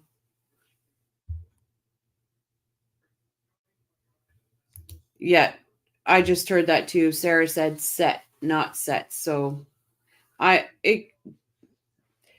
where my brain first went, that it was a typo. But I hope they fix that before Wendy's trial, because she'll say there's a typo or the description or in. Oh, words are gone. Words are gone. There are crickets breeding. Sarah said, yep. We have a text from Wendy Adelson to Charlie Adelson stating, "This is so sweet." We see that that's deleted. It is, yes. That would have also been deleted prior to law enforcement analyzing her cell phone that afternoon, the same day as Dan Markel's murder. Jibs, you might be onto something, because TV was the hit, right? And her alibi was the TV. So if it is TVs or sets, then it answers both of Wendy's questions at that time, right? Murder. That's correct. Okay, what's next? An attempt from Charlie Adelson to call Wendy Adelson. And then a return call from Wendy Adelson to Charlie that lasted just over 18 minutes. Okay, and what about after that 18-minute call between Charlie Adelson and Wendy Adelson? Well, this will probably be almost during that, but there's a 9:38 call, or just after that, from Charlie Adelson to Donna Adelson, an attempt for 30 seconds. And then at 9:57, again, an outbound from Charlie Adelson to Miss Magbanua, 12 seconds. Return call, 9:58, 13 seconds. And again, Mr. Adelson to Miss Magbanua for 6 minutes and 46 seconds. Charlie Adelson again attempts to call Wendy Adelson at 10:06 a.m. 10:07, 10:08. There's a couple of contacts between Miss Magbanua and Mr. Adelson, one just over a minute and one about 9 seconds. And then 10:09, Charlie Adelson call to Miss Magbanua for 5 minutes and 54 seconds. I believe that's all.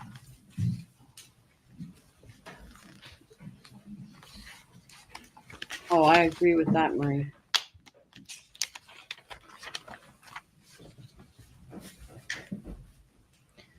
All right, and then I guess the last time we have here is 10:09 a.m. By less than an hour after that, Dan Markel is murdered. That's correct. Okay. All right, so what can you tell us about, I know you already showed us Dan Markel's locations the morning that he was murdered. Could you show those to us one more time? I can, yes. Okay.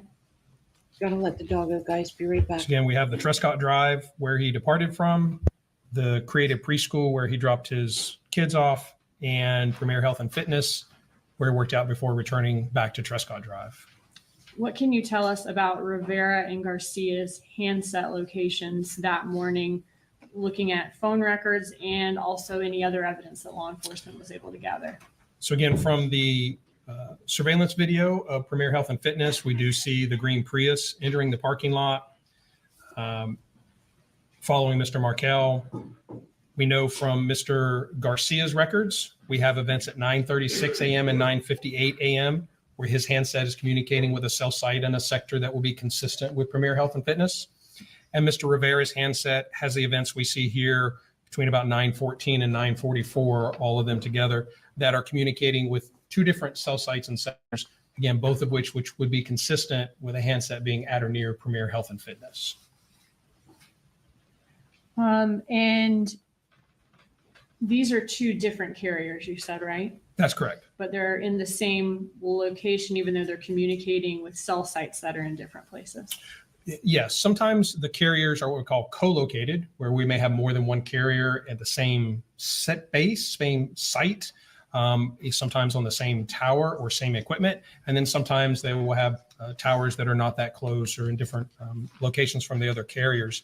So here we can see between the orange arrows and the blue arrows that AT&T and T-Mobile have some cell sites that are close together and some that are further apart. But all of those, the ones that are being used, will be consistent with a handset at or near the Premier Health and Fitness. All right. So even though they don't have any other locations after 9:58 a.m.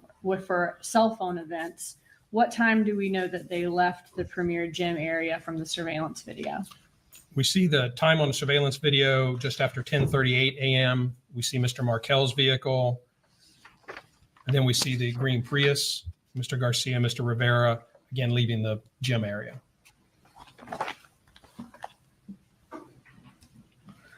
All right. So Garcia's last location from his cell phone records was 9:58 a.m. when he was consistent with Premier. What's the location for his next active event on his cell phone? No, I'm not. So the next event that we see is at 12:30 p.m. We can see here that it has traveled a reasonable distance from Tallahassee before we see that next event. And is he the orange dot here with 12:30 p.m. next to it? He is, yes. Okay. That looks around about Gainesville-ish area, North of that, yes. little north of Gainesville. All right. So that's the first phone call that Garcia made after leaving Premier. Yes, that's the first event with location that we have. Looking at his phone records, what do his phone records indicate about the status of his phone during that time where we don't see any events? Well, what we see the 9:58 event, an incoming text. We see some events, 12:18, 12:19. There's 2 incoming calls from this 305 number, very short duration, and we don't see locations for those. So those calls did not reach the handset. Powered off, battery went dead, broken, whatever it may be, but those calls did not reach the handset. 12:29 and 12:30, we see these short codes or these short 3-digit numbers here, and those are associated with T-Mobile voicemail events. And then immediately at 12:30, we have the outgoing voice call that provides location. So that would indicate that the handset was now back in service with the network. Could that be consistent with him turning off his phone after he left Premier and then powering it back on after he figured he was far enough away from Tallahassee? It could be consistent with that, yes. And then who was his first call at 12:30 when he was north of Gainesville? Who was the first call that either of these Garcia or Rivera makes after the murder? Miss Magbanua. Okay, can you show that to us? That was the 12:30 call? Yes, We see a very short duration. Is that 20 seconds? it is, yes. Okay.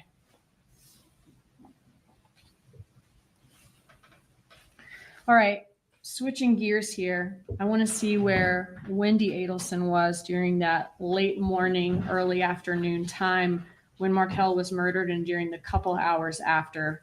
Are you familiar with her statement about her locations on July 18th as far as being at home for her TV repair appointment, then going to ABC Liquors to buy a gift, and then going to lunch at Mosaic? Yes, I am.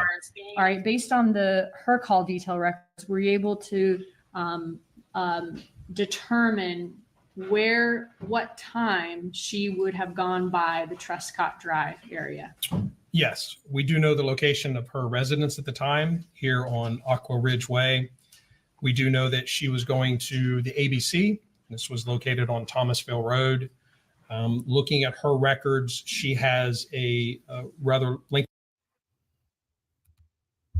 Haven't heard Tennis Girl one thing about him being deposed. I went through the docket today trying to find it, and I didn't see anything about it.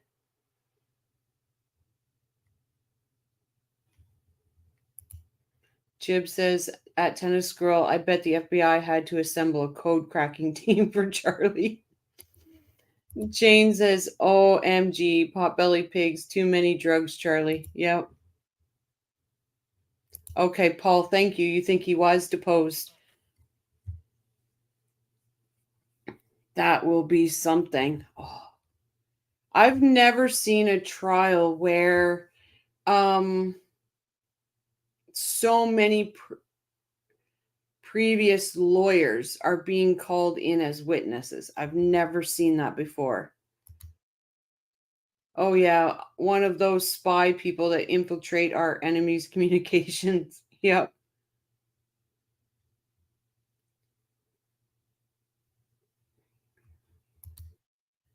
Jibs and jabs. They had to get the Alan Turing's computer running again.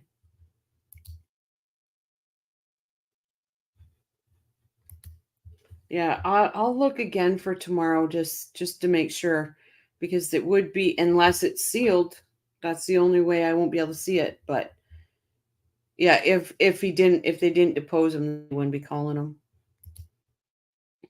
Isn't it common to get a problem tenant that likes to pay more rent?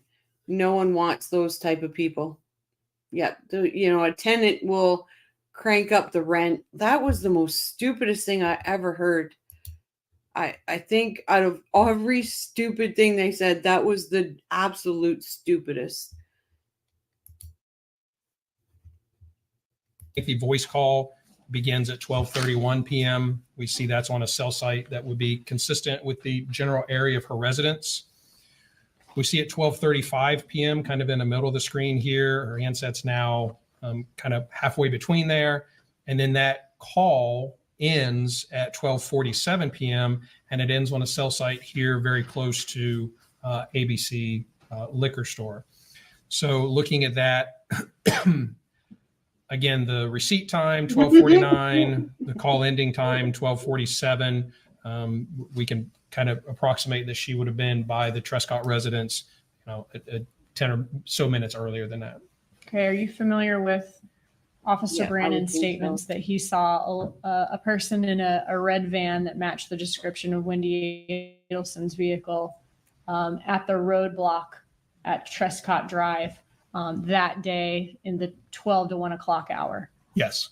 All right. About what time would she have been in the area of Trescott Drive when she's on her way from home to ABC?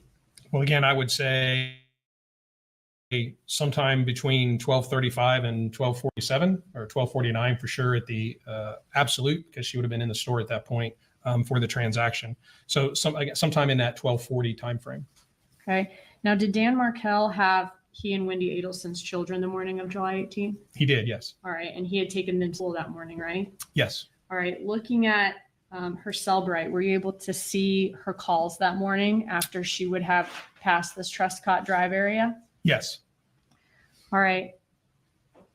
After driving by that street, the road being blocked, the crime scene tape, and police cars, did she attempt to contact Dan Markel to make sure he was okay or the kids were okay? Here we've kind of highlighted the calls that were made after that time, starting at 12:47, and we can see that they're to a variety of people. None of them were Mr. Markel. Did she attempt to contact Creative Preschool to make sure the kids made it to school? There wasn't some type of incident at the house. She did not. Did she attempt to call 911 or law enforcement to check and see what was going on since her kids were staying on that street?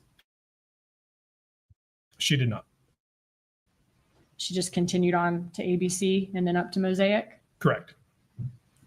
Now, are you familiar with the area at Thomasville Road and I-10 where Mosaic was located back in 2014 when it was around? Yes. Were there any liquor stores in that area back in July of 2014? There were, yes. Okay, which ones? So we have the Publix liquor store. They're off of Thomasville Road, Market Square Liquors, Market Square Shopping Center, and there is another ABC location a little further north on Thomasville Road. What route could she have taken to one of those three liquor stores? Of many, one of the routes is the one depicted here by the red dashed lines, which would have taken her up Centerville Road and then over to Thomasville and down to Mosaic. What route did she actually take to go to the ABC liquor down on Thomasville and then to Mosaic? We can see here her path would have been the purple line and the shortest distance again being the red dotted line. Now, I know I mean, obviously that looks like the shortest distance, but how much shorter are we talking about? Oops. So we can only, Hold our on one mapping, second, our- guys. I'm going to pause this for a second because this dropped. Let me just pull this up. This dropped on the 9th. Share screen. Let me just pull this up here. I just want to share this with you guys. Where did it go? Oh no, did it just close out on me?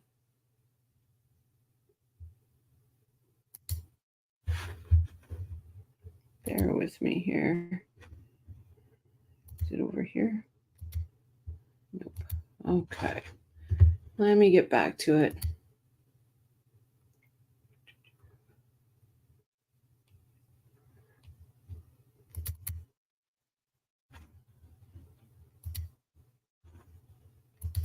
Bear with me. I'm just bringing this up. Let me see if I can bring it over here. Here we go.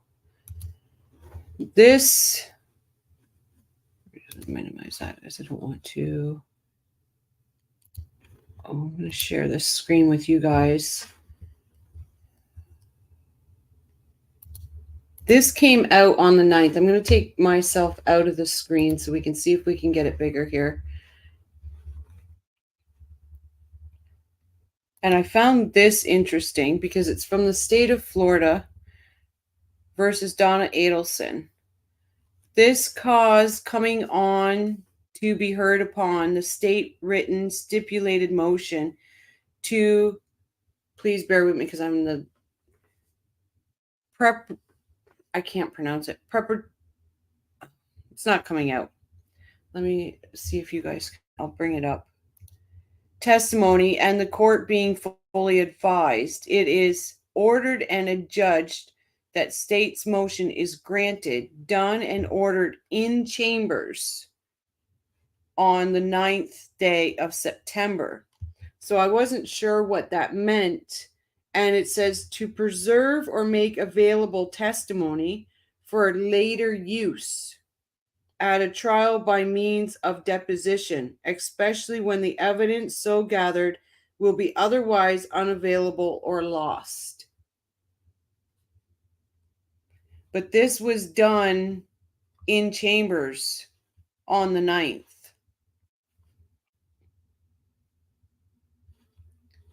So like I said, I found that. Hello, Rayanne. So I was wondering if that was about Robert, but then when it said available testimony for later use at a trial. So is it something that came up about Wendy and they've decided to hold off and use it later?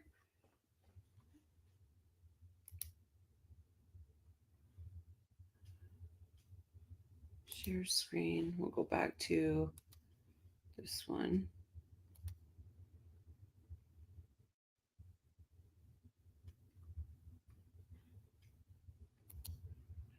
Oh, so you think that's oh, what was his name now? Clark? You think that's Dr. Clark? Dr. Anthony Clark was his name.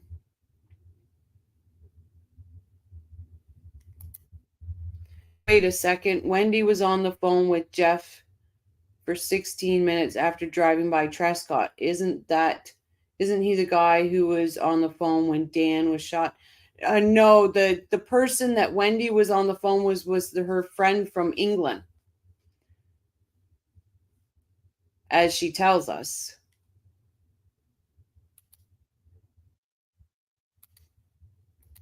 Okay. Oh. Come on now. One sec, guys. My thing is froze. There we go. Oh, yeah, I bet now that Top said that, yeah, that was probably Dr. Anthony Clark. Yeah, makes sense, but not sure. No, you're right. It does make sense because I've seen it and I was like, huh, why to save it for later? Oh yeah, she was calling everybody trying to get someone to talk to her. Apparently made several calls. Yep. Well, and that's the thing, right? She apparently made several calls. We know that now, but she's tried to tell us that from her house to ABC, she was talking to her friend from England, and that's why she was distracted when she drove down Trescott. Oh gosh. Like that's like with this trial, how many more different lies is she going to tell? So did I. I got excited thinking it was Rob, that it was being, or something to do, something came up that Georgia wanted to save it. But it was obviously done in chambers, so it wasn't in the hearing, because it would have been today, or well, I guess today for me now. But there was another one that dropped, and it was about David Oscar Marcus.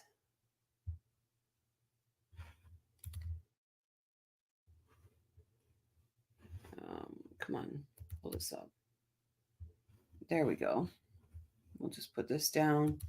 Yeah, it was about David Oscar Marcus. Let me just present this screen to you too.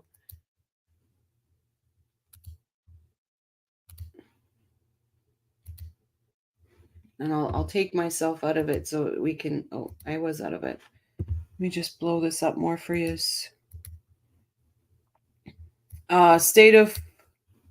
State of Florida non-party David Oscar Marcus, former counsel to Charlie Adelson, motion to quash trial subpoena. Oscar Meyer-Wiener. Marie says, in one of Jay's videos, he showed a record that person she was talking to was not from England. It showed a Boston area code. Nice. Yeah, because Jay got the FOIA on calls. I still wish I could figure that out, because I would definitely get FOIAs for you guys and we'd share every single page. Oh, and someone didn't smash the like button on the LNC stream. LNC. LNC, I'm not too sure. I just saw on Reddit that Jeff was a friend and he was visiting a friend at Harvard. Oh, nice. But yeah, and then it says Donna Adelson seeks is either the subpoena should be quashed because the testimony Donna Adelson seeks is either privileged, undersigned. So this is the state trying to squash this subpoena. It would therefore be unreasonable and oppressive to require undersigned counsel to travel from Miami to Tallahassee when the testimony would not be introduced at trial.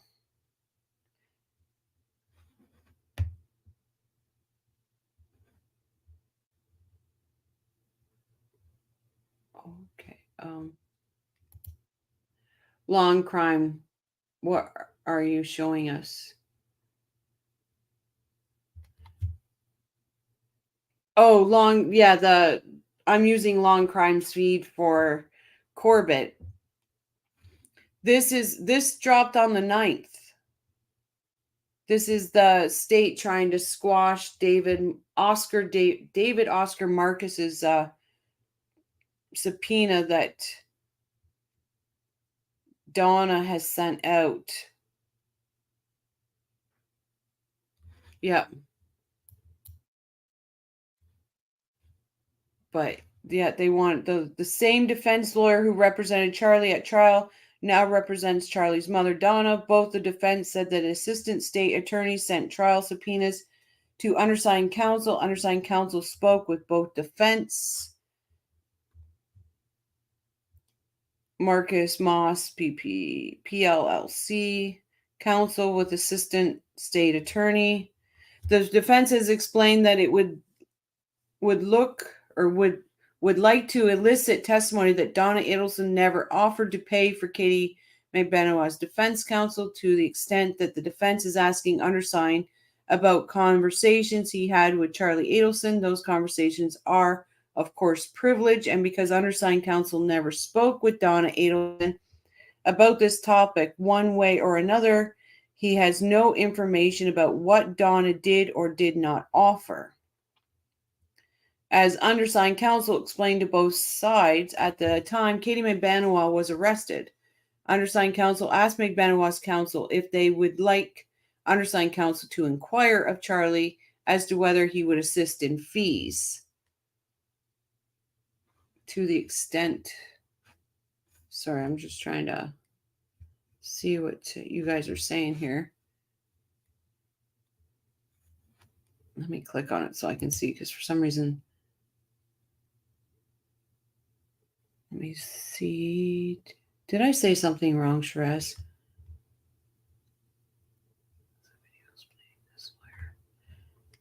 Yeah, he does. He has a video explaining. Counsel, if they would like to undersign counsel to inquire. No discussion regarding Donna Adelson took place between counsel, and a conversation regarding Charlie is either privileged or irrelevant to this trial involving only Donna. Other issues has recently come up. The defense has informed undersigned counsel that the state intends to elicit testimony that after Magbanua was arrested, undersigned counsel called the detectives to ask whether Charlie had been arrested or was going to be arrested. Apparently, the state sees this call as evidence. I agree. When I saw this, I was like, whoa. Jibs and jab. Charlie had grown so close to an extortioner that he wanted to pay for her lawyer. Yep. Oh, wow. This is good at Crime and Coffee. This dropped on the 9th. I didn't see it till today. The evidence that the Adelson and Magbanua were working together. Let me get this out of the way for you guys. Sorry. They're working together. Such an argument is absurd. First of all, Donna had nothing to do with the call. Second, undersigned counsel knew Magbanua's counsel, so they sometimes spoke about the case. When Magbanua was arrested, one of Magbanua's lawyers informed undersigned counsel and asked whether Charlie was also arrested. That led undersigned counsel to call the detectives and inquire. How any of this has anything to do with Donna's trial is a head scratcher, because it is irrelevant, and because any suggestion by the state that something nefarious was going on is beyond the pale. The evidence gone beyond the pale, the evidence, and the rebuttal evidence should not be admitted. Wherefore, the trial subpoena for undersigned counsel should be quashed, in that it seeks testimony that is either privileged or irrelevant. Certificate of service. I hereby certify that a true and correct copy of the foregoing motion was e-filed on the 9th day of September and served on all appropriate parties throughout the system. So that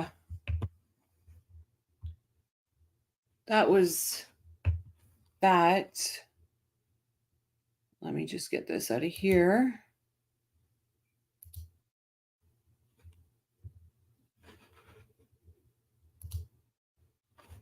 And then I'll get you guys back into here.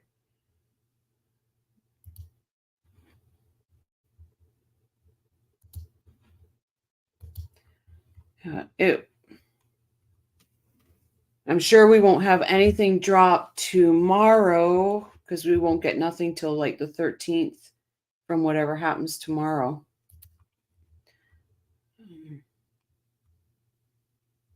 Like, yeah, Jibs and Jabs wanted to pay for her attorney, but not go to Ellie and tell them about double extortion. It's... Dash Hound says, it just seems that family accumulated so much money, they felt they were untouchable. They would be able to just pay people off to keep it under the rug. Absolutely.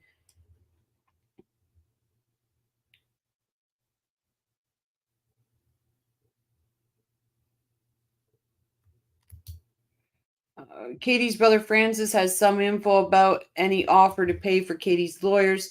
He is on state's witness list. Yep. And he may have offers about why Sigfredo's still staying quiet. Maybe he's getting a monthly check from the Adelsons. Yeah, he's trying not to testify.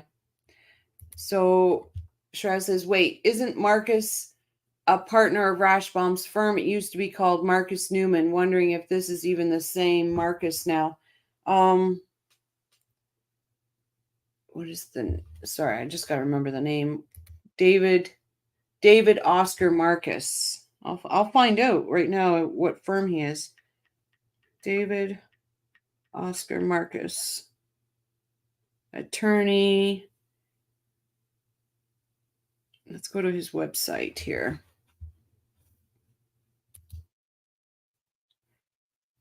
And it's Marcus and Moss. Marcus and Moss is tired.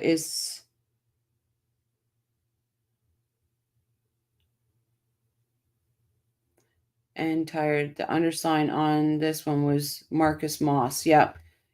So I just pulled up his website and it's Marcus and Moss, PLLC. Marcus Moss is a nationally recognized trial and appellate law firm. Yeah, it's a thing, but he's an appellate law firm known for taking on and winning difficult criminal defense cases. The firm's lawyers accept only a small number of high-stakes cases at any given time so that they can dedicate their full attention to every client. This firm's founder, David Oscar Marcus, is a Harvard-educated lawyer who has been described as wickedly smart and a terrific trial lawyer. His clients say that he is the whole package and a creative. So why didn't Charlie stay with him?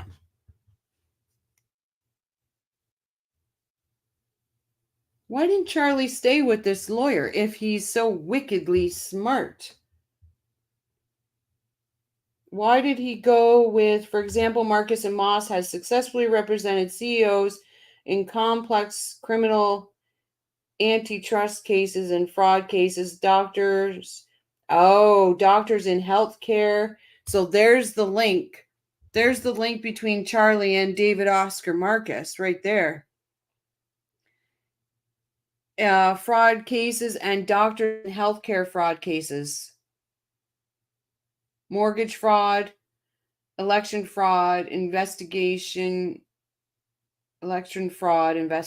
companies. So I bet you that's how Charlie knows David Oscar Marcus is for doctors in healthcare fraud cases.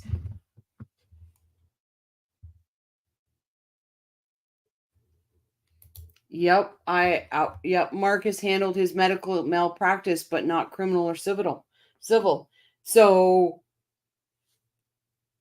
he's represented people which include RICO prosecutions, DUI, manslaughter cases, gambling matters, and others.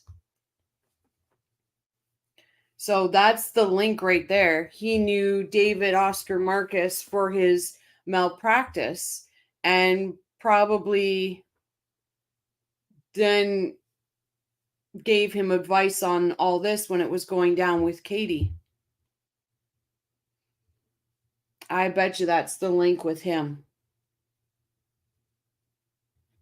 All their dentist lawsuits, yep. So that would absolutely be the link.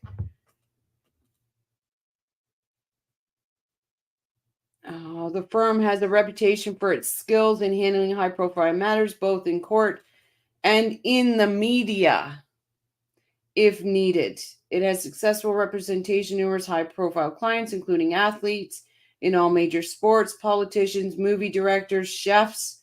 Oh, maybe he represented the paella chef and the like, making sure that their reputations are intact after the case is concluded.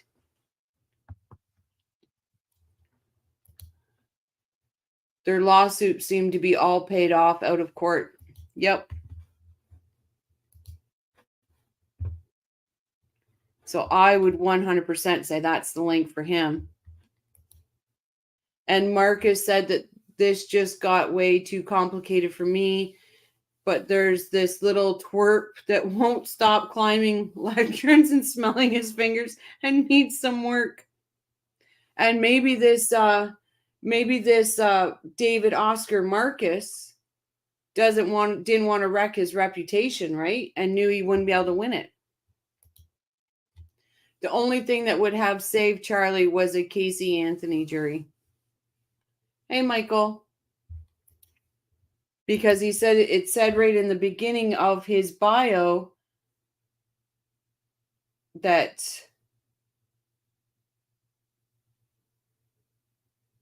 only a small number of high stakes cases that they take on at a given time. So that to me would say he probably knew that his reputation would go down the drain taking on this case because he knew Charlie was guilty. I would like Harvey to get on the stand and George ask him, what were you given on your 70th birthday? As no one seems to remember. Perhaps Harvey remembers. Oh, he would say, paella. Oh, God. I hope they have nightmares of paella. Our GIS software is able to provide approximate travel times and distances, kind of like Google Maps. And so what we can see is that the miles for the shortest route would have been 3.63, and they estimate travel time in about 11 minutes. The other travel was almost 9.5 miles, which they estimate travel at a little over 20 minutes. Okay. I know, and that's what I thought too, Shraz. But it doesn't say is it Harvard? It didn't say anything about murder. But we can say the same thing about Rashbaum, right? He's a finance lawyer. Like Life says, did you see on Patty's Playhouse or talk about the translation of paella? It means for her. Yeah, we had somebody in the chat the other night that said that too. Crazy. So switching gears here again one more time. Still on July 18th, but now switching back to Garcia and Rivera, who we last heard had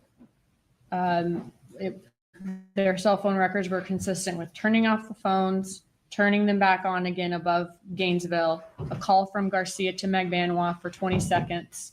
What happens after that? So again, yes, we see their travel back. There's fewer communications, fewer dots on the map during their return. Dots than when they drove up? Correct. Sorry. Yes. Okay. We see they reach the South Florida area in just after 6 p.m. On the evening or afternoon of the 18th. And then the first thing we see or information we have is a ATM transaction from Mr. Rivera. Okay. Based on the ATM transaction that was seen in the bank records, what did law enforcement do? So first we look at the location information from the handsets to make sure that it's consistent. We do see around the time of that transaction, we do see both Mr. Rivera and Mr. Garcia's handsets communicating with cell sites around the area of the bank. And then investigators were able to locate the surveillance video from the ATM. We can see Mr. Rivera, see Mr. Garcia in the passenger seat, and we see the green Prius. Okay. Continuing on, once they get back to Miami, after they go to this ATM, can you show us the communication between all these parties on July 18th that evening?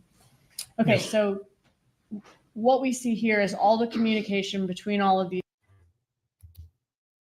Yeah, and I just read it. Shraz says, if they have partners in their firm that specialize in those areas, then I can see it. But there are a whole lot of attorneys that claim they specialize in a whole lot of things and they don't. And it doesn't, it's basically just says those things that I read that they specialize in. And when it says criminal, it says it's underlined and it says criminal antitrust. It doesn't. So it's really weird. It's very weird. Sarah shifts gears like a Rolls Royce. Yeah, it's just Rashi shifts gears like a 1937 Ford truck. They're generalists and they get themselves in way over their head. Yep. Well, look at Rashi. He's over his head, and he didn't have much to go to be over his head, but These parties starting at that 12:30 call from Garcia to Magbanua and then down through midnight that night? Down through 10:20 in this particular summary. Yes. Okay, thank you. All right, can we focus in on later that evening and I believe the 8-9 o'clock hour? Yes. Okay, so who is Katherine Magbanua communicating with that evening around that time? Well, we see communication with Mr. Adelson and Mr. Garcia, but the communications with Mr. Garcia end here. This 9:46 is the last. yeah, absolutely. But there's nothing on their site saying murder, nothing like that. Just criminal antitrust. So that's right. It ain't murder. Absolutely not. So I would say Charlie's linked to this guy through his malpractice and probably asked questions before or after Katie was arrested, or maybe even when Sigfredo was arrested. Rashbaum was unable to follow on his opening. Yep. Nothing about extorted. No, nothing on there about extortion either. Oh God. These people had somebody in their pocket every angle. Or thought they had people in their pocket in every angle. Last event where her handset communicates with Mr. Garcia's that evening.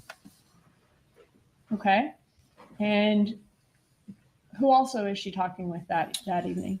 In addition to the communication with our subjects that we've been looking at, we've added in Ms. Yindra Mascaro, and we see that Ms. Magbanua is communicating with her through the evening hours also on this the 18th of July. Okay, and are you familiar with the statements from Ms. Mascaro, Ms. Magbanua? Ms. Mascaro babysits her kids or was babysitting her kid on the night of July 18th? Yes, I am. Okay, so after her communication with Ms. Mascaro, what happens next? So what we see events earlier in the lower right-hand side, we see cell site events in the 7:10 to 8:46, which would be consistent with Ms. Magbanua's residence.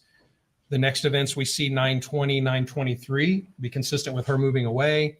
And ultimately 9:42, one of those last events we saw with Mr. Garcia, her handset is now communicating with the cell site in proximity to Mr. Rivera's residence. We know that also on the way is Ms. Mascaro's residence, relatively on the way. Okay, so that could be consistent with her dropping her children off at Mascaro's and then heading back up towards Rivera's residence? Yes. Okay, so what about Garcia and Rivera? Were they ever consistent with Rivera's residence that evening? Yes. Here for Ms. Magbanua, her 9:46, 9:47 events, and looking at the sector that she's using, again, consistent with Mr. Rivera's residence. Yep. And if we look at all of the cell site usage for Mr. Garcia and Mr. Rivera, they are also consistent with the area of Mr. Rivera's residence. Okay, and who did she speak to on the phone during the 10 o'clock hour? There's contacts with Mr. Adelson. We see at 10:12, there is Mr. Adelson attempts to call Ms. Magbanua 2 seconds. And then at 10:20, Ms. Magbanua calls Mr. Charlie Adelson for 1 minute and 56 seconds. Were you able to? I doubt it, Michael. Michael says, do you think that Rashi is being more realistic with Donna, saying there's a good chance you will get convicted, but I will do my best, or will he lie to her? I guarantee he's lying to her. I guarantee it. He doesn't know how to tell the truth to his clients. I think honestly, I'm not going to say that. Sorry, Rashbomb. I will take that back.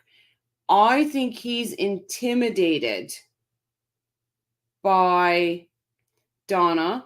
And I think he looks at her like, he's even said it, like a pseudo mother, that he just gives false hope.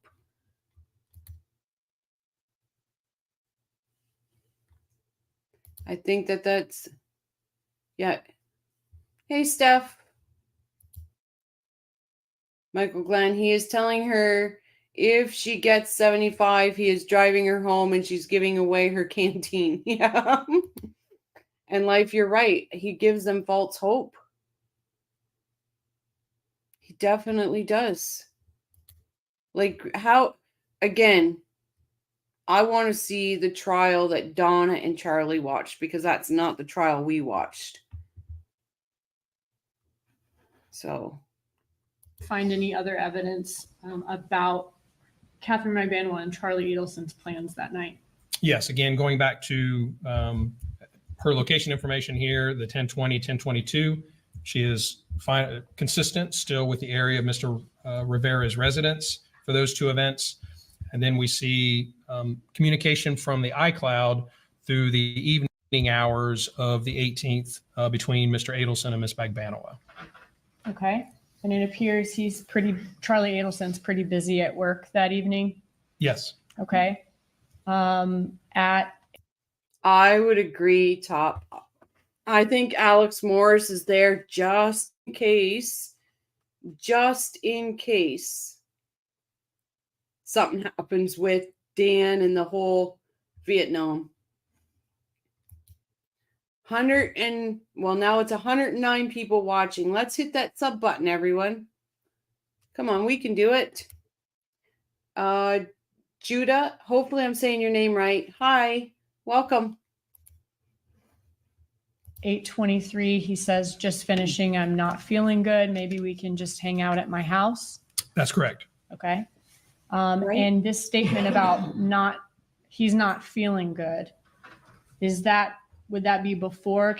Shiraz, imagine we could see the trial that they saw. Oh my God, it would be like comedy hour. It would be a comedy hour for us.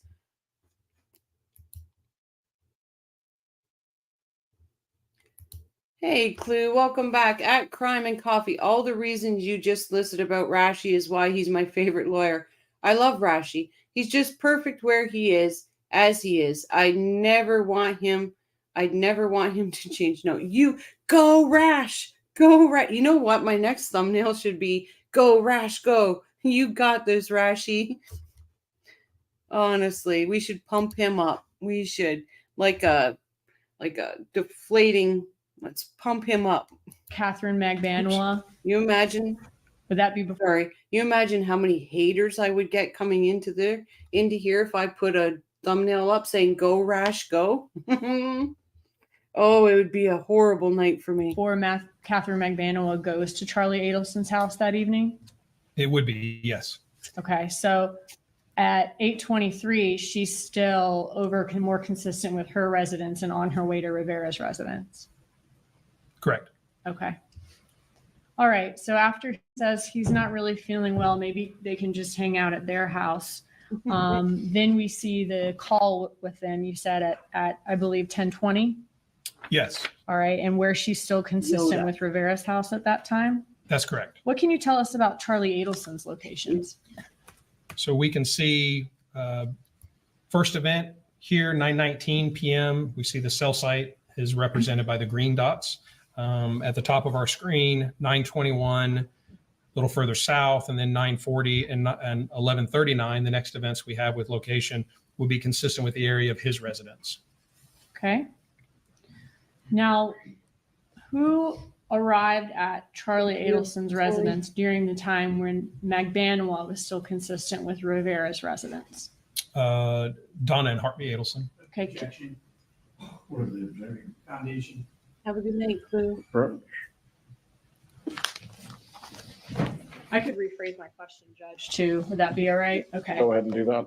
Was there some evidence in the iCloud involving messages between Donna Adelson? I don't believe so, Michael Glenn. I don't think he can bring anything in. Maybe. I know here you wouldn't be able to. Unless it's family, like a family day, your granny or whatever can bring in cookies, but they got to go through a lot of tests before then. But maybe somebody here can answer that. Hope to see you again soon. And Charlie Adelson, where she says she is at his house on the evening of July 18th during a time when Katherine Magbanua is still more consistent with Rivera's house. Yes, Okay. Can you show us that message? I can.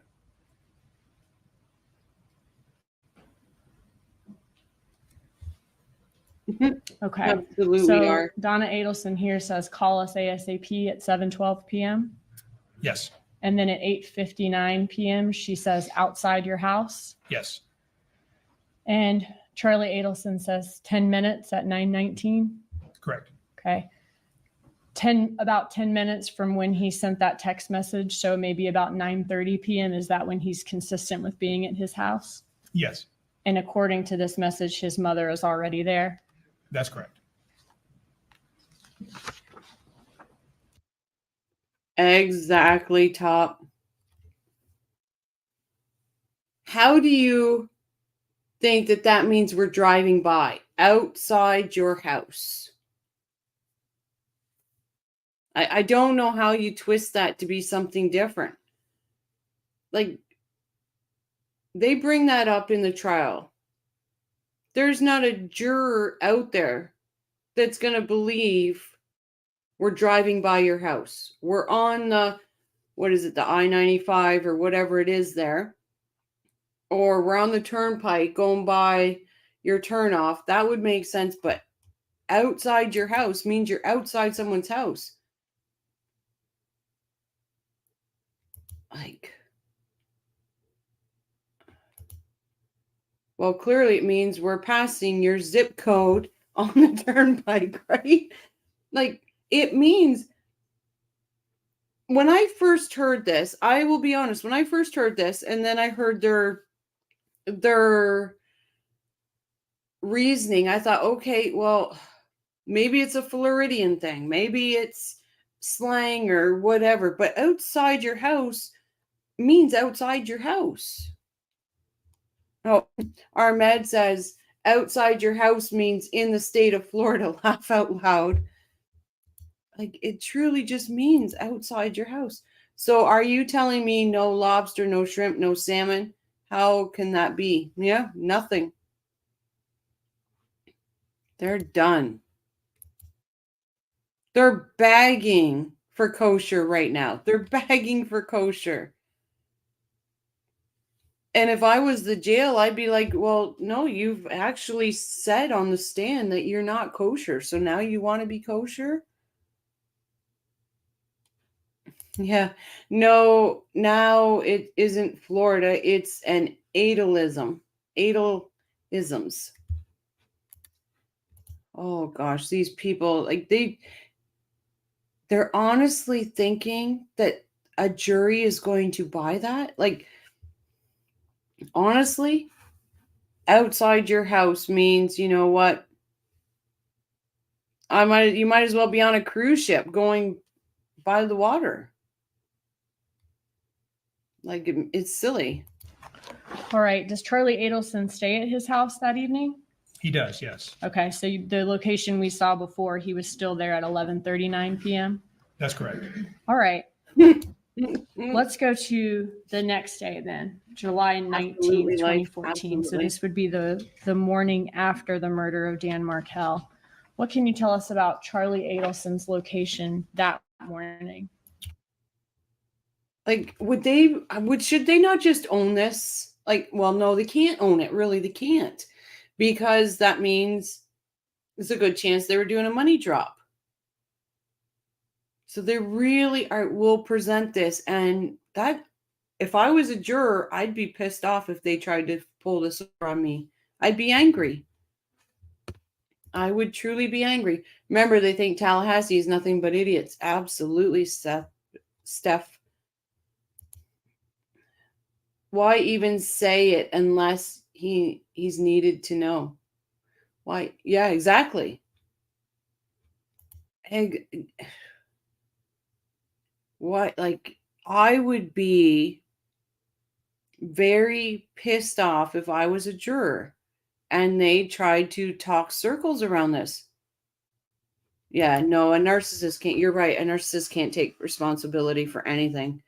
It's always someone else. They'll make you feel crazy. And then you've got to come out of that fog. And it's a hard fog to come out of for a while. So we see his events 10:22 through 11:09 a.m. He's still communicating with a cell site adjacent to his residence. Okay, and what can you tell us about the communication from Katherine Magbanua's phone that morning? Well, we see that we have some events here, 3:08. This is, again, the morning of the 19th, just Miss Magbanua's records. We see 3 attempts from Mr. Garcia to call her, beginning at 3:08 through 3:26 a.m., and they're all short duration, 41 seconds or less. But those are 3 incoming calls from Mr. Garcia to Miss Magbanua. Those records do not have location. So again, meaning that those calls did not actually reach her handset, or handset was not in communication with a network at that time. Okay, thank you. That was my question, is did she have location? So no location because her phone was not connected to the network. Would that be consistent? Oh my God, that's Charlie, it's late and you probably got someone's head buried in you, but needed to let you know we're driving by on the turnpike. Hi, love, Mom.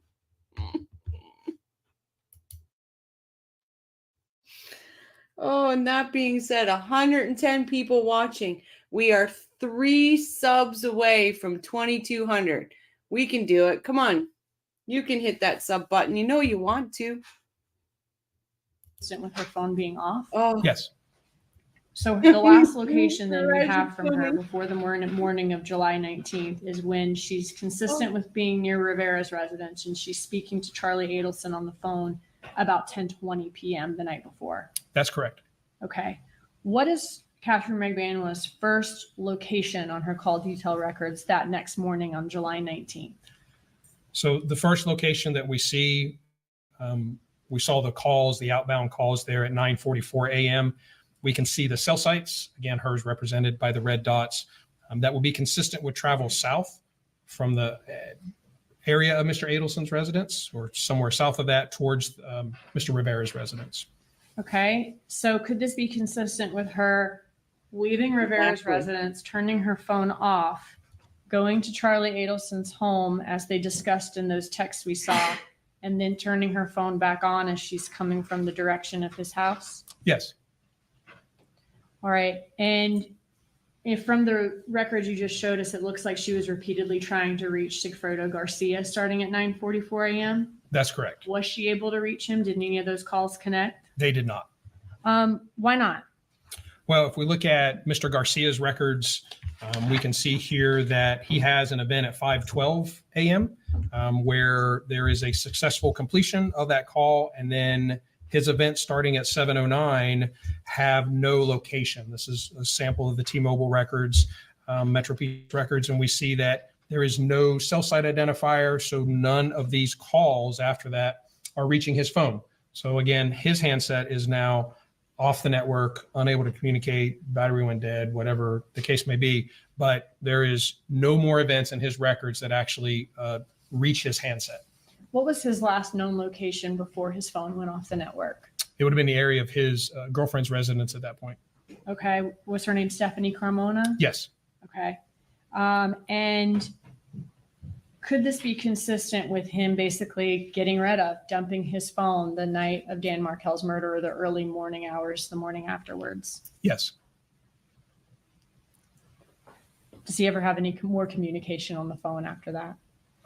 For the records that we have, there are no more originating communications. There's no communications that actually reach the handset. There's no indication that that handset is used at all after this 5:12 a.m. event. Okay. Now tell us about the other attempted communication with Sigfredo Garcia's phone on July 19th that morning that are relevant to this case. So there are a number of communications between, again, Ms. Magbanua attempting to reach Mr. Garcia. Ms. Magbanua reaches out to another phone number as associated with Mr. Rivera and Mr. Garcia, attempts to communicate with them. And then for the first time, we see Mr. Rivera actually call in to Ms. Magbanua from his actual phone. And there's more calls that go back and forth throughout the morning. And then all that kind of culminates at 10:31 a.m., where we see that last communication between where Ms. Magbanua was trying to communicate with either Mr. Rivera or Mr. Garcia. And that number associated with them, that Anthony Ortiz person, is he a documented kind of friend of Garcia and Rivera's? Yes. Okay. So this could be consistent with her not being able to get in touch with him, so she's calling friends of his to find him. That's correct. All right. And what about Rivera's location that morning? What do his records show us? He shows us that he was near his residence. And then at some point he travels to the area consistent with Miss Carmona's residence, Mr. Garcia's girlfriend's residence, and then returns to the area of his residence. Could that be consistent with nobody being able to get in touch with Garcia? So Rivera. Sorry, Michael, I'm still reeling about that rocket dying comment last night. I wasn't on last night, so Michael, I'm not sure what comment you're talking about. And two-way, we got 112 watching, 2 of yous really want to hit that subscribe button. I know you do. Goes out to find him, get him, and bring him back. Yes. Okay. And does this kind of flurry of attempts to get in touch with Garcia abruptly stop at the 10:30 timeframe? Yes. And that's when the calls between Magbanua and Rivera stop too. Correct. All right. What is the next, or tell us about the location then at 10:31 after this flurry stops? So picking up with Miss Magbanua's locations from the previous 9:47 a.m., she's getting closer to Mr. Rivera's residence.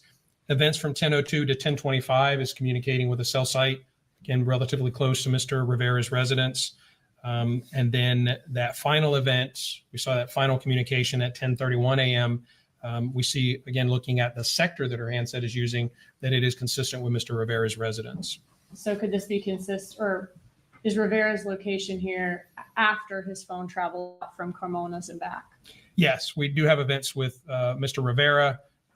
These are the times, approximate locations, the cell sites, again, consistent with his residence. All right. So could it be that Magbanua, Garcia, and Rivera are all consistent with being at Rivera's residence at the same time that morning? It could be, yes. Okay.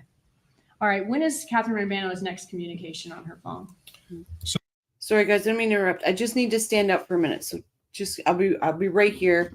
Just give me 1 sec. So the next communication that we have is 11:23 a.m. It's an So outgoing. about 50 minutes later. Yes. All right. And where was her phone located 50 minutes later at 11:23? So 11:23, we see the cell site and sector that her handset is using.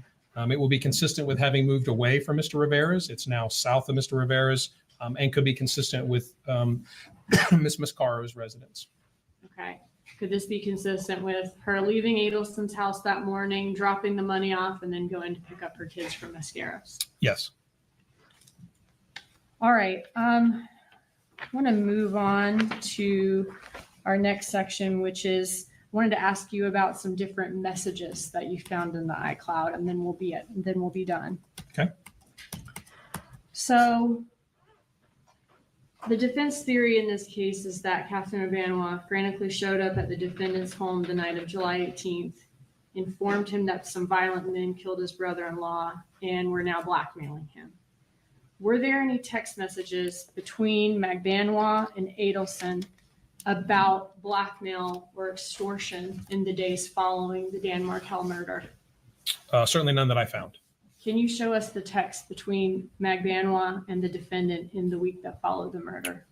So these are some text from that week. This would be July 19th. This would be the day after the homicide. These texts start at 12:13, just after noon on the 19th. And we see them going back and forth about going to the pool or the beach, and kind of casual conversation. Okay, so this is the same day of all the call activity we just saw Yes, and locations we just saw. And so sometime after noon at 12:13, Charlie Adelson says he's headed to the gym. Are you going to the beach? It's so nice. yes. Okay.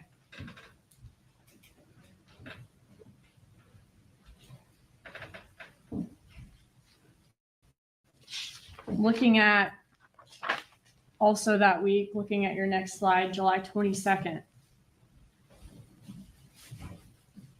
They're talking a little bit about the weather, how late it is in the day. Katherine Magbanua asked for Jerry to call in Oh, Shiraz, thank you so much. Shiraz gifted 5 Crime and Coffee memberships. See, if those 2 people would have clicked subscribe, you would have been in on it. Thank you so much, Shiraz. I do appreciate you so much. Thank you. And April, sorry, I had to stand up. My old legs were falling asleep on me. Oh, finally hit Ian. Oh, that's awesome.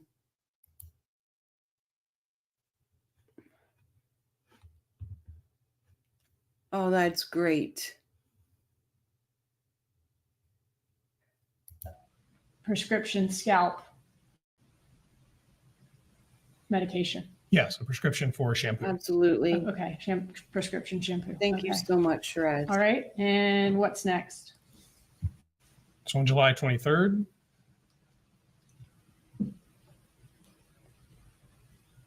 So on this one, Charlie Adelson says, don't forget to text Jerry your info. He'll call it in the morning, sweet dreams.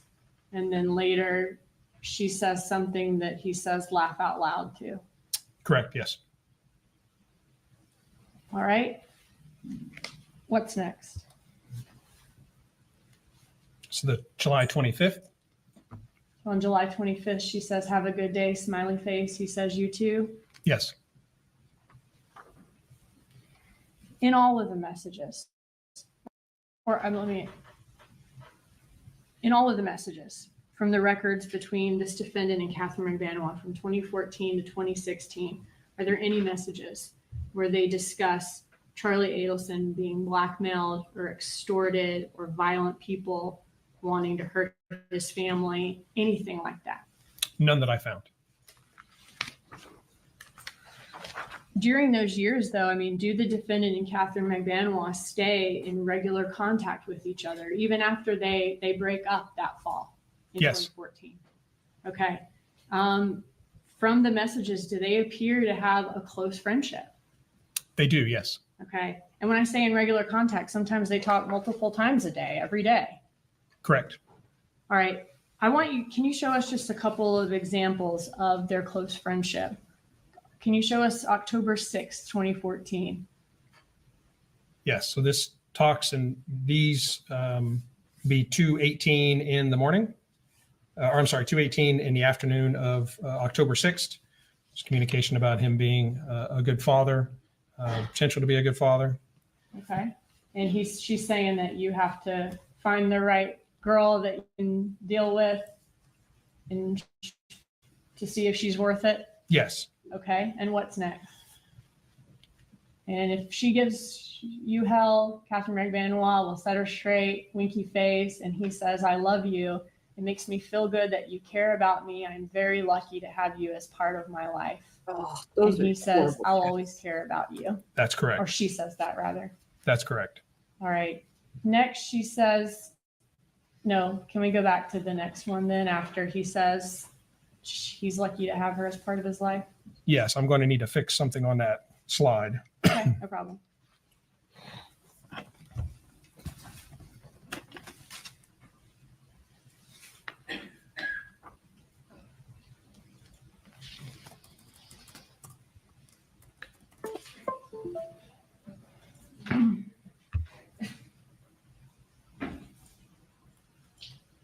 See, I'm very shocked that Rashbaum didn't stand up here and object to him editing a slide.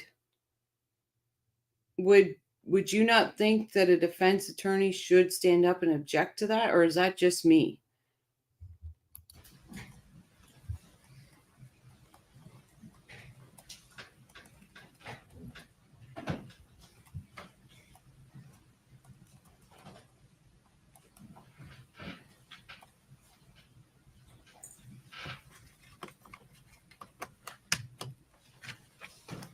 Judge, for time purposes, maybe you have 10 minutes left, I would say. 15 minutes left, if that.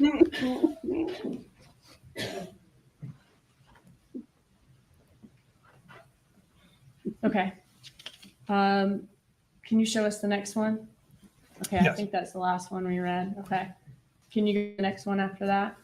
All right. She says, Yeah, it's bad.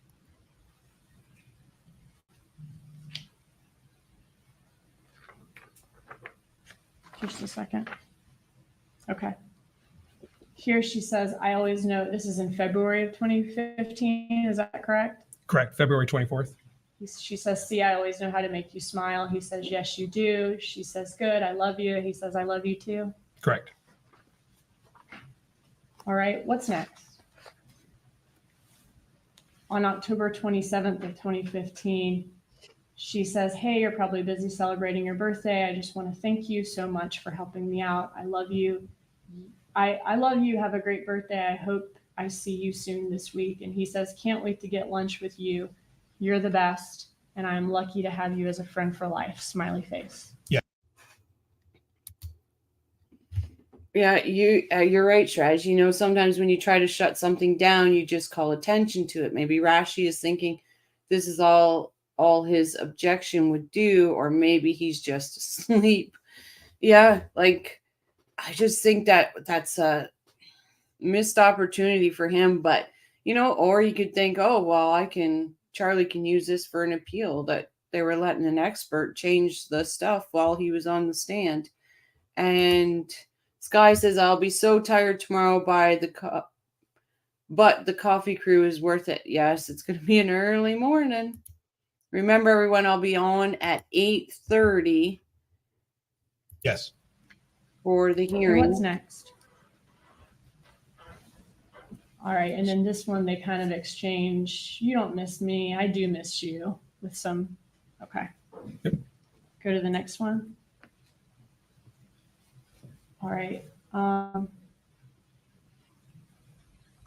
This one, they're talking about something and he ends it with I would've LOL, wanted you're them the to. best. Correct. And LOL, does that mean laugh out loud? It does. Yes. All right. Were you involved in securing a wiretap of some of the suspects in this case in 2016? Yes. And what is a wiretap?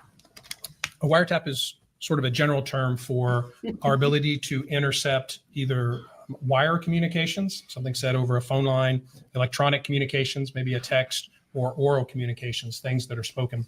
But when law enforcement is able to lawfully intercept those to record them during the course of an investigation. Does an order have to be signed by a judge and sent to the phone carrier in order to have authority to conduct a wiretap? Yes. And so because of that, I mean, are we able to go back and listen to the content of these phone calls that we've seen today from back in 2014?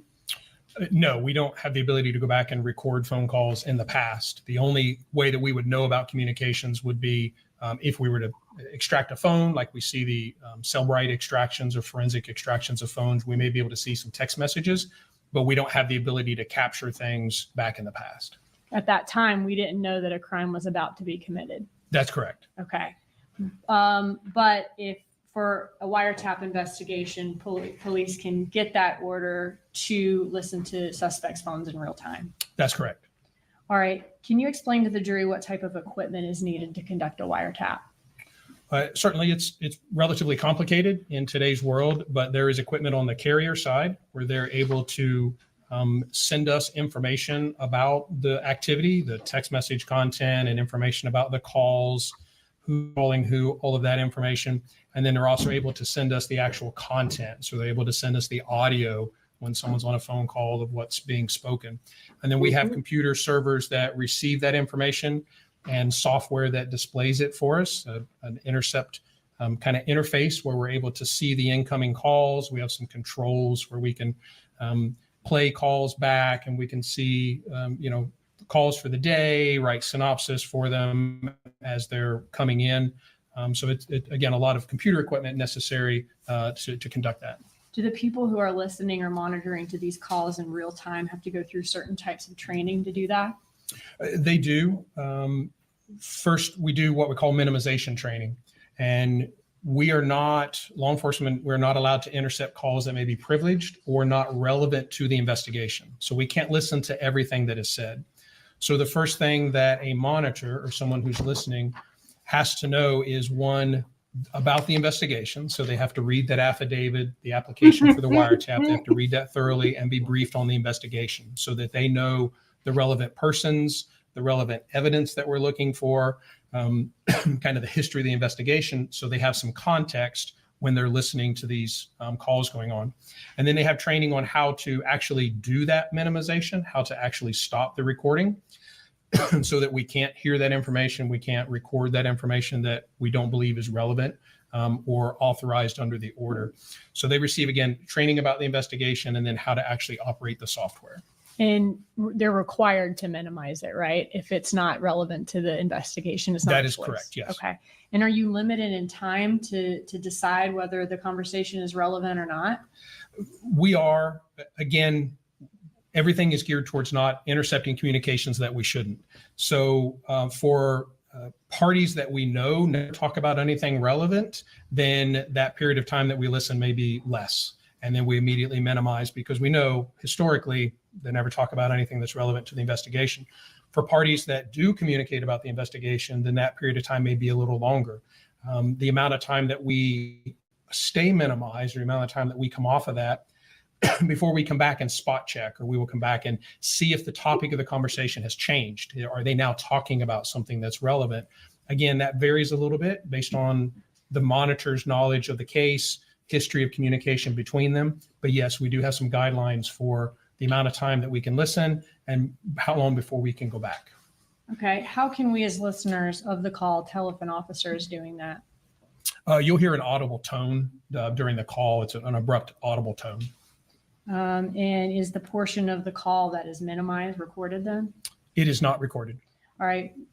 When listening, do you have to be on the lookout for suspects who may try to mask the meaning of what they're talking about just in case law enforcement is listening? Yes.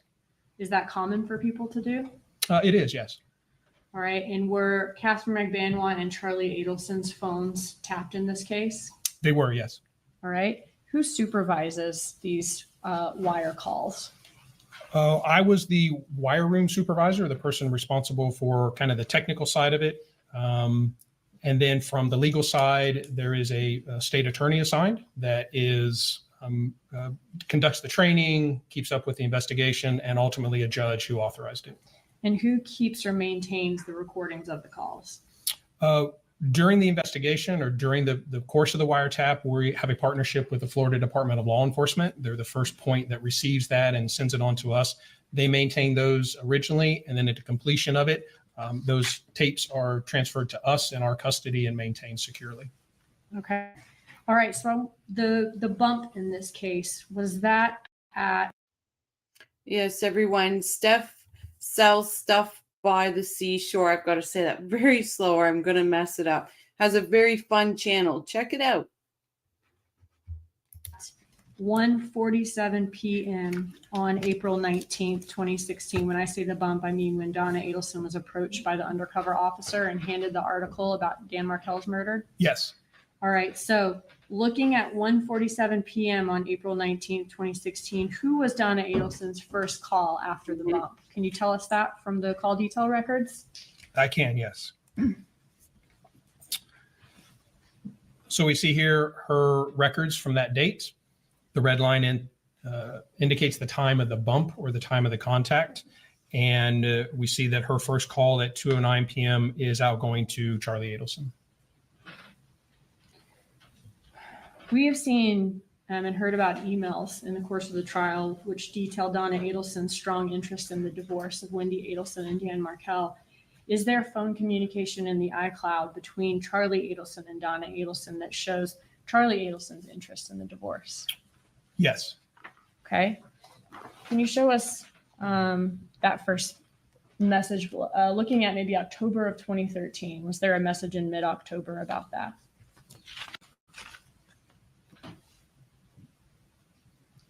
All right, what does this say?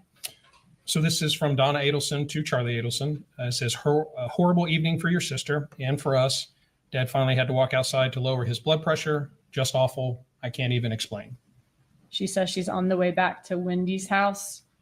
Okay, Yes. can we go to the next slide? Now on the slide before, did it say, I bet let's talk this week by Charlie Adelson after he heard that? Yes. Okay. Looking at the next slide, what happened on October 30th of 2013? There is, again, a message from Donna Adelson indicating she just got a text from Wendy mentioning that she's moving ahead with the purchase of a home.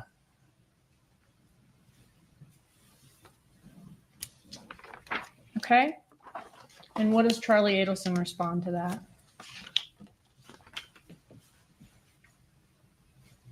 Can you read those to us? He indicates she never told me. Why is she doing this? She never mentions it to me on the phone. I guess it's because it's stupid. Did Danny give her Thanks, Shiraz. permission to move schools? Okay. And what does he say after that? He says he will hold that over her and use it as leverage, especially after she puts money down. She is really stupid. Give them their asking price, question marks. And what about after that? He says, I can try again, but I only talk to her about one time a week and leave about 7 messages. And then he Okay. indicates this would be October 31st. And the times here on these messages are still in coordinated universal time. So in October, we're 4 hours behind, but that should be about 1 a.m. But he says, spoke to Wendy. I think I made some headway. Hope you're having an awesome time in Israel. Have a good night. Okay. Now, the times that we saw earlier in your presentation, those have all already been converted to the actual time that was sent, right? That's correct. Everything up Okay. to this point has been converted to our local time. And I do point out that communications with Donna here that we've just been talking about, those, if you notice the time in the bottom of the messages still say UTC +0, which means there's been no offset or subtracting of time to get our local time zone. So in those messages, he seems to be thinking that her buying a house is not a good idea. Danny will hold it over her head, use it as leverage, and he's trying to talk her out of it. Correct. All right. And then what's the next message to his mom? Wait, I'm sorry. Did you read the last one? I did. Spoke to Wendy. I think I made some headway. Hope you're having an awesome time in Israel. Have a good night. Okay. And how does his mom respond? Okay. Let me go to, Just indicates that the Adelsons appear to be in Israel at the time and look forward to speaking with him soon. okay. Danny sent them some pictures of the kids in Halloween costumes, it says. Yes. Okay. So let's go to the next one. So Charlie states, spoke to Wendy for 20 minutes last night. She texted me today that she pulled the plug on the house. Okay. With some smiley faces. Yes. And how does Donna Adelson respond? Wow, Charlie, thank you again. How did you accomplish that? You're a miracle worker. Tell us. Okay. Lots of exclamation points used there. Yes. And this is on Halloween of 2013, on October 31st, October 31st of 2013, and then the day after. Yes. Okay. And then the conversations about her buying the house and Charlie Adelson against it, that was all the day before Halloween of 2013. Yes. Charlie can do anything. Could buying a house in an area be unfavorable for like a motion for relocation? I believe so. Yes. All right. What about in February of 2014? I believe there's more here in this exchange from November 1st. This will be the continuation of the October 30th to the 31st to the 1st. Okay. But he indicates in response to the question of how did you accomplish it, he responds with a series of text about how that went. So Danny would have used it against Wendy as leverage. She needs to get permission from him. He has several other reasons why it would have been the dumbest mistake of her life, the second dumbest mistake of her life. Yes. Okay, and what's next? It says it took about 15 minutes of talking to her. I basically told her owning a house is like getting married, renting is like dating. Why the F would you want to get married again? Okay. And what's next in February of 2014? Was there some more messages from the mom? Yes. So February 15th of 2014, it's been in the evening hours or afternoon hours. Donna Adelson indicates that Wendy is stressed out. Absolutely, life. Okay. Does she say that Wendy will have to go through another depo? Could that be short for deposition? Yes, Is that where the other side's attorney gets to ask you a bunch of questions? it is. Yes. That's outrageous. They're talking about repetitive motions being filed, and the $500,000 account is the same $50,000 he tried to get his hands on last time, but it's in Wendy's name. Correct. Okay, and what does Charlie Adelson say to that? Crazy. And what does Donna Adelson say after that? Total waste of the court's time. Yep. Yesterday, he sent Wendy a text that said he saw her leaving the school at 2:07. He's stalking her. Yes. Okay, and what does Donna Adelson say after that? That Wendy wants to file a protective order. Is that what that said? Yes. But that's very hard to do unless there's a previous history of threats or abuse. But she wants to let the judge know he's stalking her. Yes. Okay, what's next? And Charlie Adelson says, I agree. Correct. All right, what does Donna Adelson say after that? Anyway, it looks like mid-March or mid-April before anything will be resolved regarding him paying her through the court system. Okay. And then does Donna Adelson go on to complain about the judge on the case giving him too much time to pay? Yes. Okay, and what's next?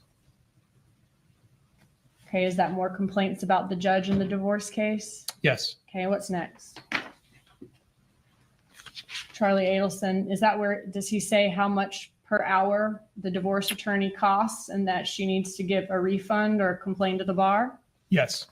All right, and what's after that?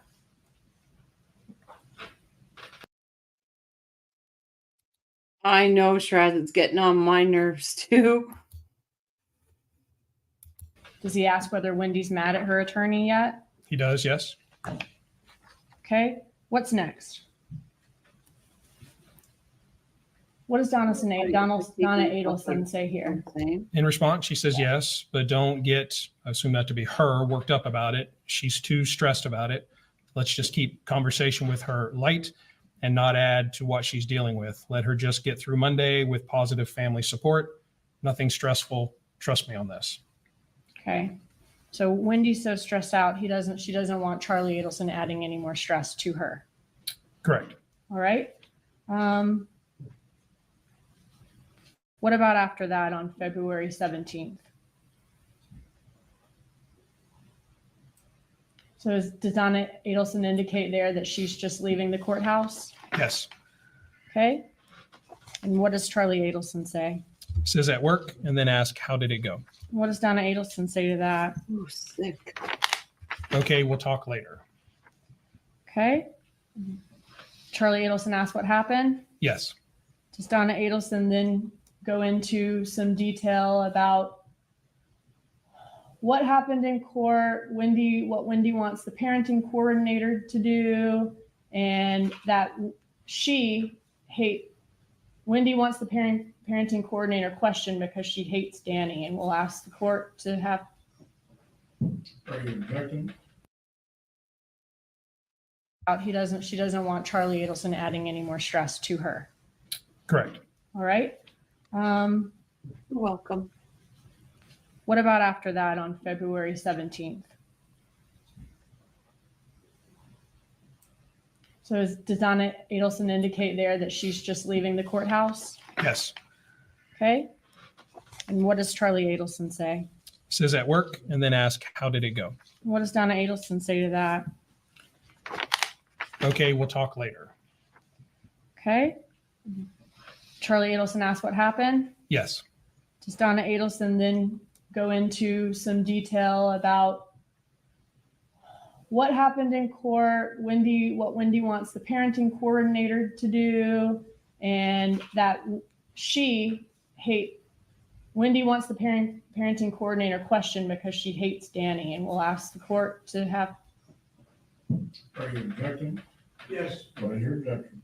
read the whole thing or not all of it. Please read the whole thing, the rule of completeness.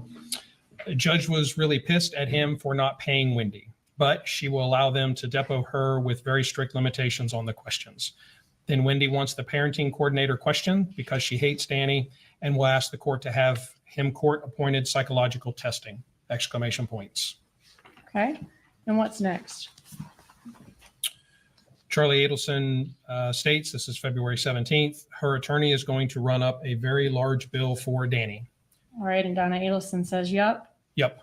All right. What about 2 days later on February 19th? Another text from Donna Adelson. If you speak to Wendy today, tread lightly. Don't ask questions about the depot, her lawyer, etc. Tough day, and she's really stressed out. The asshole showed up at soccer yesterday, and when she tried to leave with the boys, he said, no, stay here and play with Abba. She to the boys that Abba had to leave, and he said, no, I don't. Of course, she woke up to another email from him telling her that she is lying to the boys about their father's whereabouts, and that this will be brought before the court. Such a fucker. It was Wendy's day. He is allowed to attend the children's activities, but that's where it ends. It's just So Donna bullshit. Adelson looks like she was Oh. mad that he didn't just attend the activities. Dan Markel engaged with the kids, gave them a hug, said he wanted to play with them. Yes. Like, the dad just wanted to play with his kids. I don't understand a mother that would do this to their children. I just don't get it. All right.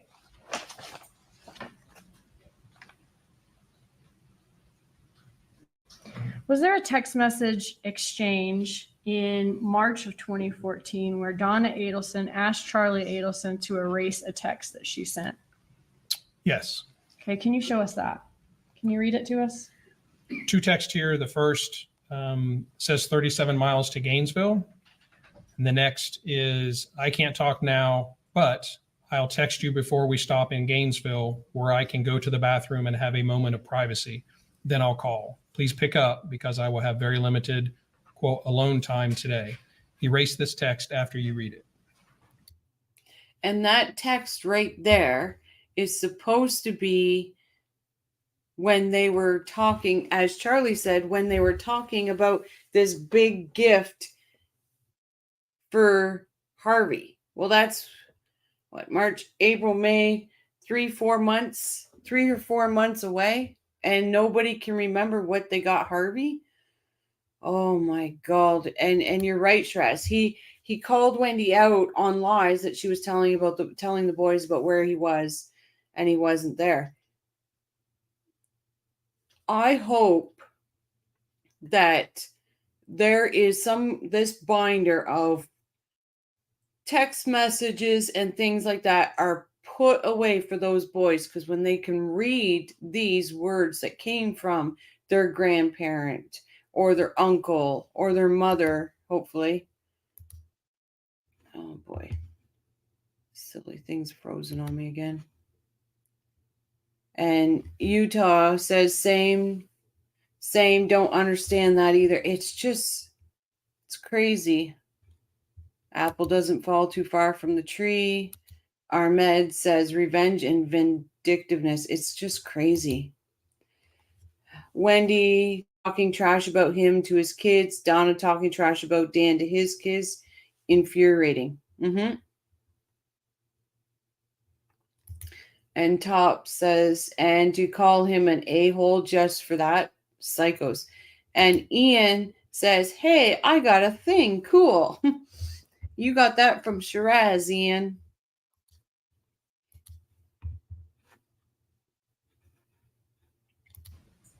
Okay, so she wants to go to a bathroom to talk to Charlie Adelson on the phone in private once she gets in Gainesville here, Yes, but wants him to erase that text on his phone.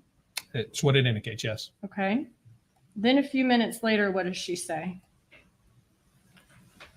We'll stop in about 5 minutes and I can speak to you privately about Dad's birthday gift when I'm out of the car. I have some good ideas. Okay. So in this text, she's saying that the text she sent 30 minutes before is about Dad's birthday gift, It would seem so, yes.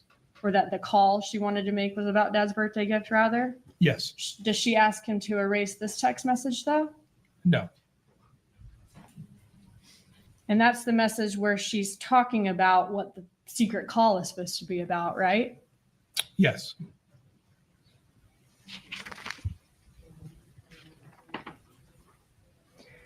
If the defendant's dad, Harvey Adelson's birthday isn't until July, it would appear that they were planning a birthday present for him here on this phone call in a Gainesville bathroom about 4 months in advance, right?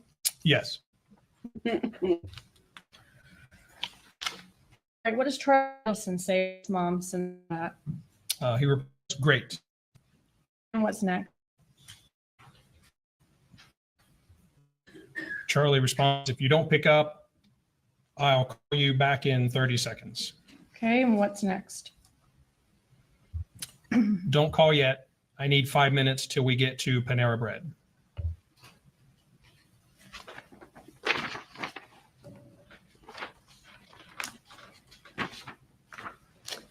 All right, was there a message in May of 2014 where Donna Adelson references having a tough conversation with Wendy?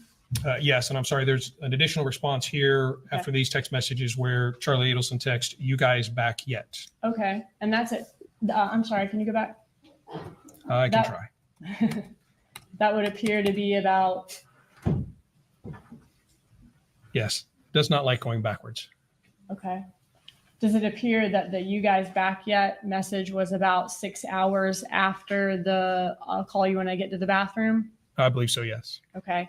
Could that be consistent with arriving back in Miami from stopping in the Gainesville area? Could be, yes.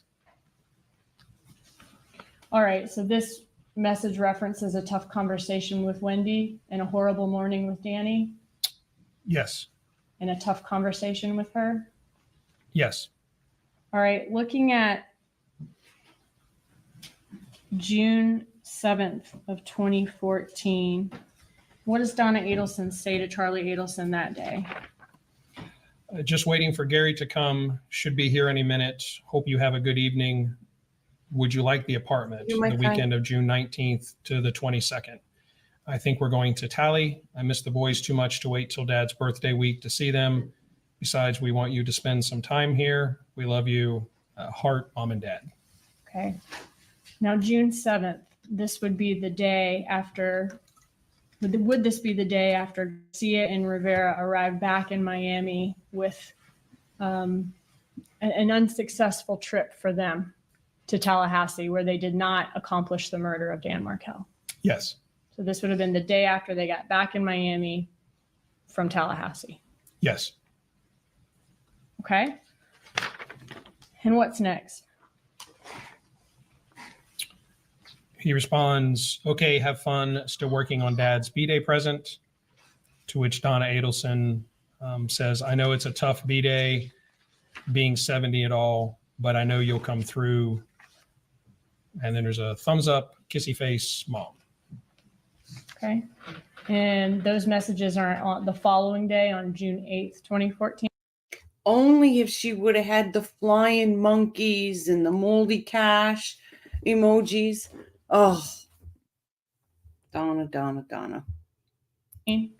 They're actually June 7th if you do the time correction. I apologize. So still on June 7th, still the day after Garcia and Rivera arrived back in Miami That's correct. after they were not able to kill Dan Markel. That's correct. Just a second. I know I've been saying that, Donna. No further questions. What is a purge?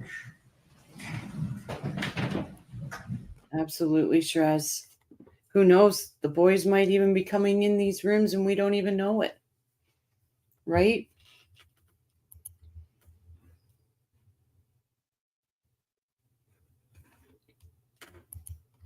Like I have said that. I actually said that to Sky the other night. I said, they may be coming in these rooms when they're at friends' houses. And never know. And sometimes I feel bad when I think that because, I take a good go at their mom. And I think maybe that's why I always make sure I say,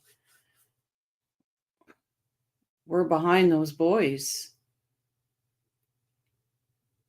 But they could be. Like I have 117 people watching right now. There's not 117 chatting. Who's to say that one of those boys ain't watching? I'm going to stop here for the night. Once again, I'm going to give you the same instruction that I always do. Do not discuss the case with each other or anyone else. Do not watch any news reports or seek out any information concerning this matter. Please report at 8:30 again tomorrow morning, and we expect to get started at 8:45. Have a good night. Well, we did it, Coffee Crew. We got through. He's got a little bit for day. Well, he's got rash balm in day 4, so we can do that tomorrow after the hearing. We did it. We got through it. But the only reason I wanted to do this tonight was because of the fact they're going to try to stop some of this stuff, but even if he wasn't allowed to make an opinion and he could only speak to the slides, I don't see how any of that helps Donna anyway. And Shra says, we all do, man, but you are one out of at least 20 other channels that is harshly judging their mother and her family. Yeah. But I try to make sure all the time I'm going to speak the truth to their mom. I am. I'm going to speak the truth to their grandmother, their uncle, their grandfather. I am. The flying monkeys, I'm going to speak the truth to that. But I always make sure I say the boys got a hard road, mountains to climb, but they have a lot of people out here in this big world supporting them. No harsh words about them whatsoever. I don't even say their names. Everybody knows their names. I prefer not to say their names, but we're all out here for them. All these emails show Wendy's manipulation in the whole thing. Neither Charlie or Donna realize it at that point. Absolutely, Marie. And I just think that they will know the full situation one of these days. And if Wendy thinks she can hide the situation from them, she's being crazy and irresponsible. Absolutely. Absolutely. Because the minute they do get their freedom and they're out on their own and they're going to college and stuff like this, like the name alone, they go to college with that name. People are going to be like, oh, are you those Adelsons? Are you, they're going to hear everybody's perspective, even if they don't want to. And they may not want to for a very long time. And that's why I said earlier tonight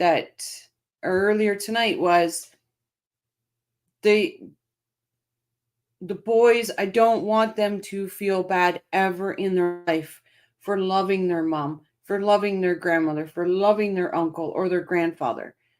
They don't have to carry that. They can still love these people, but they also need to know the truth to move forward in life. They're going to see somebody wearing your hoodie. Oh boy. Yeah. we have to, for justice for Dan. You're not anything wrong. Yeah. I hope these boys take the name back. Marie, I absolutely do too. I absolutely do too. Who knows? By then, one of the Kardashians will outdo anything the Adelsons have done, and nobody in their orbit will remember or care by the time they get to college. Right? And I agree, those kids will become very successful. They're and I know people don't like it when I say it, but their dad is going to be walking with them. Their dad is going to be doing that. I feel it so to be true. It's possible Wendy changed their names again to something common for the move to Austin. Wow. But I would think I don't know, because I don't know what the laws are in Austin. Are they as open as Florida? I feel they will go back to the Markel name once they're 18 years. I think once they can come out of that fog, Dashhound. I think so. Someday. Victory is mine, and the 24 people, or the 24% that did not vote against me tonight. My hopes is that they get to know Rob and the Markels. Yeah. And that might be the very best thing for them is their Uncle Rob. Honestly, I think because he understands the family dynamic. He might be the very best thing for them. No, I'm not saying that the Markels won't be, but to have that connection about how the family was with him. So he might be that one person that's able to shed some light, because their heads are going to be spinning in all of this. But you're right. Rob and the Markels are,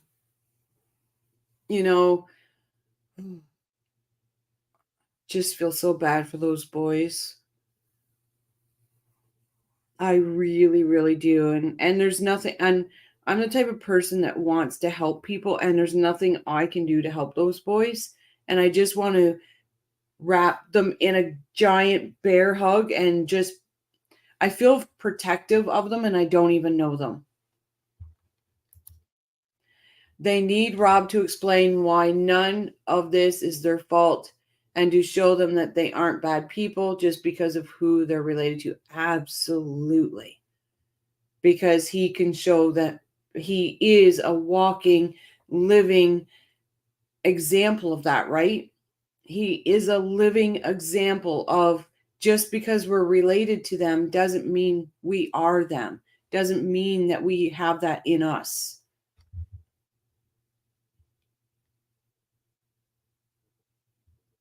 I really do believe that the fact that Rob was in touch with the Markels is another indication that what he has to say about his family is going to be bad. Yep.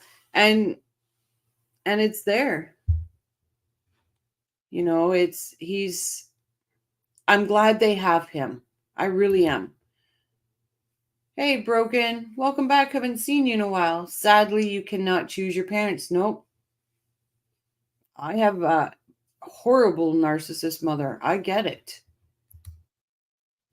Those kids must be very smart and more mature than the average kids their age. I'm sure they are doing fine, better than what most people think are. Yeah, but I don't like. They might have learned to wear the mask. They might have learned to wear the mask by now. I mean, I'm assuming Rob is a good person. I have no idea. Everybody speaks highly of him. Like you can check his Yelp and everything. There's not a bad. I've dug to try to find something, and there's not a bad thing out there about him.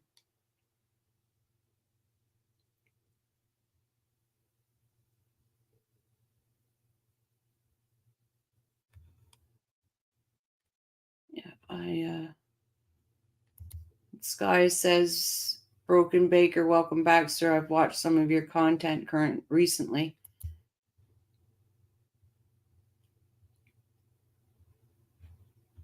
And I promise, Broken, as soon as I'm done this live, I will be subbing over there. I thought I did, but I realized this morning I didn't.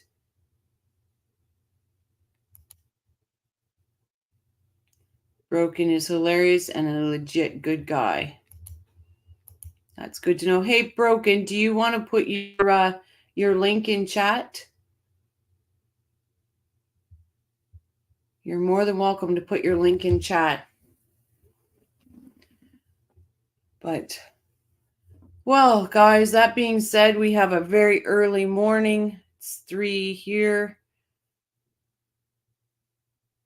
I've got 5.5, well, about 5 hours before I have to be up for another live.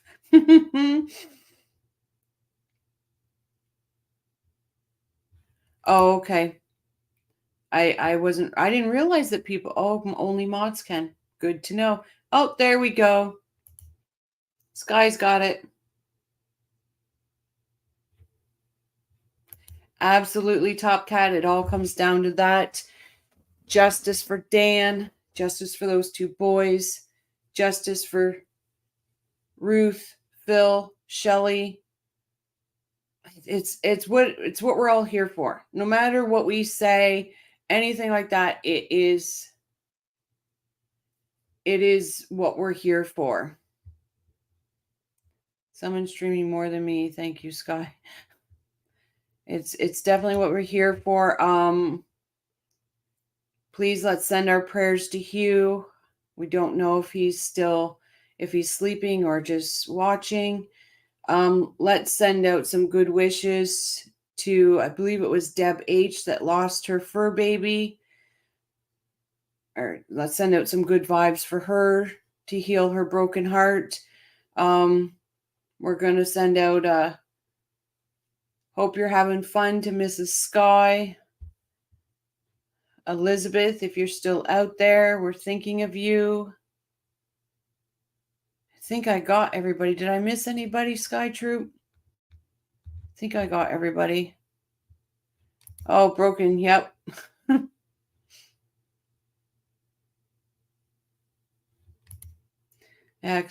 It takes us 5 hours to watch a 2-hour testimony. We like to chitty chat. We do. I got them all good. Just cruised by your place at Broken Baker. Everyone, yeah, let's support Broken Baker too. That's what we're here to do. We're a community and we support our community. Utah, it is tomorrow morning at 8:30. I will be doing the motion hearing and then we will finish off Corbett. And then Thursday, what is today? I don't even know what today. Oh, today is Thursday. Okay, so Friday will be that. And then Saturday we'll be doing the... No, Ian, you're hilarious. and then I'm going to be so we'll do, tomorrow will be the hearing in Corbett. Saturday we'll have a live. Sunday and Monday I'm going to take off so I can set my schedule for the trial, get my sleep schedule rearranged, and then we will be on Let's Get Donna Convicted. Ian, and NFSU, go Owls. Yeah, 8:30 Eastern. Sorry, I keep forgetting that we're not all on the same time zone. I also check Teresa's channel, West Loose Live. Oh, I will. Does that start next week? So the jury selection is 17th and 18th. And then hopefully we're going to get our opening started on the 19th. And then the first witnesses will be on the 20th. It's going to be crazy.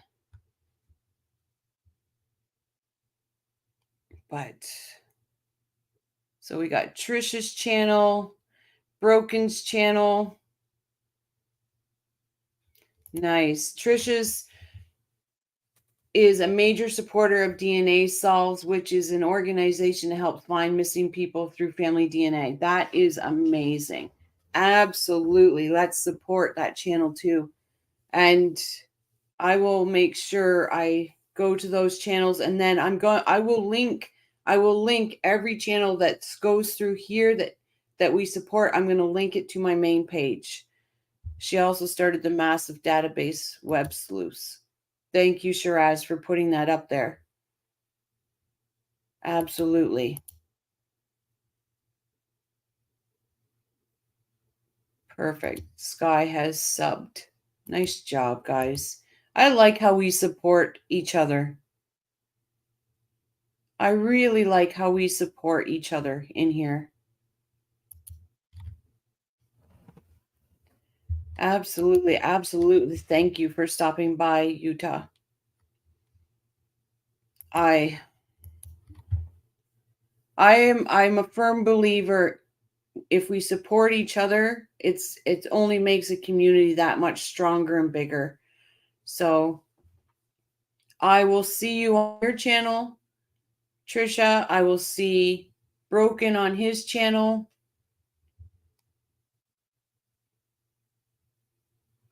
Yes, I hope you do return too. We will support each other. That's what I'm here for. But all right, guys, I thank you so much. I hope you all know how much I appreciate every single one of yous. I cannot tell you, every live you guys warm my heart. Every live. Oh, Broken, look at you go. Oh, you didn't have to do that. Oh my goodness, that is so nice of you. Thanks for sharing links and support for others. That is so generous. Wow. Thank you so much.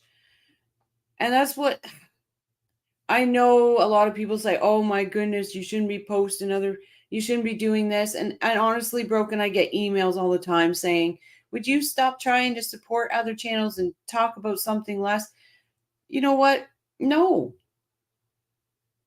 I want a community. That's what I started this for, to have a real solid base community. So anytime you're in here, Broken, or my mods, please, if you see Broken, make sure that the channel gets put through. Same with Utah. Please make sure.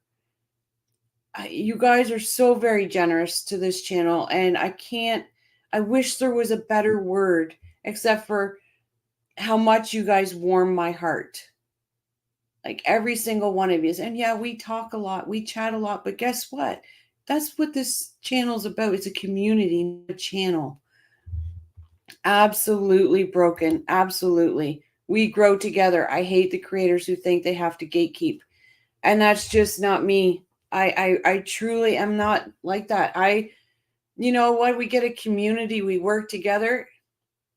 We grow together. That's what I'm here for. You are original. I love your channel. It's supportive. I'm here for that. Absolutely. I took a lot of heat in the beginning, and then when I started asking the mods to put the links in of other people's channel, I took heat for that. But guess what? I'm still doing it because that's what we say. Support Justice for Dan, support the Markels, support. We say support all the time. But to me, it's not a tagline, right? It's not a gimmick. It's support. And that's the way I'm doing it. I make sure to keep your channel up so people can redirect to you. That is a good way for others to help you too. Yep. I don't want support to be a tagline. I want it to be what we've got here. It's your channel. You get to decide how to run it. Absolutely. But I think in a way, and I don't say this to be mean, but I think it's almost intimidating. Maybe it's intimidating to other people that I am so open to building a community with other channels. You know what I mean? I'm open to that. True crime. That's what we do. So you've got these other channels that have a different spot in the true crime. Well, why can't Crime and Coffee support them? It's not just a tagline for me, people. Pardon me. It's the way I live in life. So why would I not do it on YouTube too? But that being said, I thank you so much, every single one of you. I appreciate you. I enjoy our chats. I enjoy our jokes, our laughters, sometimes I'm laughing so hard I can't even breathe. Honestly, but I love it. By keeping it open at Crime and Coffee, it's a setting you have to switch that allows other YouTube creators to send their chatters to you. As long as you have a stream scheduled, those people will transfer. Oh, I better check that out. I didn't even know about that. Over to your channel. Oh.